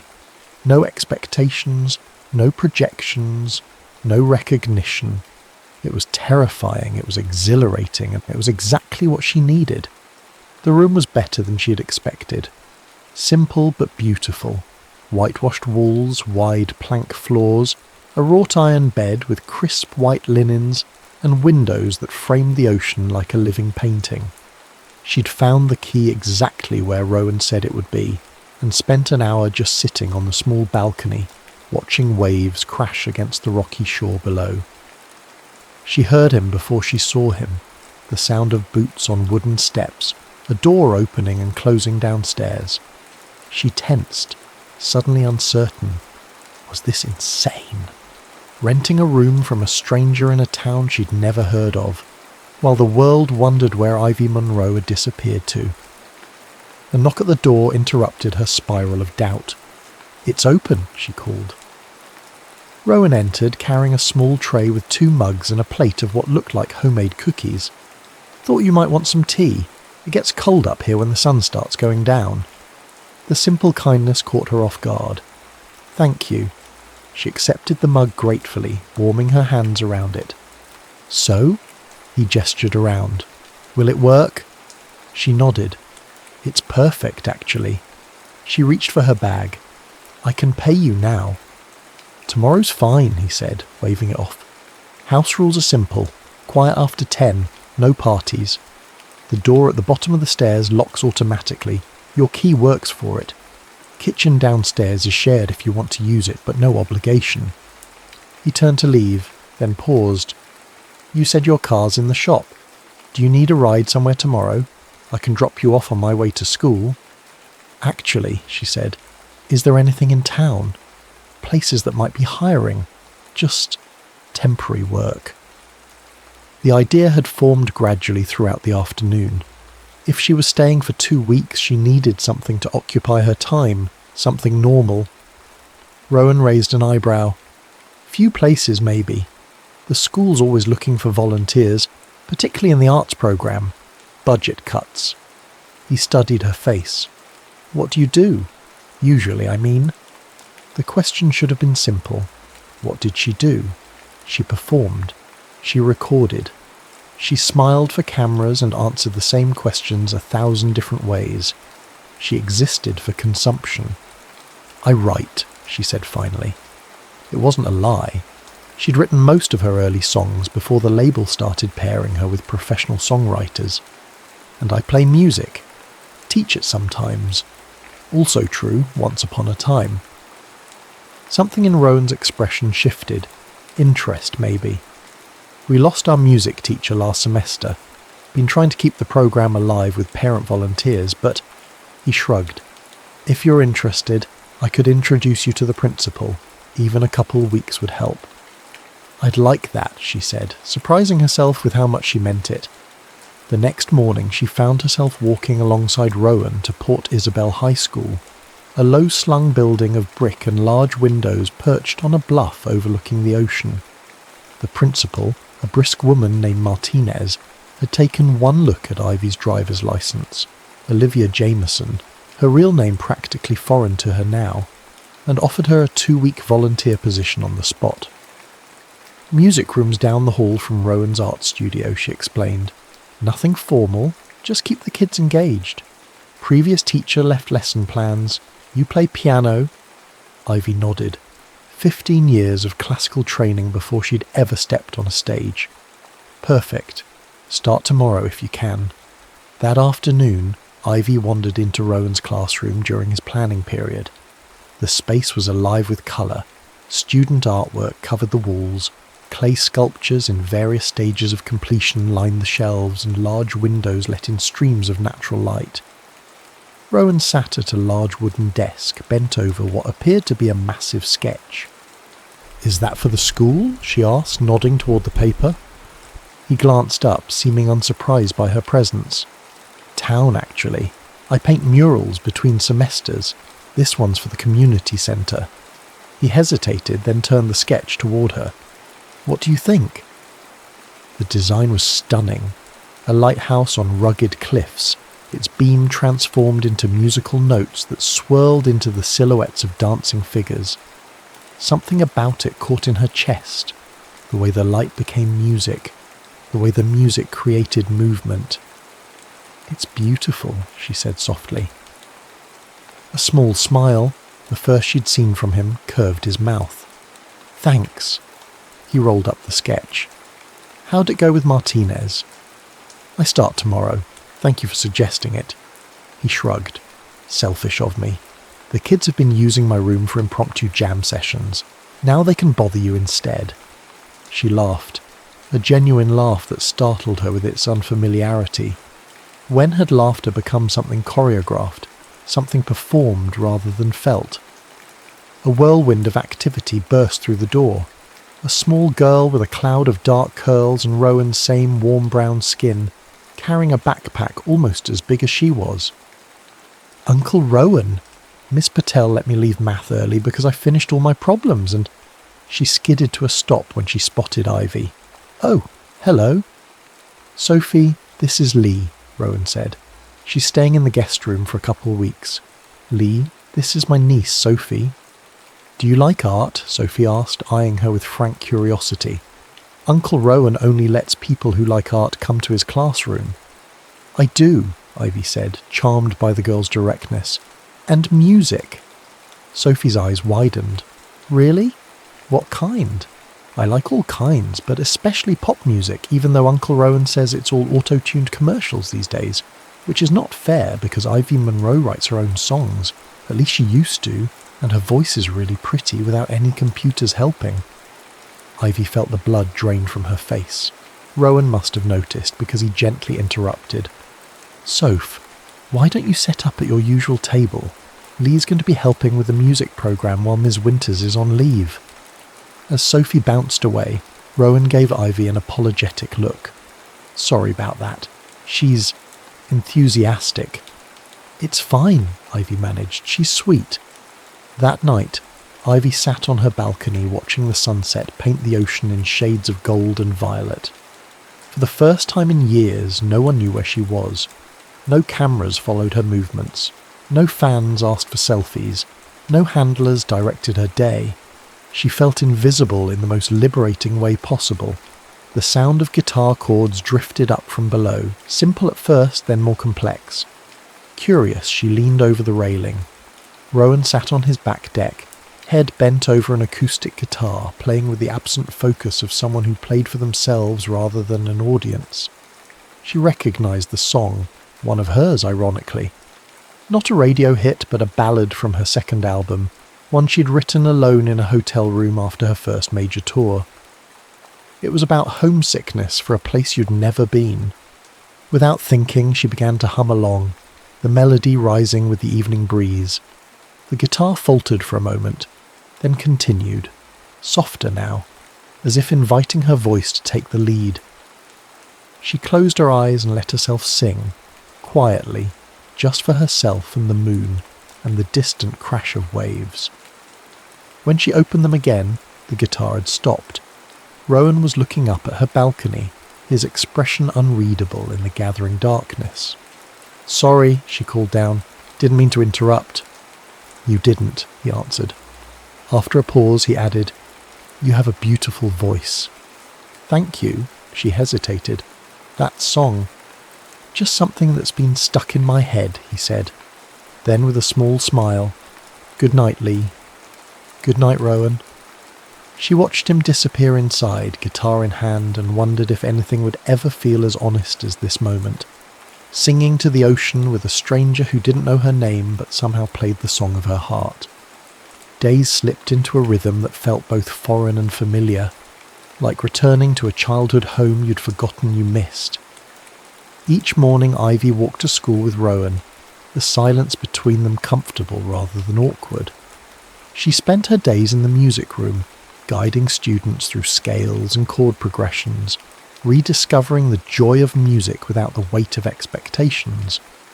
Afternoons often found her at Greta's cafe, where the owner kept her supplied with coffee and minimal conversation, a kindness Ivy deeply appreciated. Evenings were for long walks on the beach or quiet reading on her balcony, occasionally punctuated by impromptu duets when Rowan played guitar below. A week into her stay, she found herself helping Sophie with piano practice in the living room of Rowan's house, a space she'd initially avoided to maintain boundaries, but had gradually been welcomed into. "Uncle Rowan says you're a writer," Sophie said, fingers picking out a simple melody. "Do you write songs?" Ivy tensed slightly. "Sometimes." "Could you help me write one for the talent show next month?" Before Ivy could answer, Rowan appeared in the doorway, flour dusting his hands. "Soph, don't pressure Lee. She's already volunteering at school." "It's okay," Ivy found herself saying. "I'd be happy to help." Sophie beamed. "Can we start now?" "Please?" The next hour dissolved into laughter and music as Sophie dictated increasingly fantastical lyrics about mermaids and treasure, while Ivy helped shape them into an actual song. Rowan moved around them, preparing dinner, occasionally offering a rhyme or chuckling at his niece's dramatic vocal flourishes. It felt like family. The thought struck Ivy with such force that she missed a chord, her fingers faltering on the keys. "You okay?" Rowan asked, noticing immediately. "Fine," she managed, "just tired." Later, after Sophie had been picked up by her mother, Rowan's sister, Ivy learned, they sat on the back deck sharing a bottle of wine. The night was clear, stars scattered like diamond dust above the dark expanse of ocean.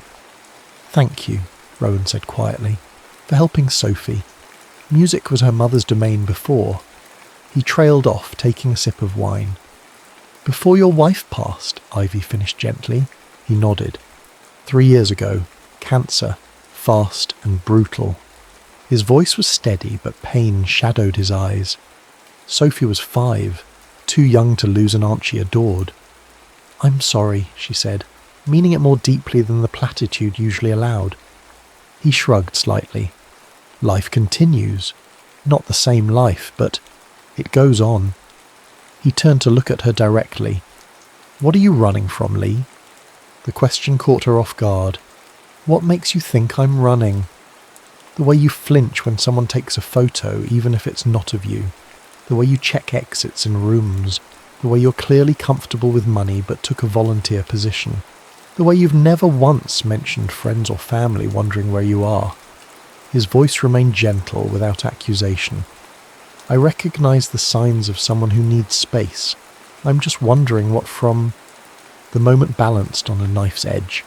She could lie, had become expert at crafting palatable versions of truth, or she could tell him everything, Who she was, why she'd fled, how the person he'd come to know this past week was more real than the version of herself that filled stadiums. "Expectations," she said finally. "I'm running from who everyone needs me to be." He studied her face, then nodded slowly. Fair enough. He didn't push further, and the relief of that simple acceptance nearly undid her.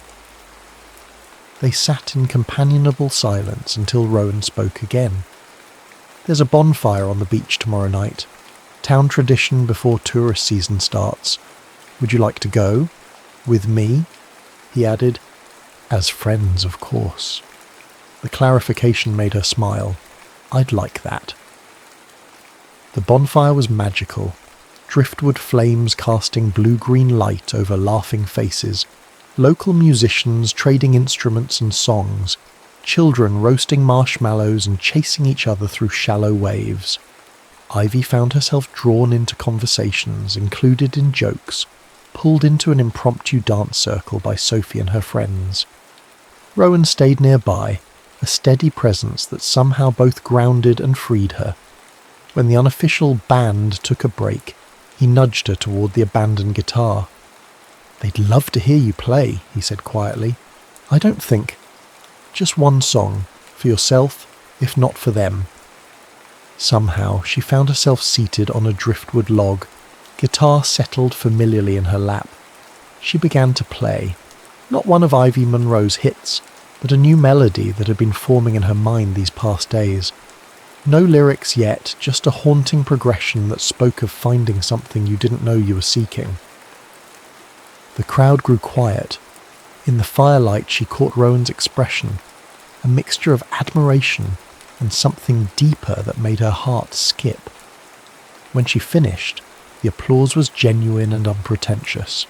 No one asked for selfies or screamed for encores. They simply appreciated the music for what it was, a gift freely given. Later, walking home along the moonlit beach, Rowan took her hand. The simple contact sent warmth spiraling through her chest. "That was beautiful," he said. "Something new?" She nodded, still working on it. They stopped, facing the ocean. His eyes, when they met hers, held no demand, no expectation, only a question she wasn't sure she was brave enough to answer. "Rowan, The flash came from their left, bright, unmistakable, a camera. She turned instinctively, raising her hand to shield her face, but it was too late. A young woman lowered her phone, eyes wide with recognition. "Oh my God," she breathed. "You're Ivy Munro." The name fell like a stone between them. Ivy felt Rowan's hand slip from hers, felt the careful piece she'd constructed begin to fracture. "I'm such a huge fan. Can I get a picture? No one will believe." "I think you should go," Rowan said, his voice cool. The fan blinked, confused. "I just want..." "Please," Ivy managed. I'm not working right now." Something in her tone must have registered, because the young woman nodded slowly. "Sorry, I didn't mean to intrude." She backed away, but the damage was done. The photo existed, and in the age of social media, that was all it took. The walk home was silent, heavy with unspoken questions. At the base of the stairs to her room, Ivy finally turned to face him. "I can explain." Rowan's expression was carefully neutral. "You don't owe me an explanation." "I do," she insisted. "I lied to you about who I am." "Did you?" He looked at her steadily.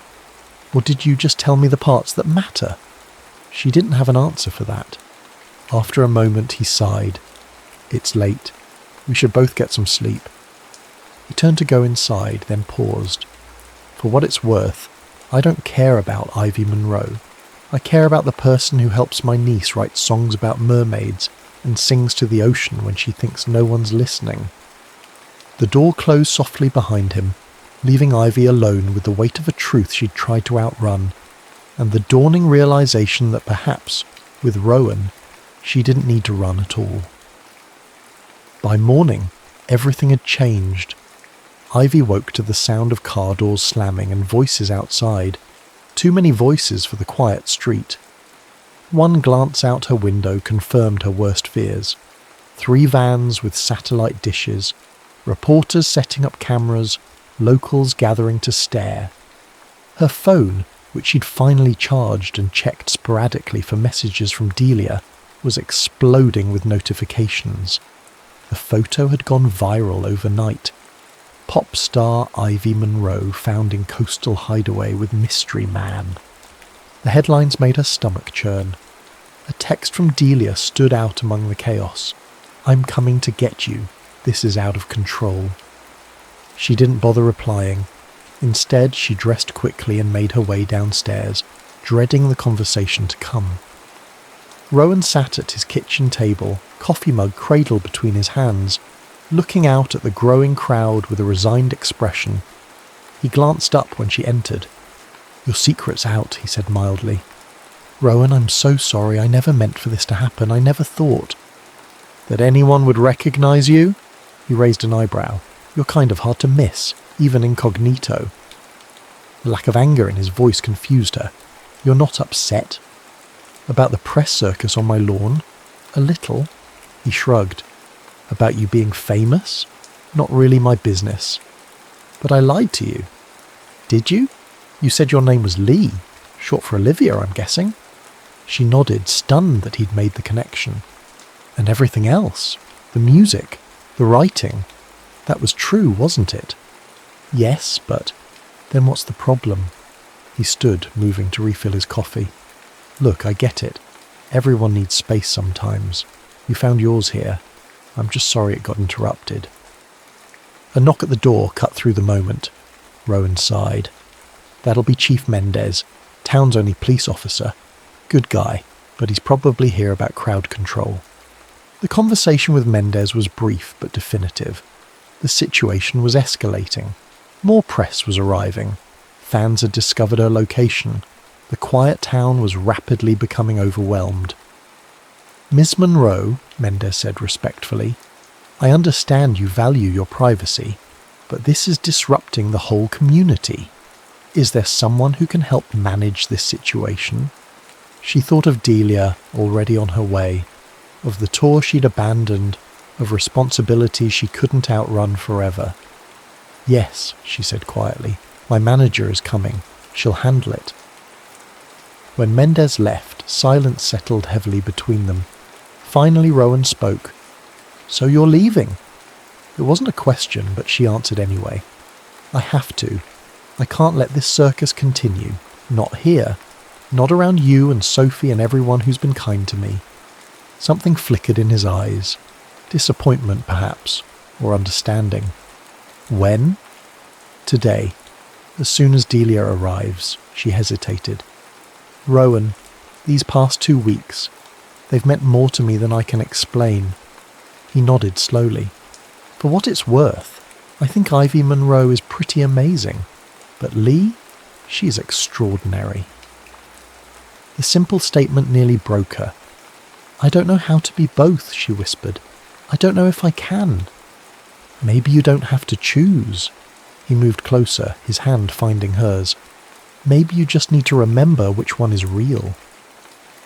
When Delia arrived 3 hours later, immaculate as always in her tailored suit, expression a mixture of relief and exasperation, Ivy was waiting on the porch with her small bag packed. The press had been temporarily contained behind barricades at the end of the street, but cameras with long lenses caught her emergence, the flashbulbs like lightning in her peripheral vision. "You look terrible," Delia said by way of greeting, pulling her into a fierce hug. "Do you have any idea how worried I've been? How close we came to filing a missing persons report? I texted you. Once. 2 weeks ago." Delia stepped back, eyes scanning her face. "Are you okay? Really?" Ivy nodded. "I am. Or, I was." Delia's expression softened slightly. "Was it worth it? This little vacation?" Ivy looked past her friend to where Rowan stood in the doorway, his face carefully neutral. "Yes," she said quietly. "It was worth everything." The drive away from Port Isabel was surreal, moving from the cocoon of peace she'd found back into the harsh light of her real life. Delia filled the silence with updates and plans. We've rescheduled the tour, told everyone you had laryngitis, needed complete vocal rest. New dates start next month. The label's actually thrilled. All this mystery has generated more buzz than any planned publicity stunt. Ivy stared out the window, watching the town recede in the side mirror. I can't go back to how things were, Del, she said finally. I won't. Delia glanced at her sharply. What are you saying? I'm saying I need changes. Real ones. I want control of my music again. My image. My life. She turned to face her oldest friend. I've been writing again. Real songs. My songs. That's good. But honey, we have contracts, obligations. I don't care. The steel in her voice surprised them both. Figure it out. That's what I pay you for. But I'm done being whoever everyone else needs me to be. The next 3 weeks passed in a blur of negotiations, legal meetings, and carefully controlled press appearances. Ivy refused all interview requests, instead releasing a simple statement, apologising for the disruption to her tour and promising something new was coming soon. In her rare moments alone, she wrote. Song after song poured out of her, raw, honest reflections on fame, identity, and the quiet revelation of being seen for who she truly was. When she had 12 that felt right, she booked a small studio and recorded them in 3 days. Just her voice, a piano, and occasionally a guitar. No production tricks, no auto-tune, nothing but truth. The EP was titled simply Still You. The night before its surprise release, she stood on the roof garden of her Portland penthouse, phone in hand, staring at the contact she'd added but never called. Gathering her courage, she pressed dial. Hello? Rowan's voice slightly wary. It's me, she said softly. Lieutenant. Or Ivy. Or Olivia. I'm still figuring that part out. A pause, then. I wondered if I'd hear from you again. I'm releasing something tomorrow. Something new. Something real. She took a deep breath. I wanted you to hear it first. Why? Because it exists because of you. Because you saw me when I couldn't see myself anymore. The silence stretched between them, charged with unspoken words. I'll be in Portland tomorrow, she continued, at the secret garden on Jefferson Street, 8 o'clock, if you wanted to hear it in person. She didn't ask if he'd come, didn't want to pressure him, didn't know if she deserved another moment of the peace she'd found in his presence. Good night, Olivia, he said finally. Just that. No promise, no rejection. It would have to be enough. The secret garden was exactly what its name suggested. A hidden rooftop sanctuary in the heart of the city, all fairy lights and potted trees and intimate corners. She'd rented it for the evening, invited no press, no industry people, just herself, a piano, and the hope that one particular art teacher might appear. At 8:15 she began to play. The first song on the EP, called Lighthouse, was inspired by his mural sketch, the one where light became music, became movement. Her voice, stripped of stadiums and spectacle, filled the small space with a vulnerability she'd hidden for years. She was midway through the chorus when she felt it, the subtle shift in the air that told her she was no longer alone. She didn't look up, didn't falter, just continued to sing the truth she'd finally found the courage to speak. When the last note faded, she finally raised her eyes. Rowan stood at the entrance, wind-tousled and beautiful in his simple way, watching her with an expression that made her heart stumble. You came, she said, her voice barely above a whisper. I wanted to hear the song. He moved closer, steps measured. It's beautiful, like everything real about you. Rowan, I never fell for Ivy Monroe, he interrupted gently. I fell for Olivia, the woman who sings to the ocean, who helps little girls write songs about mermaids, who sees beauty in broken things. She stood, moved toward him as if drawn by gravity. Is that who I am, Olivia? His smile was soft, warming his eyes. That's who you've always been. The rest is just noise. When he kissed her, it felt like coming home to a place she'd never been. Familiar and new all at once, like finding the missing chord in a song she'd been trying to write her entire life. "Stay," she whispered against his mouth. "Not forever. Just stay a while." His arms tightened around her. "I'm not going anywhere." The music room at Port Isabel High School had transformed over the past year. Walls now covered with student artwork depicting sound waves and musical notes, instruments arranged in careful clusters, large windows thrown open to catch the ocean breeze.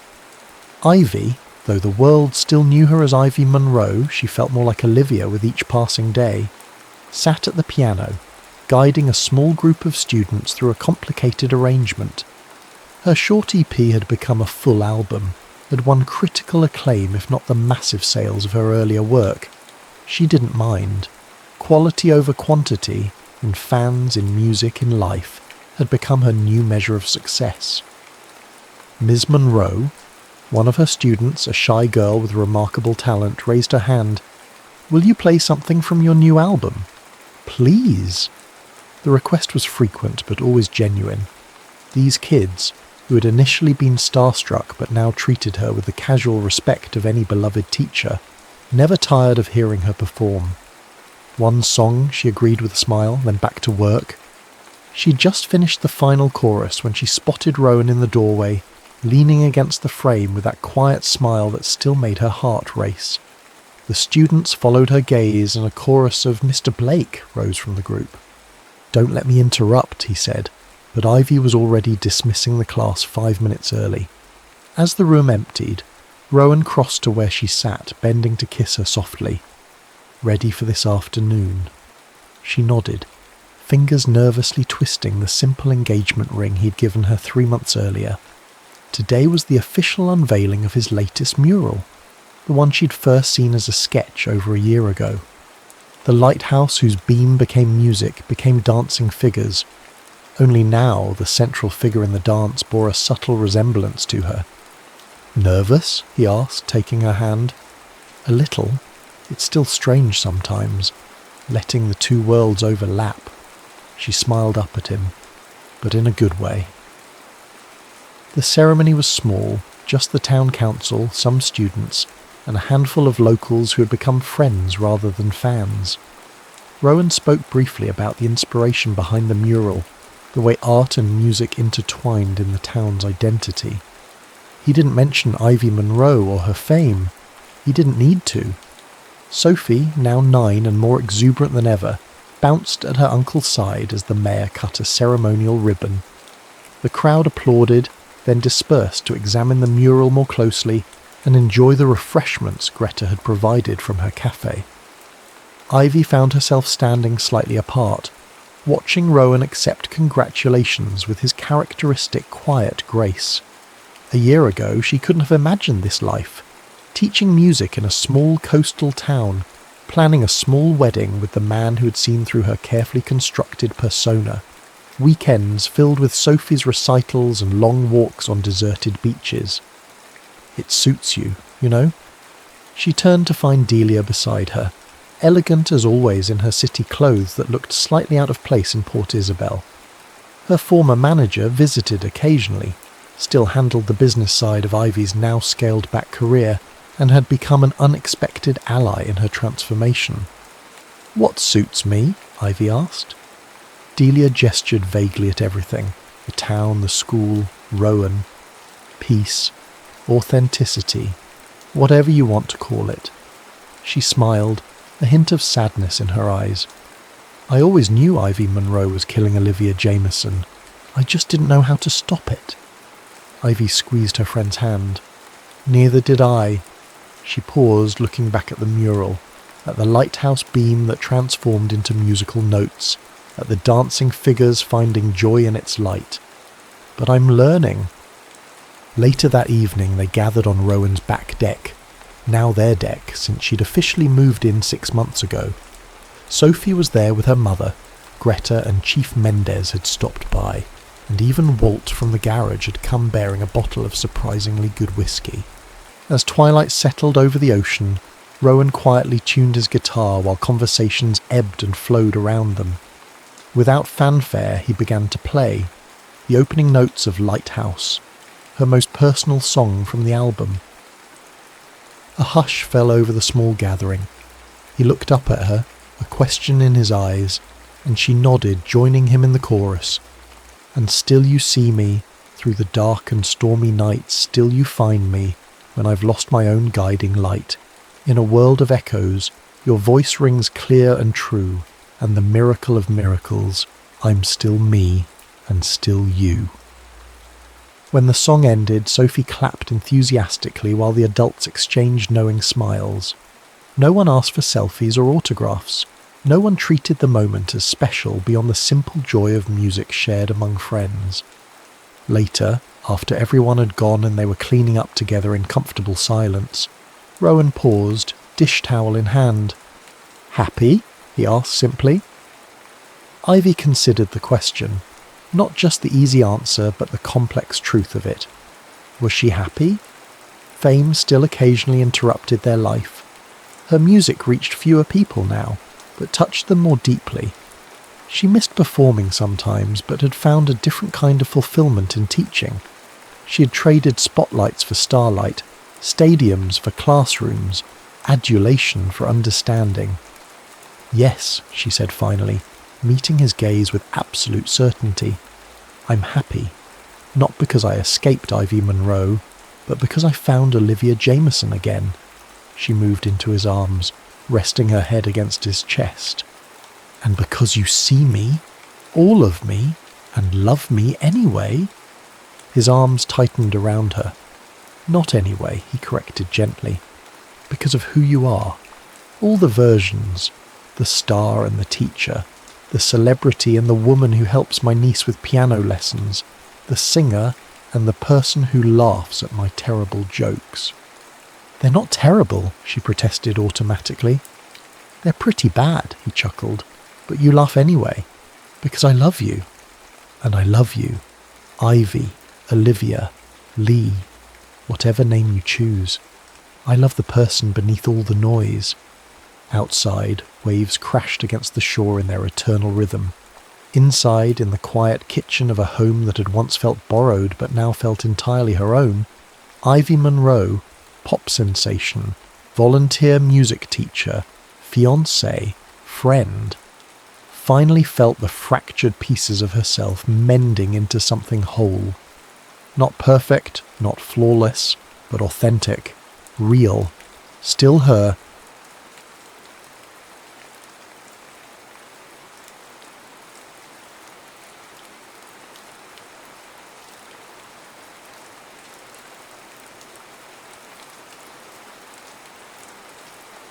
The Fire-Eater's Wife. The first rays of dawn caught on the gold-painted trim of the circus wagons as they rolled into Lebanon, Missouri.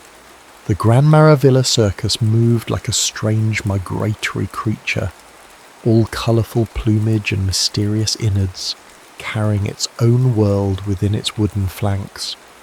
By mid-morning, the fairground was transformed, a canvas city rising from empty pasture, roustabouts hammering stakes with the precision of clockwork soldiers. High above this orchestrated chaos, Evangeline Bell tested the tension of her rope. Her calloused hands knew the difference between a secure line and a death sentence. 29 years old, with a sinewy frame that defied gravity, Eva, as everyone called her, trusted nothing she didn't verify herself. Her act, the Angel of Death, had earned its name honestly. No safety net, no partners, just Eva and the empty air 40 feet above the ground. "Ropes won't test themselves, Miss Bell." The ringmaster, Augustus Whalen, called up with a mixture of respect and resignation. "Neither will my coffin, Mr. Whalen," she replied, without looking down. From her perch, Eva surveyed the circus that had been her home for 7 years.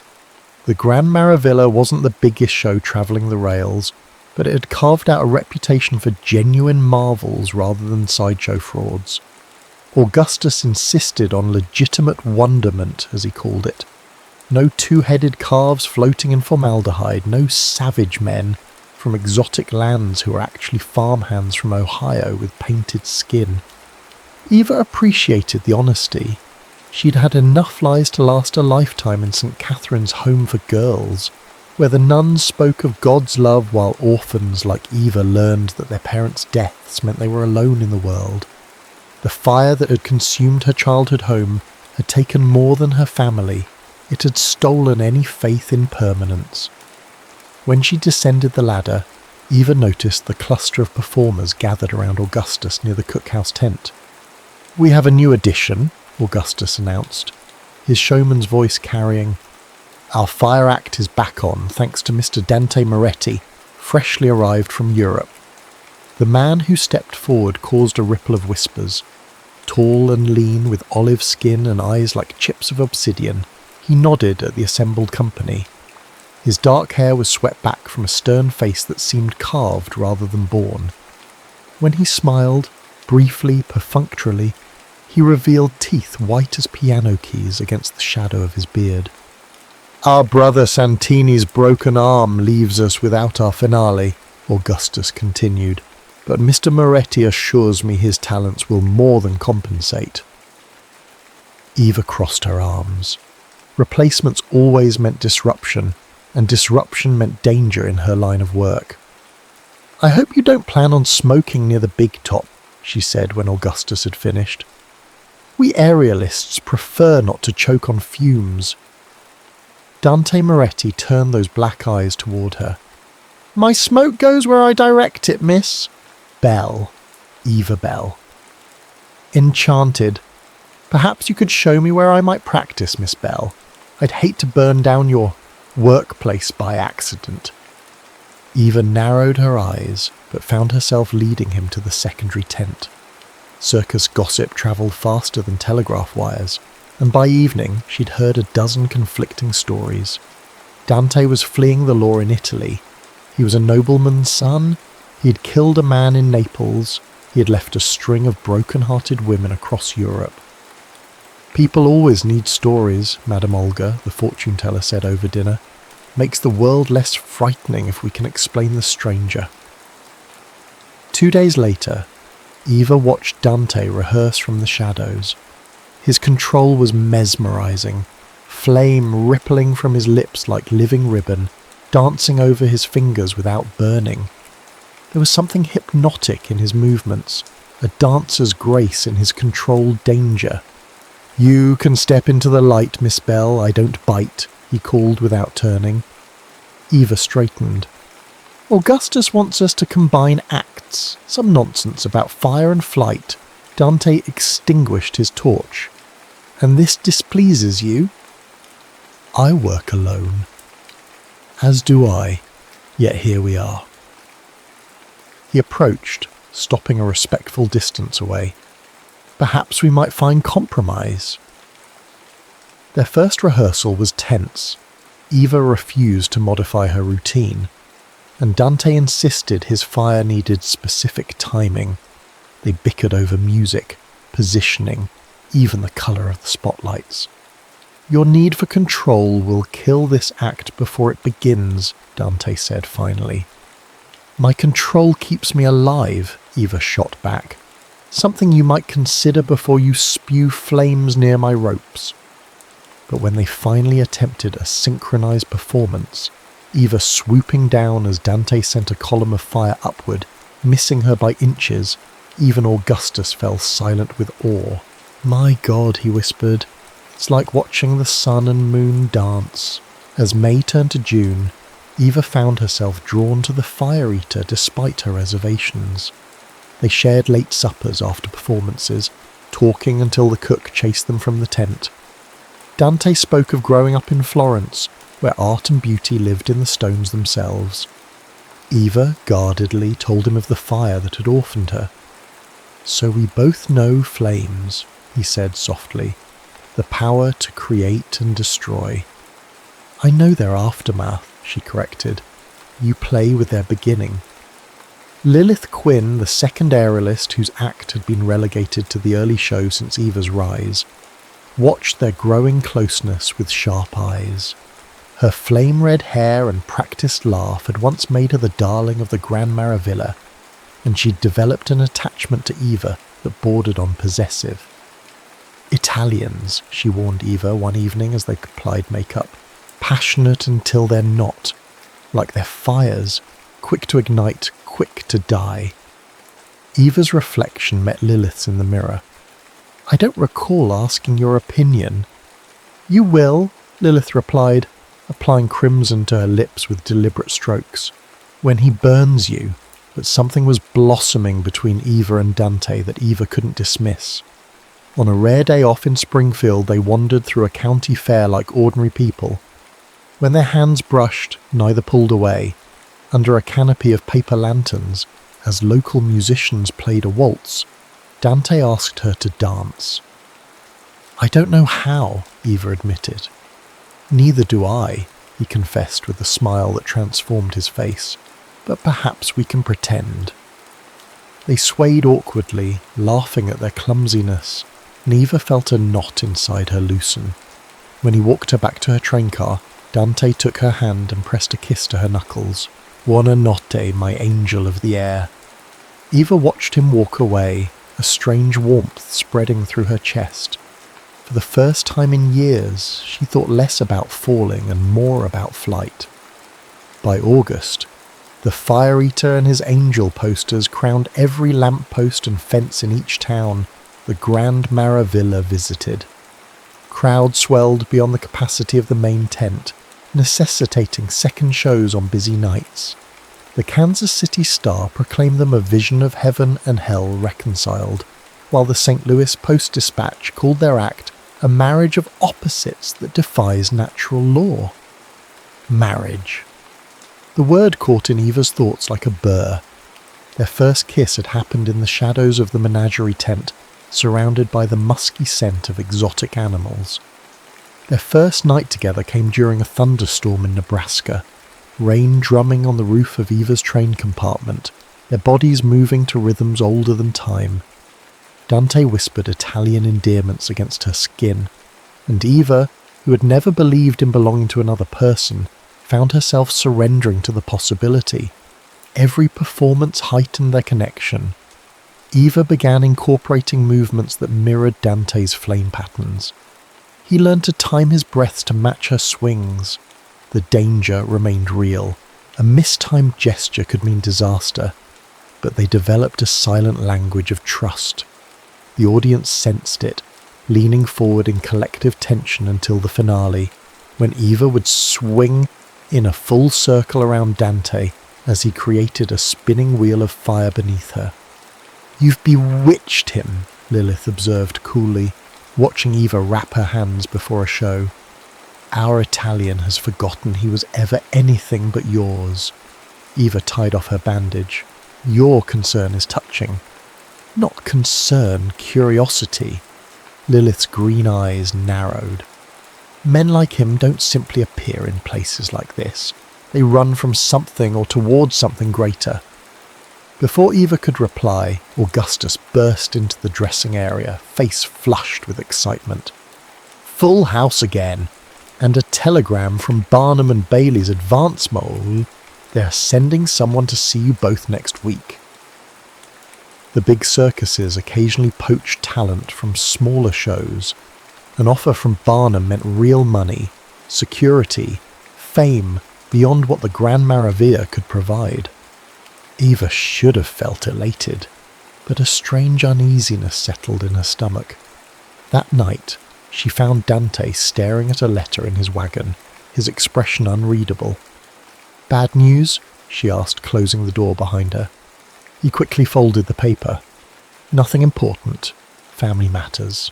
"I didn't know you were in touch with family." His smile didn't reach his eyes. "Distant relations, nothing to concern yourself with." It was the first lie between them, and Eva felt its weight like a stone. The man arrived 3 days later in Topeka, distinguished, silver-templed, with a military bearing and an accent thicker than Dante's. He introduced himself as Captain Vescovi. He watched the show from Augustus's private box, his focus unnervingly fixed on Dante. Afterward, Eva saw them in heated conversation behind the animal wagons. "An old acquaintance," Dante explained later, too casually, "from my time in Naples. He doesn't look like a circus man. He isn't. He's politics." Dante pulled her close, burying his face in her hair. "Just the past catching up. It's handled." But it wasn't handled. Captain Vescovi lingered, taking a room in each town they visited. Eva noticed Dante slipping away for clandestine meetings, returning distracted and irritable. The harmony of their act began to fray at the edges, a missed cue here, a delayed catch there. Rumours spread through the circus like infection. Augustus questioned Dante about Vescovi's presence. Dante claimed the man was considering financial investment in their act. The roustabouts whispered of anarchists and bombings in Europe. The lion tamer swore he'd seen Dante examining the rivets on the main support pole with unusual interest. Lilith made sure Eve overheard every speculation. "They say he has powerful enemies in the government," she murmured over breakfast. "That he's not here for circus work at all." Eva slammed down her coffee cup. "Enough! Your jealousy is pathetic." Lilith's smile was serene. "Jealousy requires wanting what another has. I'm simply watching someone lose what they foolishly believed was theirs."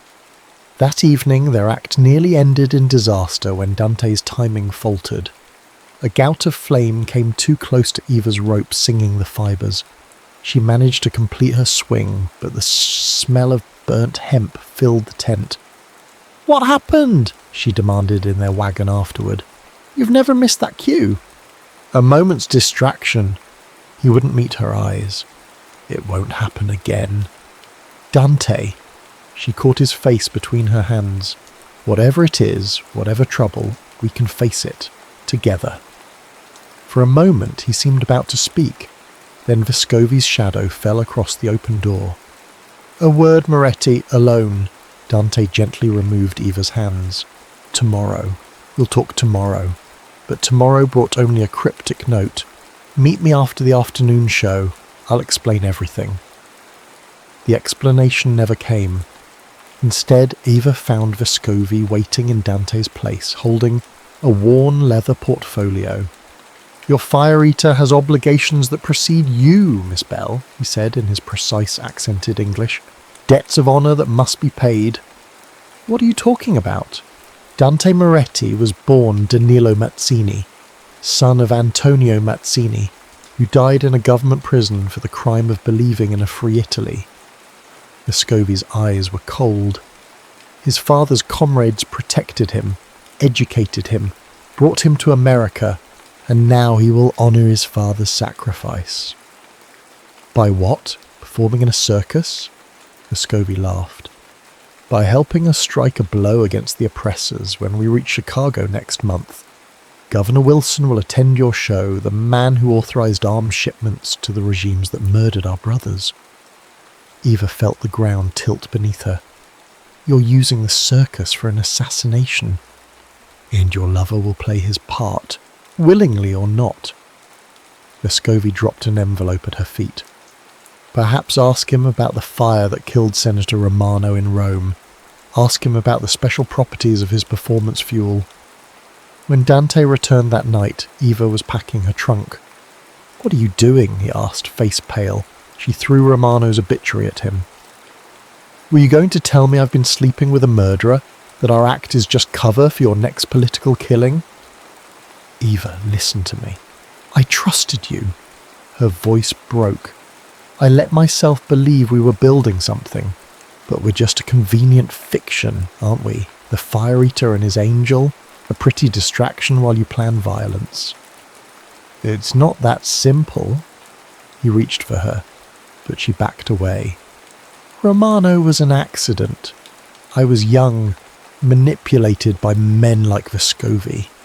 I came to America to escape them, but they found me. And now you'll do what they want in Chicago." His silence was answer enough. "I'm leaving after Chicago," Eva said flatly. Find another angel to circle your flames. Chicago rose before them like a monument to progress and industry, a maze of steel and stone where the Gran Maravilla seemed suddenly diminished. The Palmer House Hotel, where Governor Wilson would attend their gala performance, loomed over their modest tent city in Grant Park.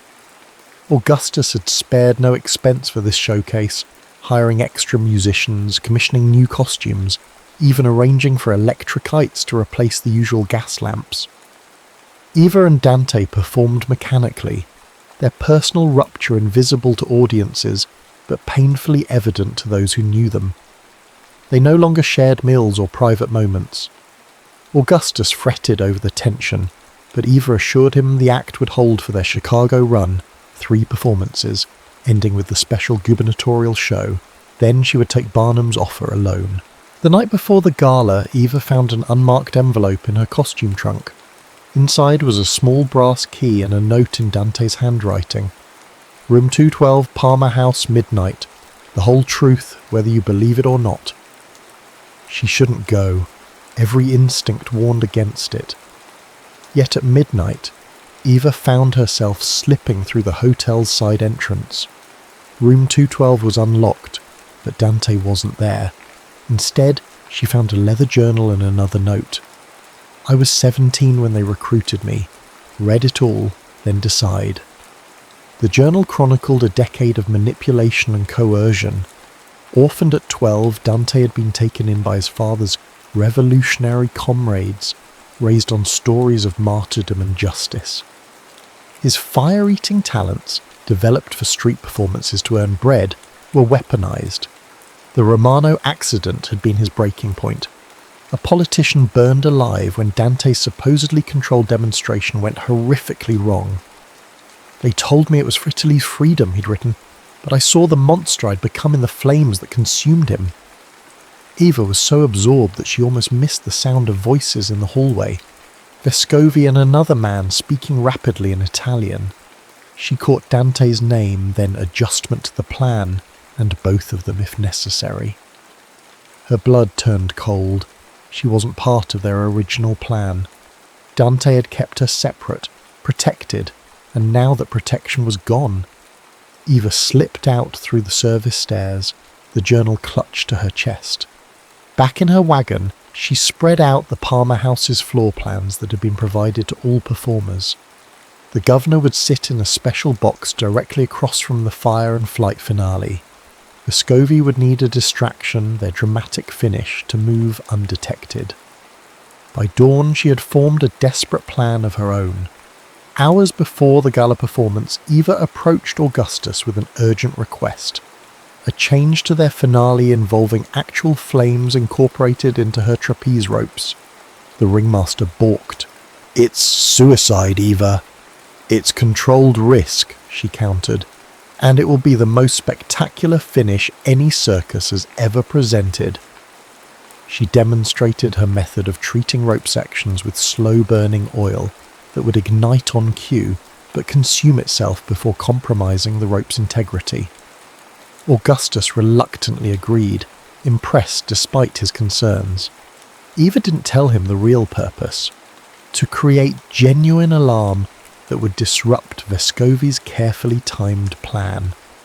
As dusk fell over Chicago, the Gran Maravilla transformed into a wonderland of electric light and music. Governor Wilson arrived with an entourage of politicians and society figures. Vescovi was nowhere to be seen, but Eva spotted 3 unfamiliar men positioned strategically around the tent. Backstage, she found Dante preparing alone, his face a mask of concentration. "I read your journal," she said quietly. He looked up, surprise and vulnerability crossing his features. "Then you know everything." "Not quite. What happens tonight?" "I create the diversion they need." His voice was hollow. "A magnificent flame spiral that draws all eyes, while Vescovi's men move into position. And afterward, when the governor lies dead, I disappear. They have papers, a new identity." Eva stepped closer. "And us?" "There is no us after tonight, Eva. You made that clear." The pain in his eyes belied his calm words. What if there could be? She held his gaze. If we stop this. Hope flickered across his face, quickly replaced by resignation. They'll kill us both. Not if we're more clever than they are. Eva outlined her plan in hurried whispers as the opening acts began. The show proceeded with clockwork precision, each act building toward the grand finale. Eva, from her perch high above, counted 3, then 4 of Vescovi's men now positioned throughout the audience. The governor sat in his box, beaming at the spectacle. When the Fire Eater and his angel was announced, the tent fell into expectant hush. Dante entered first, his ceremonial robes glittering under the electric lights. Eva descended like an avenging seraph, her white costume a stark contrast to his darkness. Their routine began normally, each movement precisely calibrated, each flourish exactly as rehearsed. Then came the deviation.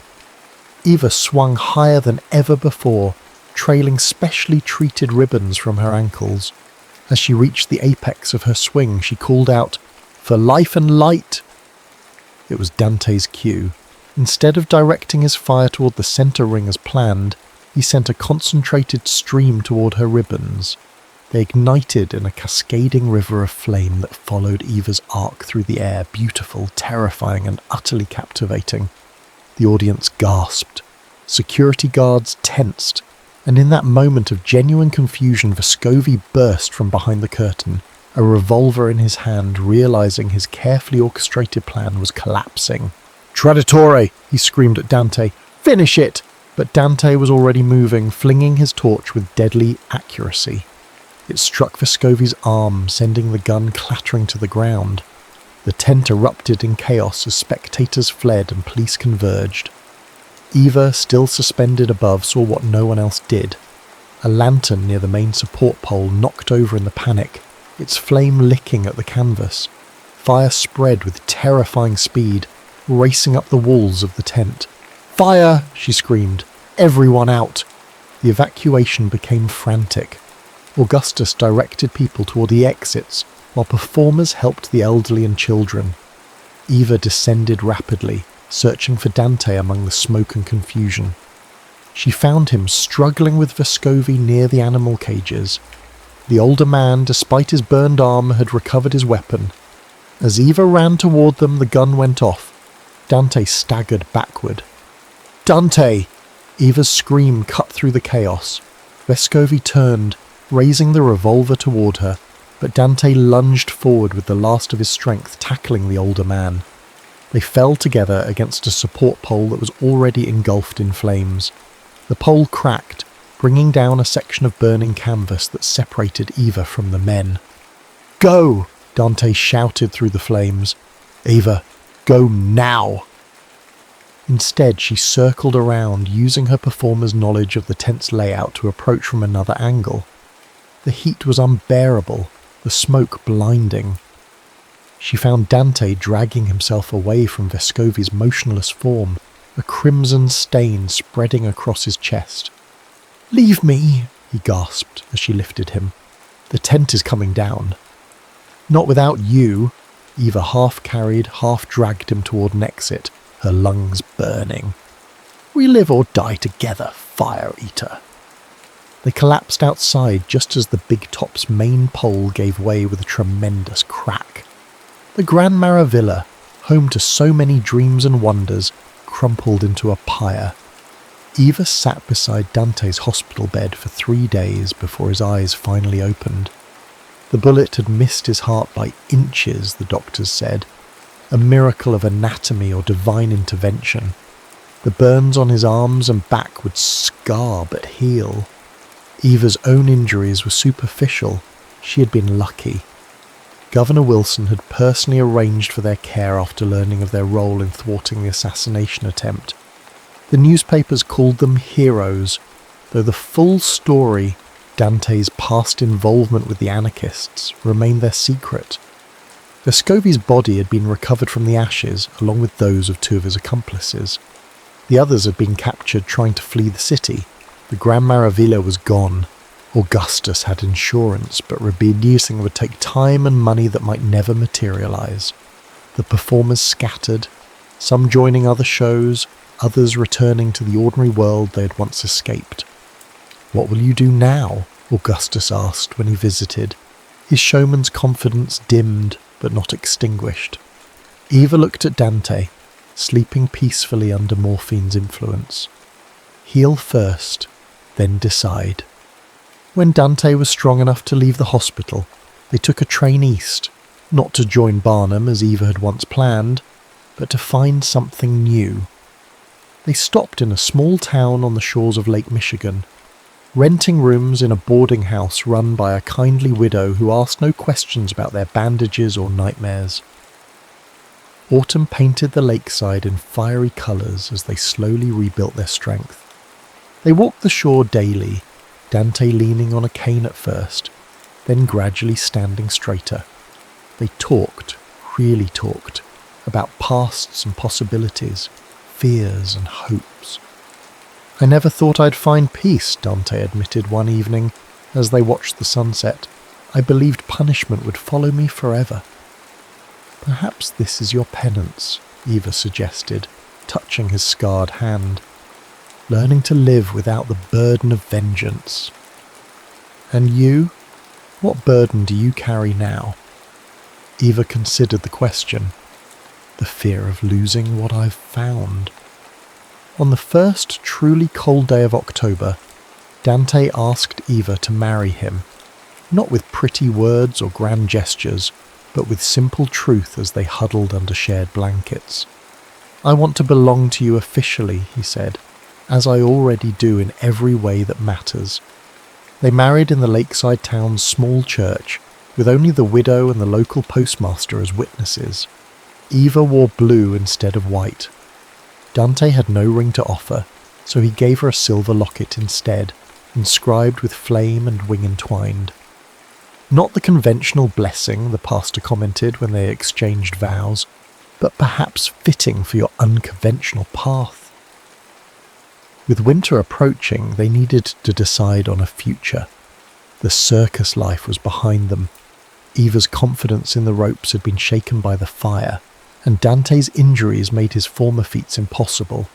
Yet they were performers at heart, artists of risk and beauty.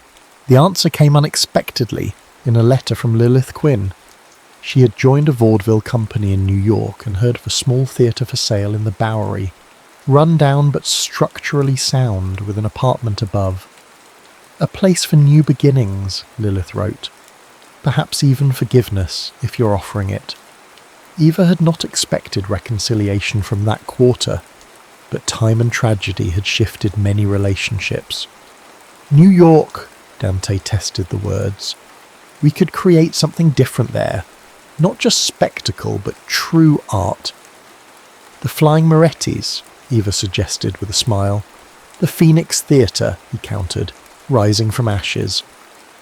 They arrived in New York as the first snow fell, the city's skyline jagged against grey skies. The theatre was indeed dilapidated, its facade peeling, its interior musty with neglect. But its bones were good, its location promising. Lilith met them with cautious warmth. "It's a risk," she acknowledged, but so was every day in the circus. Work began immediately. Dante's architectural knowledge, gained during his European education, proved invaluable as they redesigned the space. Eva's practical circus experience informed the staging and rigging. They hired local craftsmen, invested every penny of their savings, and borrowed against future earnings. By spring, the Phoenix Theatre was ready, a jewel box of a space, intimate and elegant. Their opening production merged traditional theatre with circus artistry, telling storm stories through movement, light, and carefully controlled flame effects that honoured Dante's former talents without risking safety. The critics were sceptical at first, then intrigued, then enthusiastic. A new art form, the New York Times declared, neither circus nor drama, but something transcendent. Audiences followed, drawn by novelty and retained by genuine artistry. The Morettis developed a company of performers, former circus artists, dancers, actors seeking something beyond conventional stage. Lilith joined as a choreographer. Her bitterness mellowed into creative drive. Eva discovered unexpected joy in teaching others to fly, not with the death-defying risks of her circus days, but with technical precision and artistic purpose. Dante found his voice as a director, his understanding of fire and movement creating tableaux of startling beauty. On the first anniversary of the Chicago fire, they closed the theatre for a private memorial. The company gathered on the empty stage, each lighting a candle for what had been lost and what had been found. From the Gran Maravilla to the Phoenix, Dante toasted, his scars silvery in the candlelight. From death to life, Eva raised her glass, to finding home in each other. Later, alone in their apartment above the theatre, Eva placed her hand over her still flat abdomen. She hadn't told Dante yet, wanted to be certain before offering this newest miracle. Our greatest production, she whispered to herself, imagining a child with Dante's eyes and her fearlessness, born not in a world of transient tents, but in this place they had created from ruins and dreams. 20 years later, the Phoenix Theatre had become a New York institution, a place where the boundaries between circus, dance and drama dissolved into something uniquely American. Eva and Dante Moretti were legends in theatrical circles, their story of fire and redemption almost as compelling as the productions they created. Their daughter Sophia had grown up in the wings and catwalks of the theatre, absorbing her parents' artistry like air. At 18, she possessed Eva's grace in flight and Dante's hypnotic presence, but her passion was for the emerging art of motion pictures. The new century offered possibilities her parents could never have imagined. "I've been offered a contract in Hollywood," Sophia announced one evening after the performance had ended and the company had dispersed, "to choreograph aerial sequences for Douglas Fairbanks' new adventure film." Eva, now 49 but still lithe, exchanged glances with Dante. His dark hair had silvered at the temples, the burn scars faded to pale maps across his skin, but his eyes remained intensely alive. "California's very far," Eva said carefully. "That's rather the point, Mother." Sophia's smile softened the words. "To see something beyond these walls, beyond your shadows." Dante set down his director's notebook. "Our shadows are so imposing?" "Magnificent and terrifying," Sophia admitted. "Everyone here sees me as the heir to the Moretti legacy. In California I could be simply Sophia." Later, when their daughter had gone to bed, Eva and Dante walked through their empty theatre. 2 decades of memories lived in its rafters, triumphs and failures, innovations and traditions. "She needs to fly without our safety lines," Dante said, his accent still faintly colouring his English after all these years. "I know," Eva leaned against his shoulder. "Allowing it is harder than I expected," says the woman who once leapt without a net. That was different. I had nothing to lose then. Dante kissed her temple. "And now?" "Now I have everything," she whispered. They gave Sophia their blessing and a silver locket matching Eva's, their tradition for journeys and thresholds. The weeks after her departure left a strange emptiness in the theatre, as if some essential spark had travelled west with her. "We're becoming relics, caro mio," Eva observed one evening, as they read Sophia's enthusiastic letters about Hollywood's magic factories, products of a vanishing era. Dante considered this. Perhaps we should embrace the change rather than resist it. His suggestion was radical, documenting their signature performances on film before the original company members grew too old for their most demanding pieces, creating a record of an art form that existed between worlds, preserving techniques and traditions that might otherwise be lost. The project consumed them for 2 years. Eva returned to the trapeze for limited sequences, finding that her body still remembered what her mind had filed away. Dante directed with passionate precision, insisting on capturing not just the movements but the meaning behind them. The resulting film, Flame and Flight: The Phoenix Legacy, debuted in 1929, just as talking pictures were revolutionizing cinema. Critics hailed it as a historic document, a bridge between 19th century spectacle and 20th century storytelling. Sophia returned from California for the premiere, bringing Hollywood connections and modern ideas. "You should tour with this," she urged her parents. "Lecture at universities, present at arts festivals. This isn't just entertainment, it's American cultural history." Eva, who had never imagined herself as history, found the idea both amusing and appealing. Dante, whose academic background had been submerged beneath decades of performance, welcomed the chance to articulate their artistic philosophy. They began modestly with presentations at Columbia University and the Chicago Art Institute. Audiences were fascinated not just by their film but by their stories, especially when they learned that the elegant couple before them had once been the fire eater and his angel who had survived the legendary Chicago tent fire. The Wall Street crash of 1929 temporarily derailed their plans. The Phoenix Theatre struggled as luxury entertainment became unaffordable for many. They adapted, creating simpler productions with deeper meaning, addressing the hardships their audiences faced. Art in hard times, they discovered, needed to offer both escape and understanding. By 1935, as America slowly recovered, they embarked on their most ambitious tour yet. Eva, at 55, no longer performed physically demanding routines, but her presence remained commanding. Dante's lectures on the mathematics of fire and movement attracted academics and artists alike. In Boston, after a particularly successful presentation, a young film student approached them with a recording device. "For an oral history project," she explained, "would you share how you met, how your partnership began?" Eva smiled at Dante. 25 years of marriage had worn smooth the sharp edges of their histories, transforming pain into perspective. "He breathed fire," Eva began.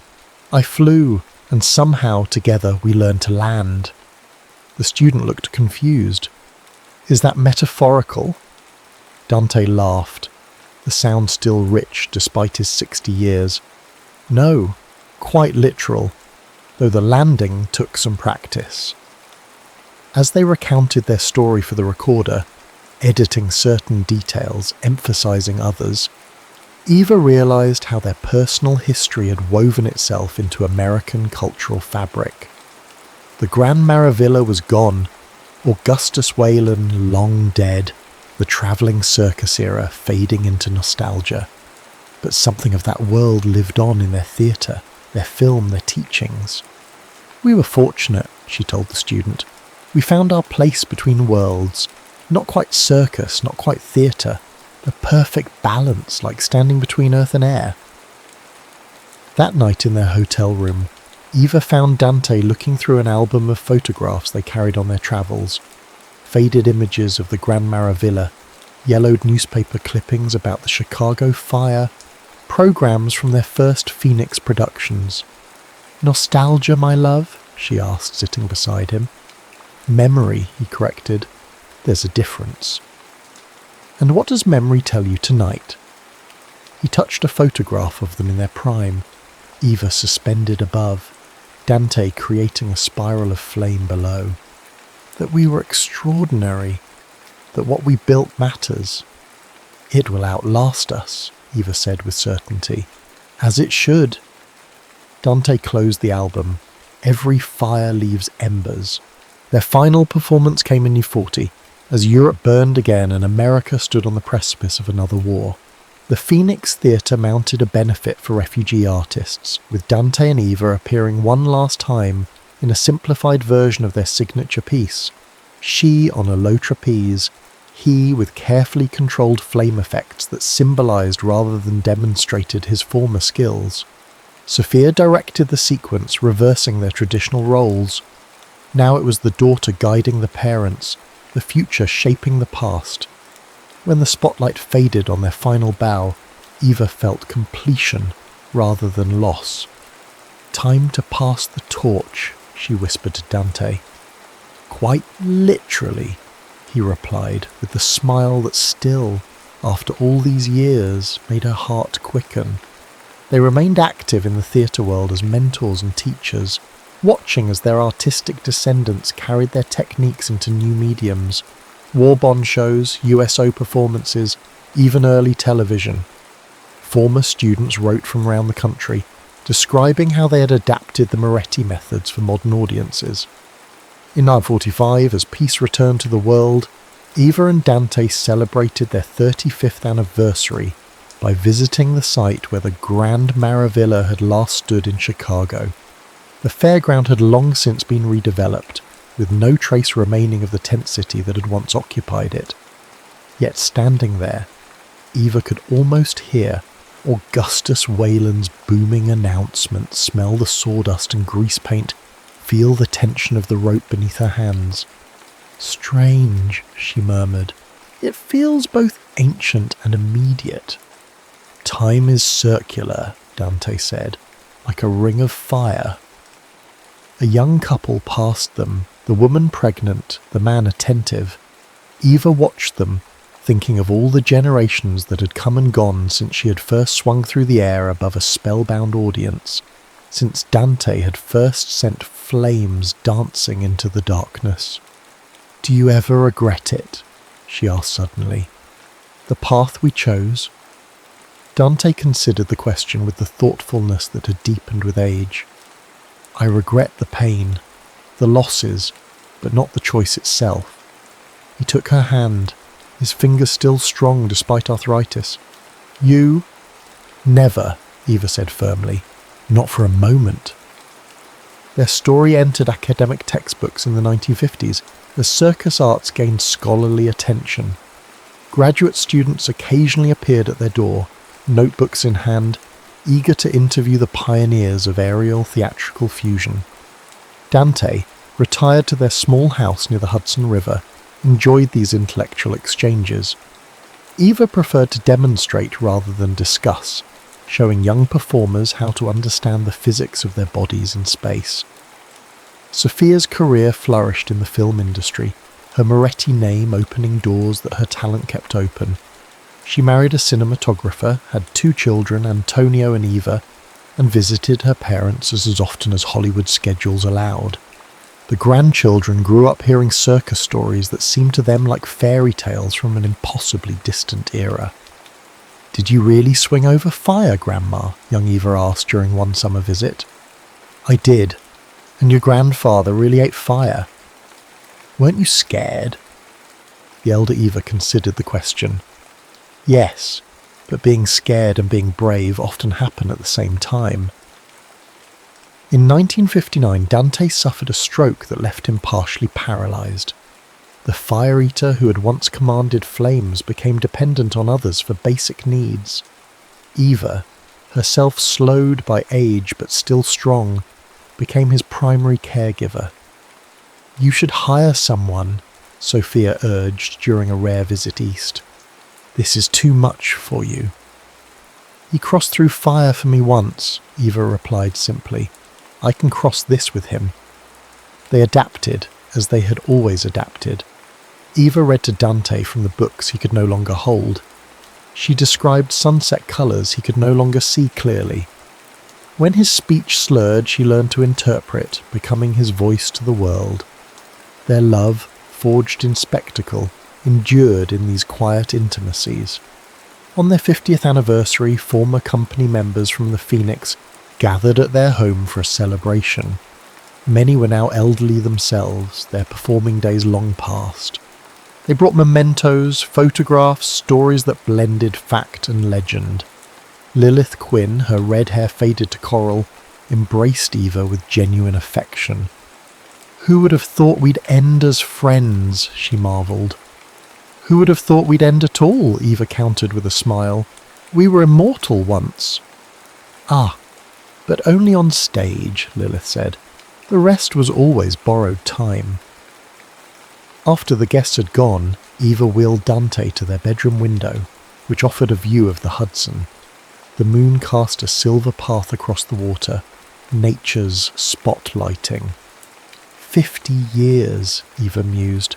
Half a century since a stubborn Italian ruined my solo act. Dante's laugh was quieter than it once had been, but his eyes still held their particular intensity. Best interruption ever, he managed. Eva kissed his forehead. Yes, it was. Dante died peacefully in his sleep 3 months later. Eva, who had prepared for this inevitability for years, found herself unexpectedly hollowed by his absence. They'd been separate people with separate minds, yet their identities had intertwined so thoroughly that she sometimes forgot where she ended and he began. The Phoenix Theatre, now run by a former student, held a memorial performance featuring readings from Dante's directing notes and excerpts from their film. Critics who had followed their career wrote eloquent tributes. The New York Times called him the last of the classical fire artists, who transformed spectacle into poetry. Eva received these honours with composure, but her private grief was elemental. In the months that followed, she withdrew from public appearances, focusing instead on organising Dante's papers for donation to a theatrical archive. His legacy, she was determined, would not be lost to time. Sophia urged her mother to move to California. "You shouldn't be alone, Mother, not at your age." "I'm not alone," Eva insisted. "I'm surrounded by our life's work." By 265, the world had changed beyond recognition from the America that had once marvelled at travelling circuses. Television had replaced live entertainment for many. The Phoenix Theatre struggled against shifting cultural currents, ultimately reinventing itself as an experimental space for avant-garde productions that would have both mystified and intrigued Dante. Eva, approaching 80 but still independent, received a surprising invitation to consult on a new museum exhibition about American circus history. The curator, a granddaughter of Augustus Whalen, had uncovered remarkable artefacts from the Gran Maravilla's heyday, including original posters featuring the Fire Eater and his angel. "Your story bridges the traditional circus and modern performance art," the curator explained. "We'd love to feature it prominently." Eva agreed to the project, finding unexpected satisfaction in seeing their early years presented as cultural history. She provided photographs, costume sketches, and detailed descriptions of routines long since impossible to recreate. The exhibition opened at the Smithsonian in Washington, with Eva attending as a guest of honour. Standing before the display about the Chicago fire, which featured a half-burned poster salvaged from the wreckage, she felt time compress. The young woman who had swung through flames seemed both herself and a stranger, a girl she had once known intimately, but could now observe with the detachment of age. A child's voice interrupted her reverie. "Excuse me, ma'am," a girl of perhaps 10 said hesitantly. "Are you her? The lady in the picture?" Eva smiled. "I was, a very long time ago." The girl's eyes widened. "What was it like to fly?" "Wonderful and terrible," Eva answered truthfully, "like being made entirely of light." "And was he really your husband?" The girl pointed to Dante's image. "The fireman?" "Yes, for 50 years. "Were you scared of his fire?" Eva considered the layers of that question. "At first. Then I learned that the right kind of fire doesn't consume what it loves. It illuminates it." The girl seemed to ponder this. "I want to fly someday." "Then you must learn to trust the air," Eva told her. "And yourself." Later, watching other visitors move through the exhibition, Eva recognized that their story had become part of a larger American narrative about spectacle and art, immigration and reinvention, love that transcended expectation. The personal details mattered less now than the archetypal journey. Two people who had found each other across difference, who had built something lasting from the ephemeral. On her 80th birthday, Eva received a package from Sophia, a carefully restored reel of film discovered in a Hollywood archive. The label read simply, Moretti Fire and Flight Test 1912. Eva watched it alone in her living room, tears streaming as grainy images flickered to life on her wall. There they were, impossibly young, incredibly daring, performing their signature routine for what must have been an early motion picture experiment. The quality was poor, the frame jumpy, but the chemistry between them remained electric across 6 decades. When Sophia called to ask how she liked the gift, Eva struggled to find words. "It's like seeing ghosts," she finally said. "Beautiful ghosts." "They're not ghosts, Mother," Sophia replied gently. "They're you, parts of you that still exist, just in different form." Eva lived to see her great-grandchildren, to witness the modern circus renaissance of the 1970s, to receive academic recognition for her contributions to American physical theatre. Her body gradually surrendered its extraordinary capabilities, but her mind remained precise, her memory a treasury of vanished moments. In her final years, she moved to California to be near Sophia. Their backyard performances for neighborhood children became local legend. The ancient aerialist demonstrating hand positions from her wheelchair, telling stories that spanned the century.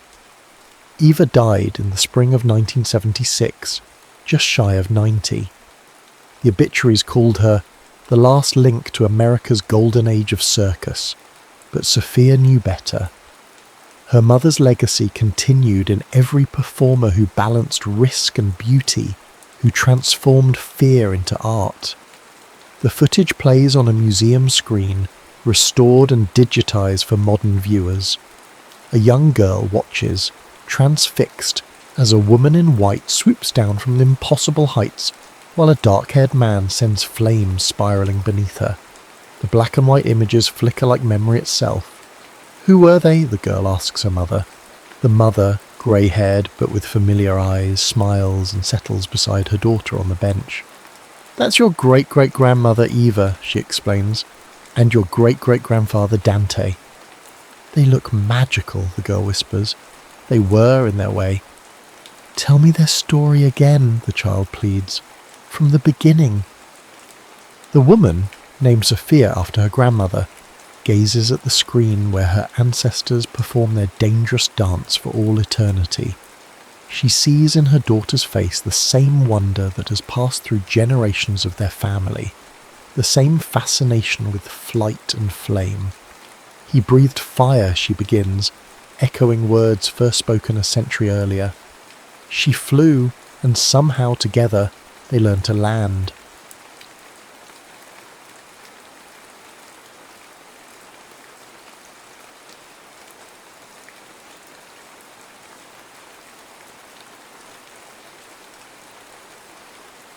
Second verse, same song. The fluorescent lights of the Oakwood High Gymnasium hummed, casting long, distorted shadows across the polished floor. It was senior year, that strange precipice between childhood comfort and the terrifying expanse of the unknown future.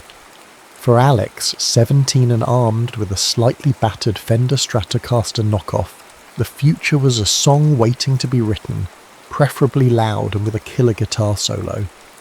He stood nervously near the makeshift stage, a few risers pushed together, waiting for his turn at the talent show auditions. He wasn't aiming for glory, not really.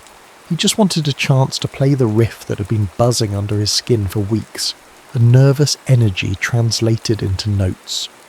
Then she walked in. Morgan. He knew her, of course, small town, you knew everyone, or at least knew of them. But he didn't know her, not like this. She carried herself with a quiet intensity, her dark hair pulled back loosely, a worn poetry anthology peeking out of her tote bag. She wasn't flashy, but there was an undeniable presence about her, an undercurrent of something deep and resonant. When her name was called, she stepped up to the lone microphone stand, took a breath, and opened her mouth. The sound that filled the gym wasn't just singing, it was a force. Clear, powerful, laced with an emotion that seemed far too complex for someone still navigating locker combinations and prom dates. She sang an a cappella rendition of a blues standard, something raw and full of yearning. Alex felt the air shift, the hum of the lights fading into the background. He wasn't just hearing a voice, he was feeling it, a vibration that resonated somewhere deep in his chest, next to the chords he hadn't yet played. Mr. Henderson, the perpetually optimistic music teacher, beamed. "Morgan, astounding as always. Alex, you're up." Alex stumbled forward, plugged in his guitar, and launched into his riff. It was okay, technically proficient, fueled by youthful energy, but after Morgan's performance it felt thin, incomplete. Mr. Hondelborn, Henderson tapped his chin. "Alex, great energy. Morgan, that voice, you know what? I have an idea. Why don't you two try working together? A duet. Find a song, or better yet," he paused for dramatic effect, "write one. Paired together." Alex felt a jolt, a mix of terror and exhilaration. Morgan simply nodded, her expression unreadable but for a flicker of curiosity in her eyes. Their first rehearsal was awkward. They met in the deserted band room after school, the air thick with the smell of valve oil and old sheet music. Alex noodled aimlessly on his guitar, chords that felt suddenly inadequate. Morgan sat cross-legged on an amplifier, flipping through her notebook. "So," Alex finally managed, "any ideas?" Morgan looked up. "I don't know. What do you usually write about?" "Duff," he mumbled. "Girls driving around wanting to get out of this town." She smiled, a small, genuine curve of her lips that lit up her face. "Standard songwriter fare?" She paused, then tilted her head. "What if we wrote about this? Right now? This feeling? Like standing on the edge of something?" And just like that, the awkwardness began to dissolve, replaced by a shared frequency.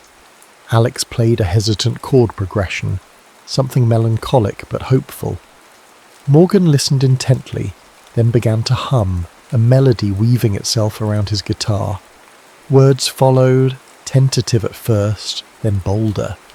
They talked about the bittersweet ache of senior year, the pull of the future, the fear of losing what felt so immediate, so real. They wrote about late-night drives with the windows down, shared secrets whispered in the dark, the feeling that this moment, this connection, was both fleeting and eternal. Over the next few weeks they were inseparable. They wrote in the band room in Alex's cluttered garage, under the bleachers overlooking the football field. He'd play a riff, she'd find the words, she'd sing a line, he'd build the harmony around it. The song took shape, a raw acoustic piece they tentatively titled Same Song. It wasn't just about young love, it was about the specific, fragile intensity of their love, the kind that feels like the only song the universe knows how to play. It captured the thrill of discovery, the comfort of being truly seen, the quiet dread of the inevitable ending that loomed with graduation. Their first kiss happened during a frantic late-night writing session, fueled by cheap pizza and nervous energy. Alex had just figured out the bridge, a soaring, slightly dissonant section that perfectly captured the tension they felt. Morgan leaned closer to hear it better, her hair brushing his cheek. The air crackled. He stopped playing, looked at her, and the world narrowed to the space between them. The kiss was hesitant, then deepening, a harmony they hadn't planned but felt utterly right. They became Alex and a Morgan, a single entity navigating the final frantic months of high school. They held hands in the hallways, shared knowing glances across crowded classrooms, found excuses to be together every possible moment. They even recorded a demo of Same Song on Alex's ancient cassette recorder, layering his guitar and her vocals, the tape hiss adding a layer of nostalgic imperfection. It was their anthem, their secret handshake, the tangible proof of what they shared. But graduation wasn't just a concept, it was a rapidly approaching date on the calendar. Acceptance letters arrived. Alex got into a prestigious music program in Nashville, a dream he hadn't dared to fully admit even to himself. Morgan was accepted into a vocal performance program in Boston, a chance to hone her incredible talent. Different states, different dreams. The conversation happened on a blanket spread under the stars at Miller's Point, their spot overlooking the sleeping town. The air was thick with unspoken words. "Nashville," Alex said softly, tracing the rim of a soda can. "It's everything I've worked for." "Boston," Morgan whispered, her voice catching. "It's where I need to be, to really learn." They didn't fight. There were no accusations, no ultimatums, just a deep shared sadness, a mutual understanding that the paths they needed to walk were diverging. They clung to the idea of staying together, long distance, making it work. But even as they made the promises, calls every night, visits during breaks, a heavier truth settled between them. They were young. They needed to explore, to grow, to become the artists they were meant to be, independently. "It's the right thing, isn't it?" Morgan asked, tears finally slipping down her cheeks, "even though it feels completely wrong." Alex couldn't speak. He just pulled her close, burying his face in her hair, breathing in the scent of her shampoo and the faint aroma of the woods around them. It felt like tearing himself in two. On their last day together before heading off to different corners of the country, they exchanged gifts. Alex fastened a simple silver chain around her neck. Dangling from it was the worn tortoiseshell guitar pick he'd used during their first talent show duet practice. "So you don't forget the first verse," he mumbled, his voice thick. Morgan pressed a familiar dog-eared journal into his hands. It was the one she carried everywhere, filled with her elegant script. "There are lyrics in here," she said, her eyes meeting his, full of unshed tears. "Ones we started, ones we never finished. Maybe someday you can finish them." They held each other one last time, a long, desperate embrace that tried to contain all the love, all the memories, all the unwritten verses. Then they pulled apart, turned, and walked away, the melody of same song echoing silently in the space between them, a bittersweet reminder of a harmony interrupted. The cheap cassette tape, tucked away in a box in Alex's childhood bedroom, held the only recording, a ghost of a promise whispered onto magnetic tape. 15 years. Sometimes it felt like a lifetime, other times like the blink of an eye. The Asheville summer air hung thick and humid, alive with the thrum of distant bass lines and the murmur of crowds. The annual Foothills Folk and Roots Festival was in full swing, a sprawling celebration of strings, stories and soul nestled in the Blue Ridge Mountains. Alex, now 32, adjusted the strap of his well-loved acoustic guitar case on his shoulder. He navigated the bustling backstage area, a labyrinth of tents, trailers and scurrying crew members. Success had found him, albeit the quiet, indie-darling kind. He'd released 3 critically acclaimed albums, toured constantly, building a loyal following with his introspective lyrics and intricate guitar work. He wrote songs about longing, about landscapes, about the ghosts that lingered just out of sight. He poured his experiences into his music, yet a certain guardedness remained, a reluctance to fully revisit the raw vulnerability of his youth. He still carried the weight of that first sharp heartbreak, a subtle minor key beneath his newer melodies. Nashville had honed his craft, but it hadn't entirely healed the old wounds. He was here as a solo act, booked for a prime slot on the main stage Saturday evening. Morgan, also 32, checked her reflection in the window of a catering truck smoothing down her simple linen dress. The years had been transformative. Boston had polished her voice into an instrument of breathtaking range and control. After graduation, she'd navigated the often brutal music industry, fronting bands, doing session work, and eventually finding her niche as a highly sought-after vocal coach. She'd built a significant online following through powerful performance videos and insightful tutorials, her passion for music undimmed. She was also newly single, emerging bruised but resolute from a tumultuous relationship with a charismatic but controlling record producer. She was at the festival to lead a vocal workshop and perform a short set on one of the smaller stages, looking forward to immersing herself in music and reclaiming her own rhythm. Neither knew the other was there. Their lives had taken such different trajectories, their paths diverging so completely after that tearful goodbye that the possibility of crossing streams hadn't even registered. They'd lost touch gradually, the nightly calls dwindling to occasional emails, then silence.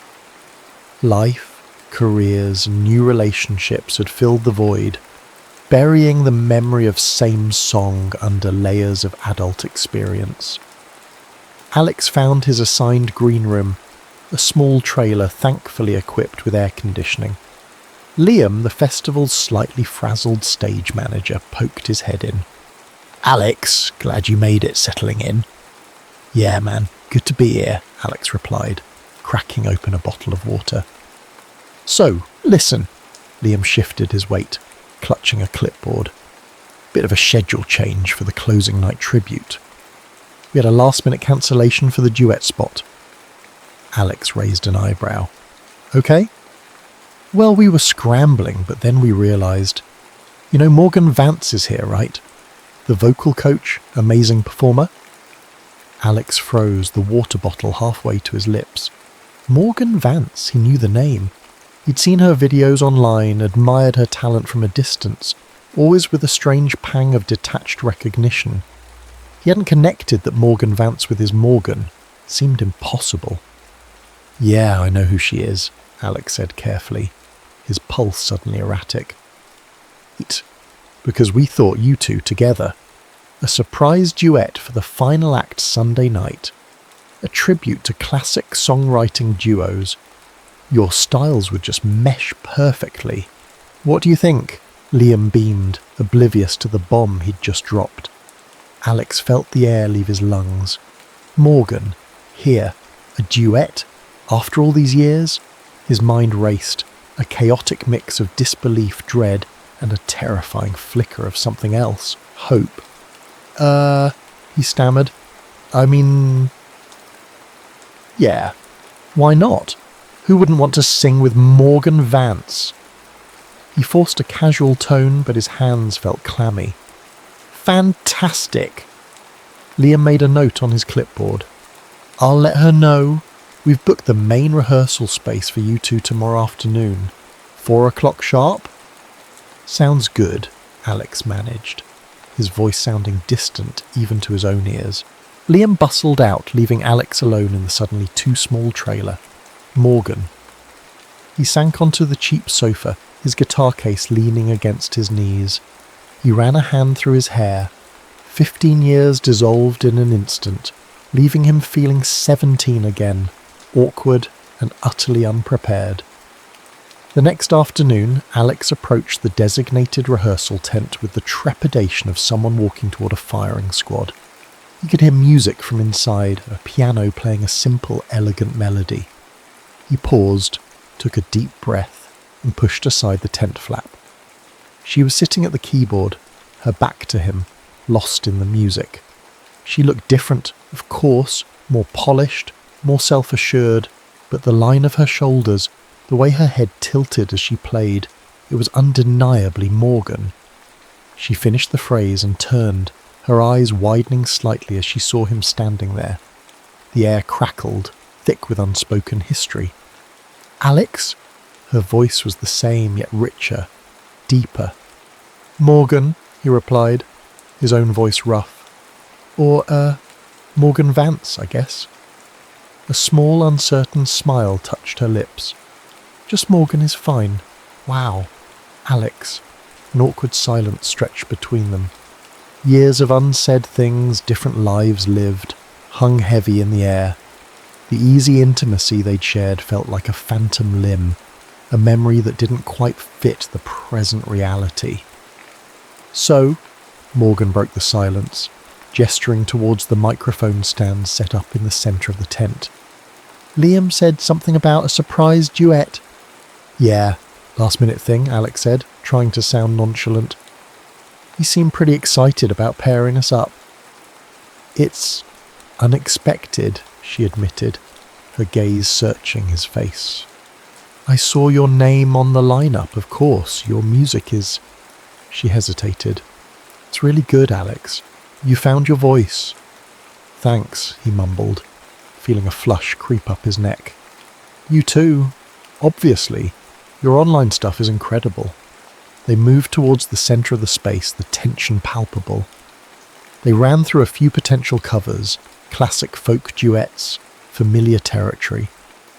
Their voices, though changed by time and training, blended almost instinctively. The old harmony was still there, buried beneath the surface. On stage, even in the sterile rehearsal tent, the chemistry was undeniable, an electric current passing between them as they traded verses. It was familiar yet new, exciting yet deeply unsettling. Liam popped his head back in towards the end of their allotted time. How's it sounding, folks? Pretty good, Morgan said, glancing at Alex. Yeah, we're getting there, Alex agreed. Fantastic. Now, I had another thought, Liam said, pulling out his phone. I was doing a deep dive, research, and I stumbled across this old recording. Terrible quality. Sounds like it's on a cassette. He played a few seconds of tinny, warbly audio. Alex's blood ran cold. It was them. 17 years old, voices cracking slightly, singing same song in his garage. The tape hissed like audible dust motes. Liam continued, oblivious. Is that... you guys? Morgan stared at the phone, her face pale. Where did you find that? Some obscure corner of the internet. An old high school band archive site, maybe. Anyway, the melody, the lyrics, they're beautiful. Raw, but beautiful. What if for the encore Sunday night you performed this? Your own song. Talk about a full circle moment. Alex looked at Morgan. Her eyes were wide, mirroring the shock and turmoil he felt. That song, their song, the one born from their first connection, the one sealed with their breakup, the one neither of them had likely listened to, let alone performed in 15 years. Resurfacing it felt like excavating a time capsule, unearthing emotions they had both carefully buried. Nostalgia warred with the remembered pain of their parting, the unresolved questions swirling in the charged air between them. I don't know, Morgan stammered, looking away. It's been a long time, Alex added, the understatement hanging heavy in the humid tent. Liam, sensing the sudden shift in atmosphere but misinterpreting it as artistic modesty, just grinned. Think about it. It would be magic. Pure festival magic. He gave them a cheerful wave and disappeared again.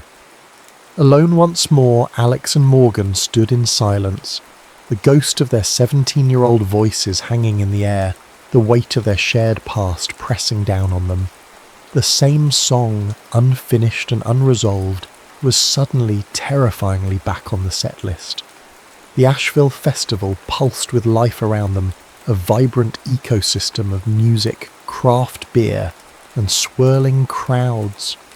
Yet for Alex and Morgan, the noise seemed to fade whenever they found themselves drawn back into each other's orbit.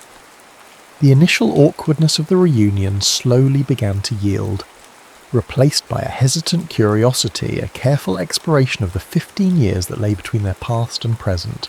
They started spending time together, initially under the guise of rehearsing for the Sunday duet, but soon seeking each other out during downtime between sets and workshops. They grabbed coffee from a vendor truck, sharing a picnic table under the shade of a sprawling oak tree. They wandered through the craft booths, commenting on handmade pottery and tie-dyed shirts. Each interaction felt like deciphering an old map, tracing familiar routes that led to unexpectedly changed landscapes. Their conversations, at first tentative, grew deeper, more candid. They talked about the years immediately following their split, the loneliness of new cities, the struggle to find their artistic footing, the relationships that had shaped them for better or worse. Nashville was intense, Alex admitted, stirring his coffee. Sink or swim, I swam mostly, wrote a lot of sad songs. He offered a self-deprecating smile. Guess some things don't change.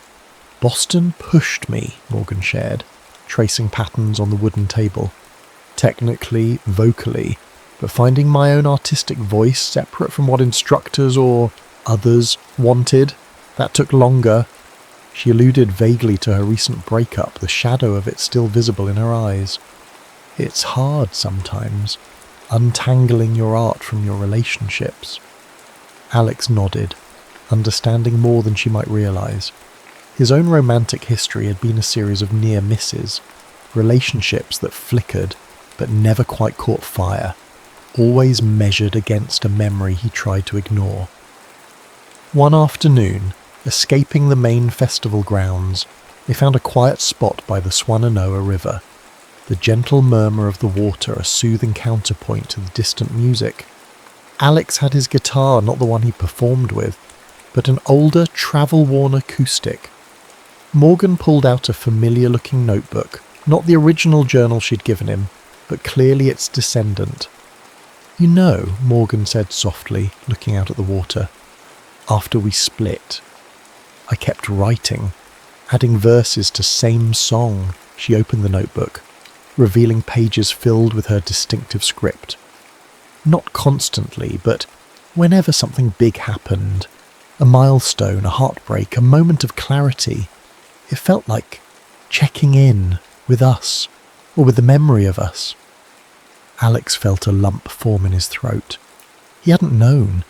He'd kept her journal safe, tucked away in her box, but he hadn't dared open it often, the unfinished lyrics a painful reminder. "I kept the journal you gave me," he confessed.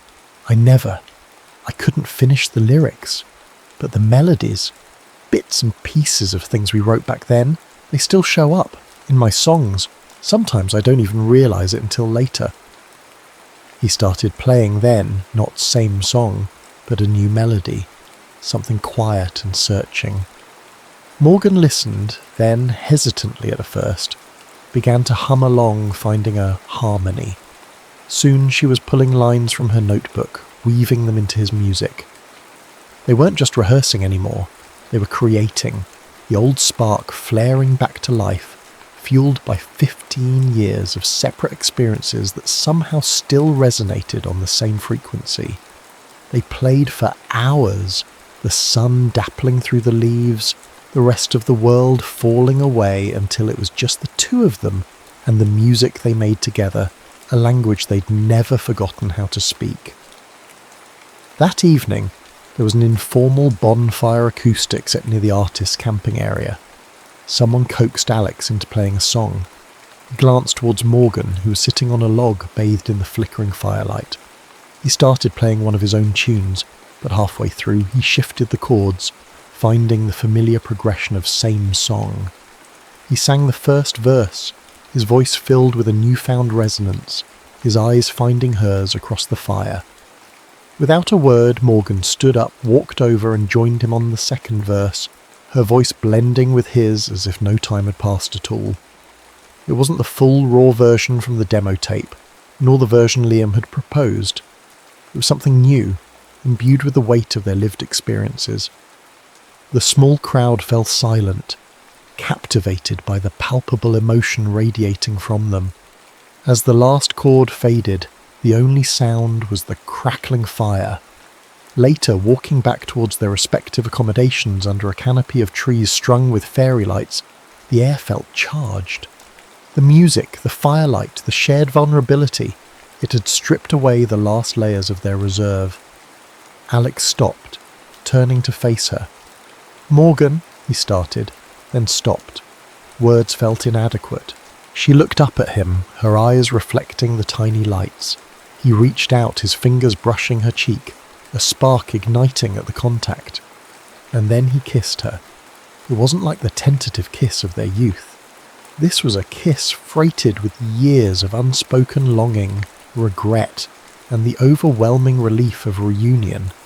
It was a kiss that acknowledged the past but anchored itself firmly in the present, a desperate, hopeful collision under the Carolina stars. The fragile bubble of their rekindling, however, was soon threatened. The next day, a sleek black car pulled up backstage. Out stepped Julian Vance, Morgan's recent ex, the record producer. He was all sharp suit and predatory charm, ostensibly there to support Morgan, but clearly intending to reassert his influence. He cornered her after her workshop, waving a recording contract. "Morgan, darling," he crooned, loud enough for Alex standing nearby to overhear. "I pulled some strings. This is a major label deal. Solo album. Big budget. We can pick up right where we left off, professionally speaking, of course." The implication hung in the air. The contract came with strings, the kind that tangled art with control, the kind she'd just escaped. Morgan looked trapped, the old anxieties flickering across her face. Before Alex could intervene, his own manager intercepted him, phone pressed to his ear. "Alex, great news. That European solo tour we pitched. They want you, starting in 6 weeks. It's huge, man, career-defining." Alex looked from his beaming manager to Morgan, who was trying to extricate herself from Julian's possessive grip. 6 weeks, a solo tour, the kind of opportunity he dreamed of, but it meant leaving, just as he and Morgan were finding their way back to a harmony he hadn't realised he was missing so desperately. Julian's arrival, the tour offer, suddenly the world was rushing back in, presenting them both with choices, demanding they decide if the tentative song they were rewriting together was worth risking the paths they'd forged alone. The chaos of the festival seemed to mirror the turmoil within them, pulling their newfound harmony into sharp, potentially discordant relief. Sunday night. The air crackled with the energy of 1,000 endings and beginnings. The final night of the Foothills Festival. The main stage lights blazed, illuminating a sea of faces turned expectantly towards the platform. Backstage, the atmosphere was a hum of controlled chaos, but for Alex and Morgan, standing in the wings, a pocket of intense quiet seemed to surround them. They hadn't had much time to talk since the dual bombshells of Julian's contract offer and Alex's tour opportunity.